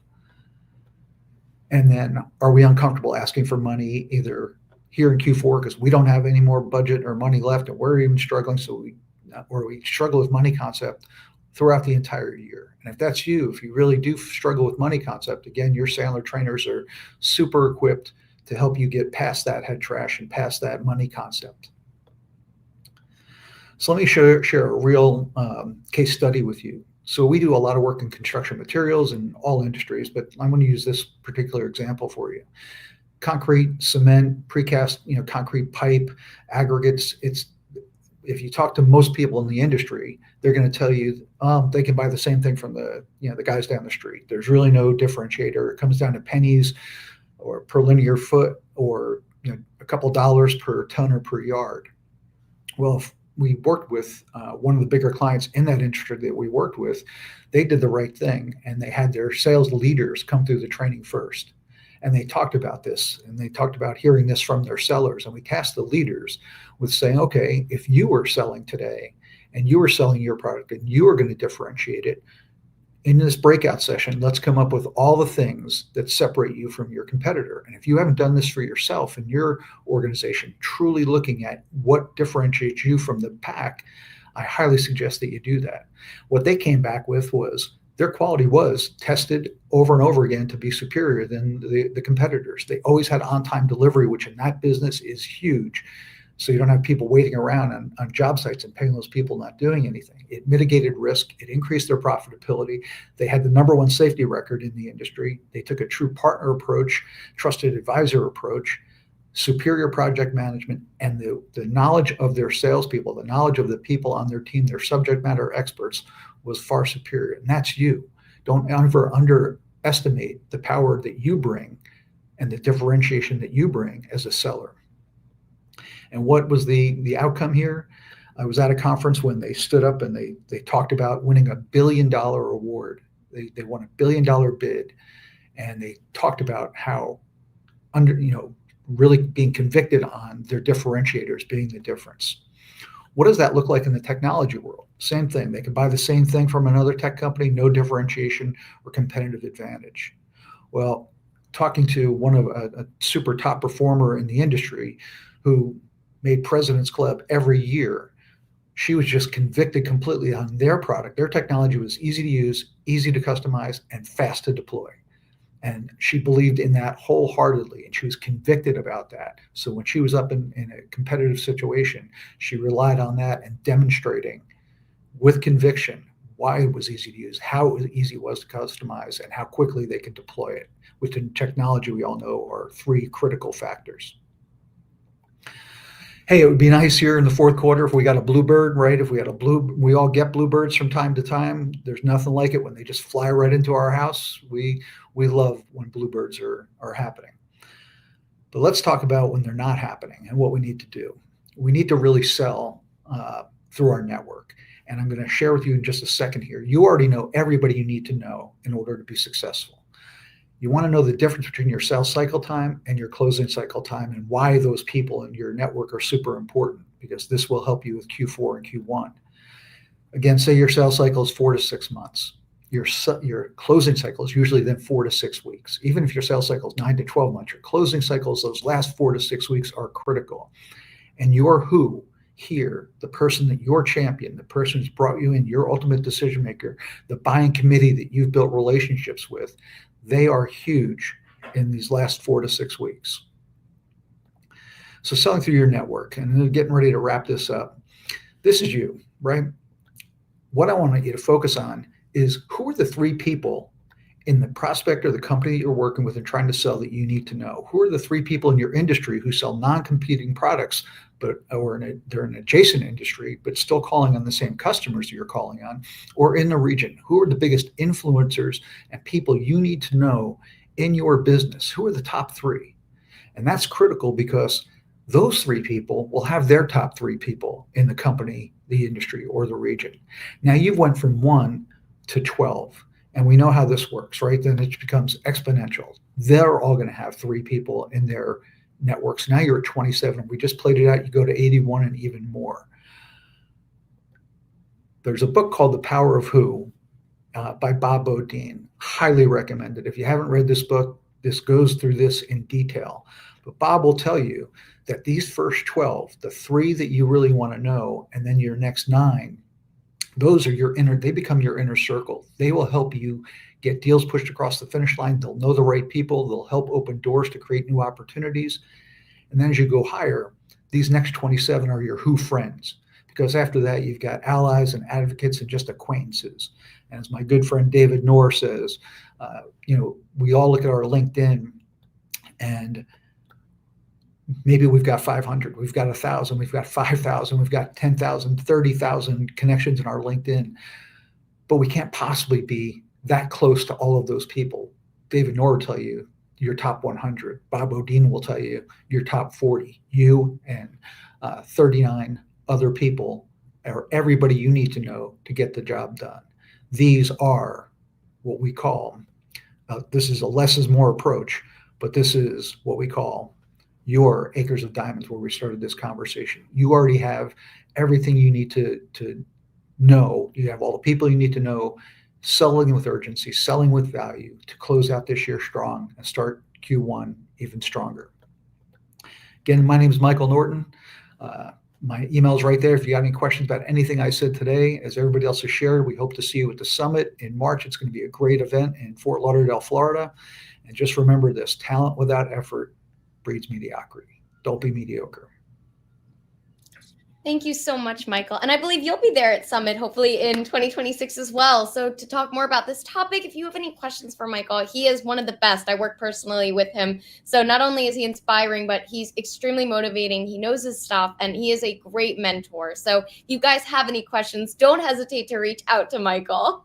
Thank you so much again. All right, everyone. So to bring us and wrap us up, bring us to the finish line here, we have one final speaker. I'm going to introduce one of our friends who we realized as we were doing our own Sandler pre-call planning is actually based in Dubai. So about 12 hours ahead of us. So in our pre-call planning efforts, we decided it would be safest to record her just to minimize any connection issues and make sure she could get a full good night's rest. So please give a warm welcome to this final session of the day, Anna Stanisc. Hello to everyone from Dubai, and thanks for having me. I'm so glad sharing our tonight's virtual stage alongside amazing speakers. Recently, I had a chat in that time with my prospect and now my client, and in the middle of nowhere, he just told me, Anna, you don't sound like a salesperson. And he made me confused. I asked him, you just made me confused. What do you mean by that? How that just came up on your mind in the middle of nowhere? And then he told me, you don't sound like you have a script. most of the salespeople that are engaged with me or try to sell me something, somehow I feel they have a script they're reading. I smiled. I said, thanks for sharing that. I will take that as a compliment. But what if I tell you that I have script as well? And that basically reminded me that almost every salesperson that I met, spoke, or work with, they had some script. I had some script. I mean, what is the first thing that we got when we start with our sales career? It's a script. It's basically guidelines. When prospects say this, you should say that. When they ask this, you should answer that. But then the question is, why, if we're having a script, why we still find ourselves stuck in conversation? Or why, if we are having a script, still we are seen as a very traditional salesperson? Why we are seen as every other salesperson? So tonight, I would love that we spoke about why script will never ever will work along. Just to note, script is a very important part of success. And every salesperson should have a script, right? But why having only script and counting only on script, why it will never work along? And how really, what we can do having our script, but beside that, to sell in a way that people will never feel that. So what we'll basically cover tonight in the next 25, 30 minutes, it's how do stereotypes shape us? Does they work for us or against us? What is a script trap? And as I just mentioned, like why script will never work along and how we can fall in our script trap. And at the end, I will share 3 shifts that help myself and to my clients that I'm sharing how to never be seen as a salesperson and how basically to sell authentically. Sounds good? Okay, let's go. Now I want that you think about the last time when some salesperson reached out to you. Doesn't matter. It can be in the shop, in the store, through cold call outreach, doesn't matter. And after 3 seconds that you realize, or 2 seconds, you realize that a salesperson is calling or reaching out to you, how did you react? And I believe most of you said like this. What is this? I'm coming into the store. I want to buy some pair of shoes, right? And the moment when I'm stepping into the store and I hear, good afternoon, how can I help you? My brain immediately giving me a sign, bam, bam, bam, it's a salesperson. Save yourself. Make yourself safe. And what I'm saying, no thanks, I'm just looking for. What is this? This is my protection. I want to keep myself safe. So now if I ask you, without overthinking, how would you describe salesperson? And I know that all of us, when we say salesperson, we can have picture of that exactly how salesperson looks like. How would you describe most of the people, what I say? I don't want to say almost, but most of the people, they're needy, they're pushy, they're desperate, they're fake smiling, they're fake enthusiastic. Something like this guy on the photo, right? So my question is, why, when people see this photo, they usually say, and I ask them, who is this? They will immediately say, salesperson. Even salespeople will say, this is a salesperson. So my question is, why we will not say, this is an engineer, this is a doctor, right? How we see, how people are how our people see salespeople? Needy, pushy, desperate, no, please no. Immediately when I see a salesperson in front of me, what kind of mode is happening in my brain? Flight, because I know what is going on. Let's pretend now you're on some family brunch and your brother or your sister are sitting next to you and your mom, dad, grandpa, grandma, aunt, uncle, whoever is there. And they're asking your brother, what do you do for a living? And he's saying, I'm a pilot. Wow. They're clapping. They're so proud. They're smiling. You feel in the air like, oh, this is not for everyone. Like he's super special because he's a pilot. He's super smart, right? And then ask your sister, what do you do for a living? And she says, I'm a doctor. And then they're doing the same that. You see how much they're proud in their eyes. And then ask yourself, and then they ask you, what do you do for a living? And then you say, I'm a salesperson. And then what do you get? Awkward silence. Like, oh, why salesperson? And in the air, you get like that, oh, you seem so smart. Or, oh, but you finished university. Why did you finish in sales? So how society looks at the salespeople? Not enough cool, not equal to other profession, not like some smart profession, not something that I want to be. Why is that? As we described, one of the reasons we have exactly that picture how salespeople looks like. The second reason, all of us, at least once, we had a very bad experience with the salespeople. And the third thing is that, when the kid's a little one, and most of older people like to ask the little kids, hey, what do you want to be when you grow up? And most kids will say, I don't know, like some fancy profession or some super funny profession. Like my kid said, I want to be someone who will feed the dolphins. So, but I never heard any kid who said, I'm dreaming to be a salesperson. Even maybe the salesperson will earn double or triple more than doctor, pilot, engineer. But never kid will say that. The reality, every grow up needs it. Every grow up. How? Very easily. I know amazing experts, doctor, engineers, lawyers, architects, who are amazing in their area, but they cannot grow, they cannot scale. They're very frustrated. Why? Because they don't know how to sell. They don't know how to upscale their business. And the thing very interesting is there is no school for salespeople. Did you ever think about that? I mean, if you go to the doctor and you ask, did you finish medicine? And the doctor say to you, no, I didn't. So what will be your natural reaction? Oh, so you don't know how to heal the people. I will go and find some other doctor. And for many others, professions are pretty much the same thing. For the sales, there is no school. So what do you need for a sales? Nothing. Mobile and laptop. Just go and call the people. You will find a way.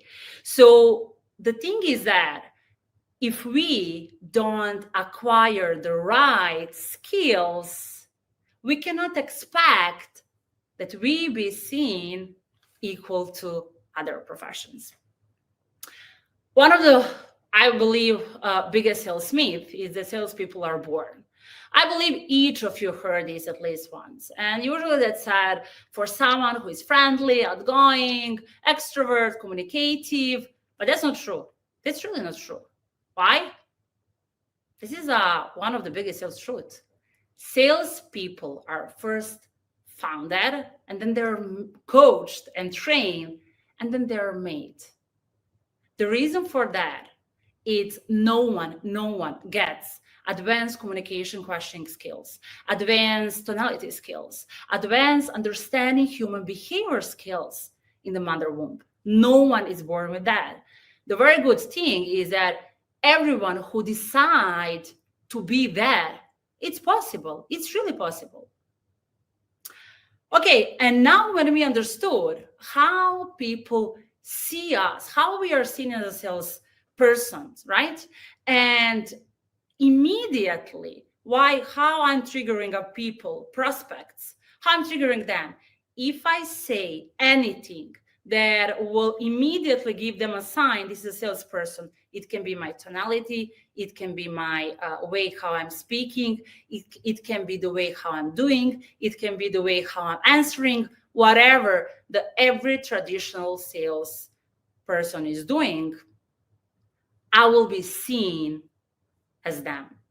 So the first thing is that I need to understand what I need to do that I not trigger them, that I'm a salesperson. I'm a salesperson, but I don't want to trigger them, their brain, on that bad experience they had, so they raise guard with me. And now we're coming to questions. Okay, so now when we understand that, so what is this trap with a script? Hello, it's me. Is the start of Adele's song, but as well is the start of most of the scripts that I ever had in my hands and that most of the salespeople are having. And this reminded me that when I started my sales career in one of the biggest corporations in the world as telesales, and I remember first or second day, my sales manager brought me something, and he was very proud, like he's bringing me a pure gold. And he told me, Anna, this is our script. Just take a time, and for 6 months, if you learn this by heart, and you will not need to read while you're on the call, you will become a pro. And I believe him. I just started with my career, and I believe him. So I used 2-3 days to practice the script, and I remember my first ever call that I made it. My heart was bumping. I felt that I will throw up, and I was super anxious. And then really I had in a script, ring, ring, hello. Then I say hello. Then they say this. So basically the whole exact conversation, how it will go. And then maybe on the third line, the prospect said something completely different than it wasn't written in the script. And what did I do? Of course, I continue reading because I didn't know what to do differently. That conversation finished very fast, of course. But the thing is, with a script, they're giving us idea, they're giving us a guidelines, what to do in exact situation. Follow A, B, C, D, E, F, right? So what I want to tell with this is that the script is not giving us when and how and why. I remember also with a script is that it will be the same.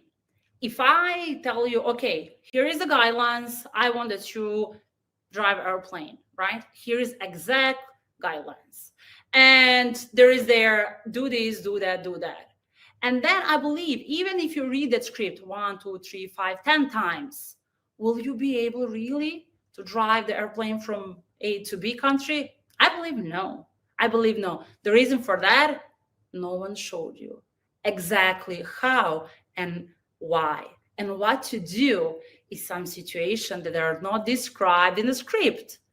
So the question is, can we be too prepared? Too prepared in a way that I'm just not thinking. I stop, but I saw so many salespeople that are just, they're not thinking. They're just reading a script from their head. And if you give them a situation that is completely different than they have in the script, what I will do? Block, nothing. So be back on this. Having a script, it's very important part of success. But just counting and learning a script countlessly and reading that from your head. And I know time by time, the script becomes more natural to you, but still, it's a script. One of my favorite rules from Sandler is don't paint seagulls in your buyer's picture.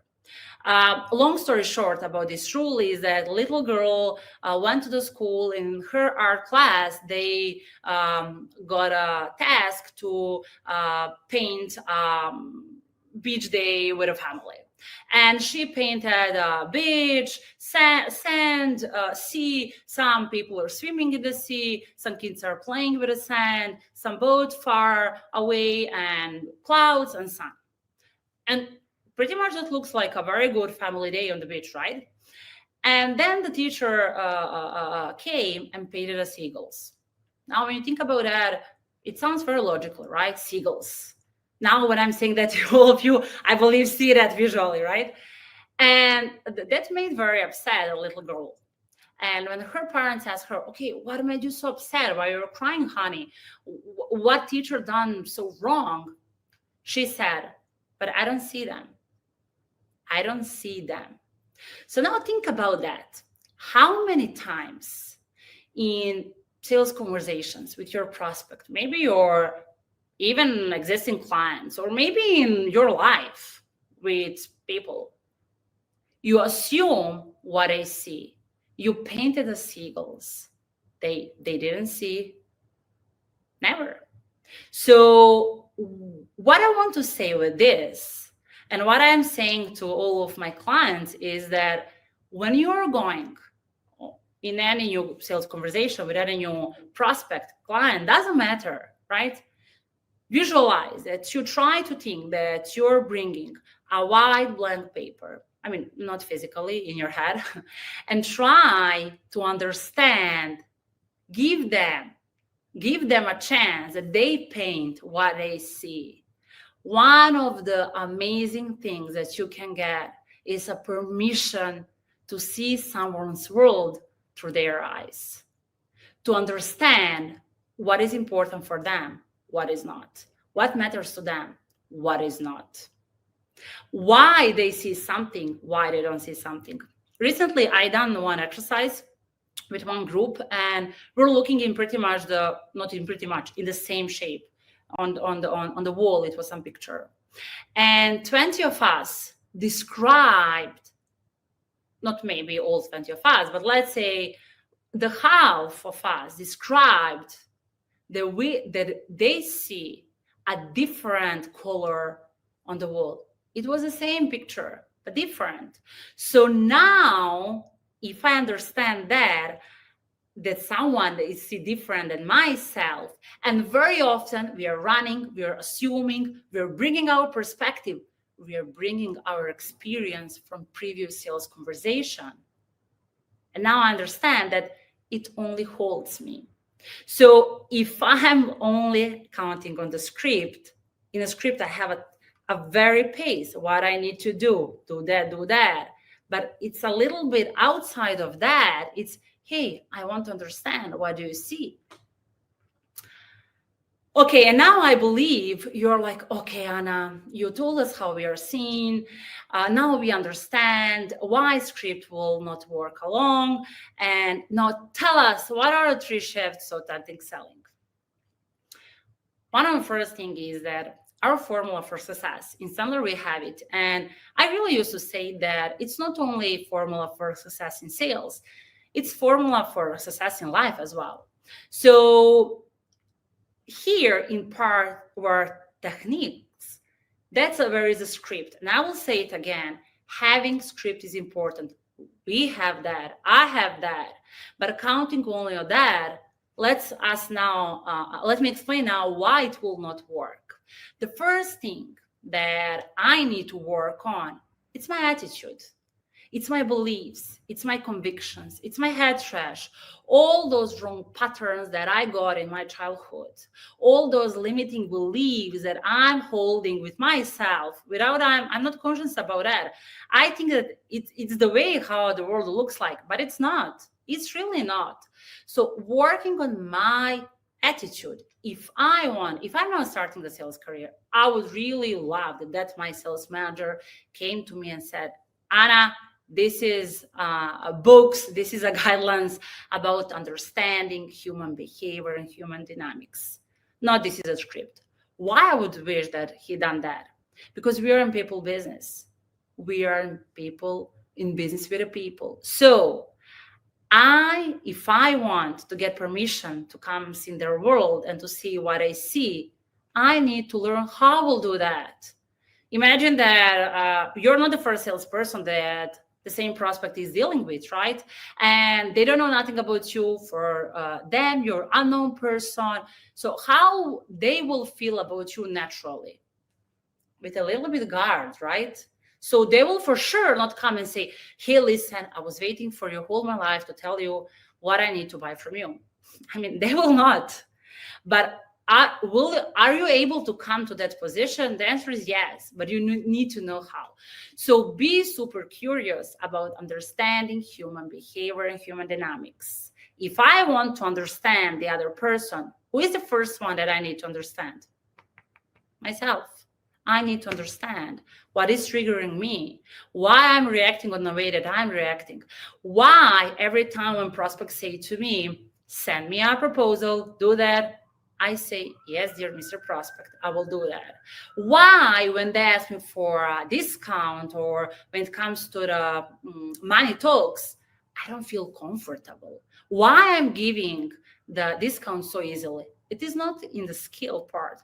It is in the skill part. It is part of the skill. There is a technical and conceptual part. But even if I have amazing questions or reversing or whatever I need to answer or to ask when he asks me for discount, if my head trash, if my money belief, it's low in my attitude, I will not be able to ask that. I will not. I'm really not. So work on your attitude, clean your head trash, work on your beliefs, and work on your convictions. The higher level of conviction is basically a different level of sales experience you're giving to someone. And then the second thing is behaviors. I will be very curious to know and to do, what are the behaviors that number 1% of the most successful salespeople are doing? And I know that most of the salespeople, and I'm not saying that it's you, but I know my experience showed me that most of the salespeople, they're not doing role plays. They're not practicing. They have some script. They know what they need to do. And more years of experience they have, more they feel like, I know that. I have 25, I have 15 years of experience. So practice, practice, practice. I really used to say that in Sandler, we as a Sandler coach, we're nerds. I mean, we are so curious in learning new things, practicing every day, all the time, before it becomes part of us. And then the third thing is a skill. I mean, I used to say that there is a different script as well. So I remember that one of the scripts that I got it, and in my sales career, I had a chance to really be part of thousands different sales trainings. And I remember most of them looks like on each other, delivered by different people. And it was like, I remember one rule, prospect needs to speak 80% and you need to speak 20%. In reality, that's true. If you're speaking more and prospect is silent, that prospect will not buy. But giving that kind of instruction, I mean, how people will take it like, oh, dear Mr. Prospect, you're speaking 60%. Can you just speak a little bit more to be on 80? It's not working like that. So have a script, yes, but not in the way to guide you exactly what to do, in a way to give you a chance to learn you how to think.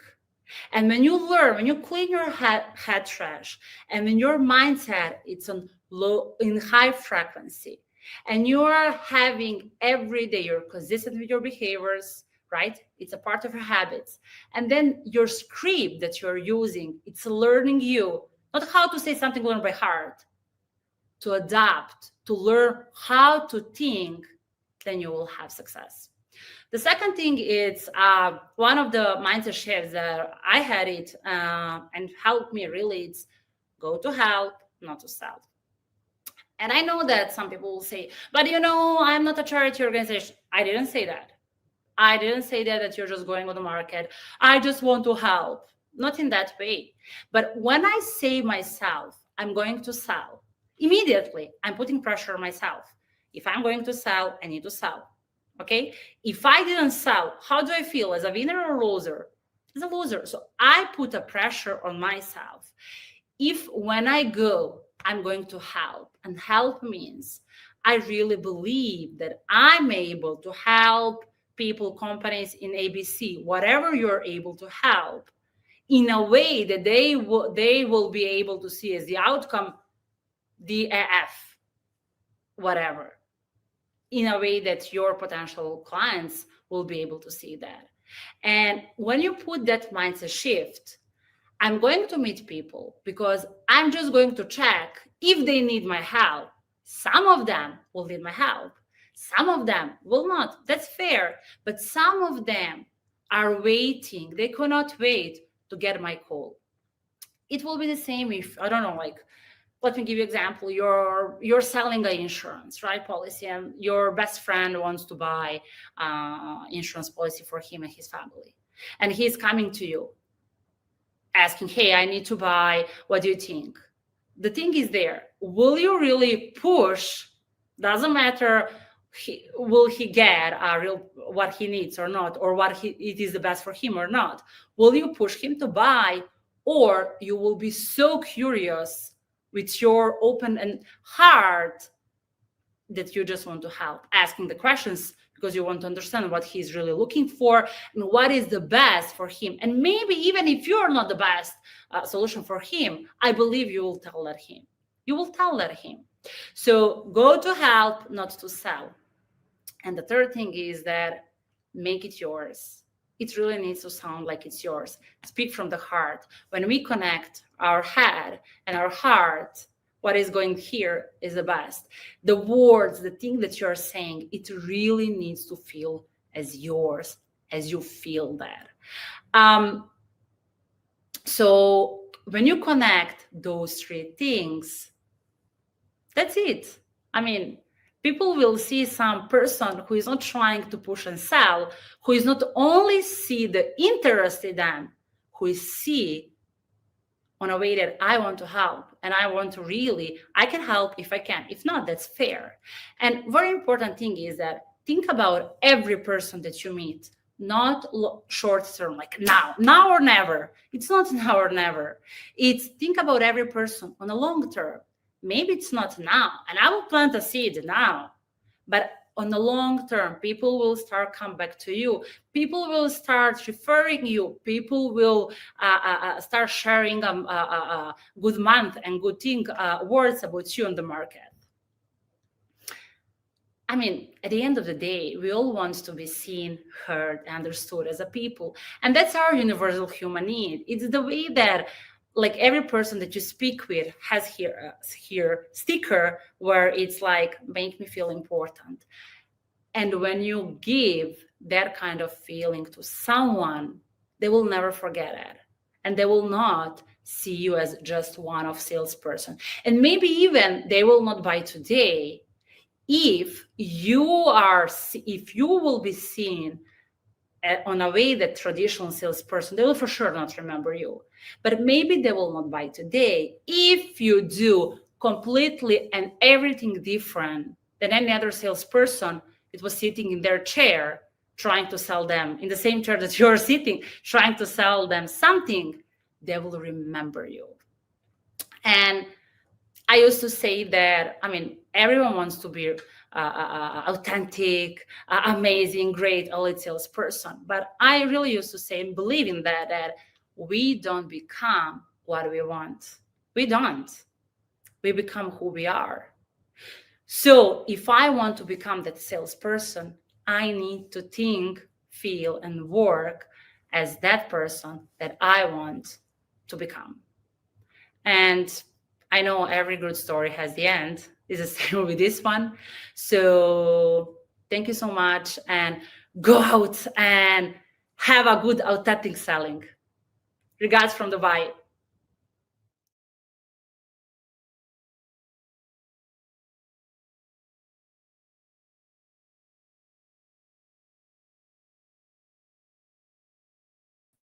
There we go. Hi, thank you all so much for joining the sessions today. I just want to say that this was an amazing annual sales booster. So on behalf of Sandler, we are so happy you joined us.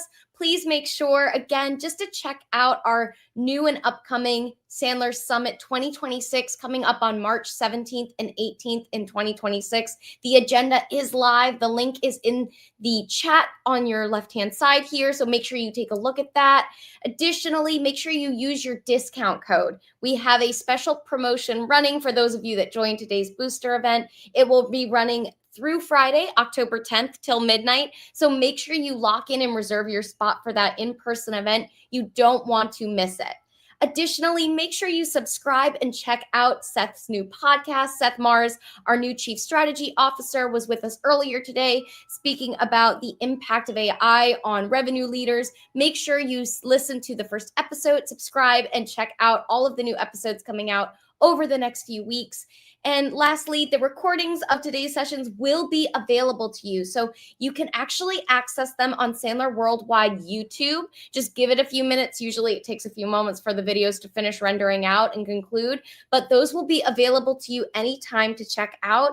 And be sure to keep an eye out for the post-event email that will be coming into your inbox tomorrow, just reminding you of all of these exciting offers. Once again, on behalf of Sandler, thank you so much for joining us today. We hope you got some good insights to make you finish the year strong and start next year stronger. And on behalf of Sandler, good selling.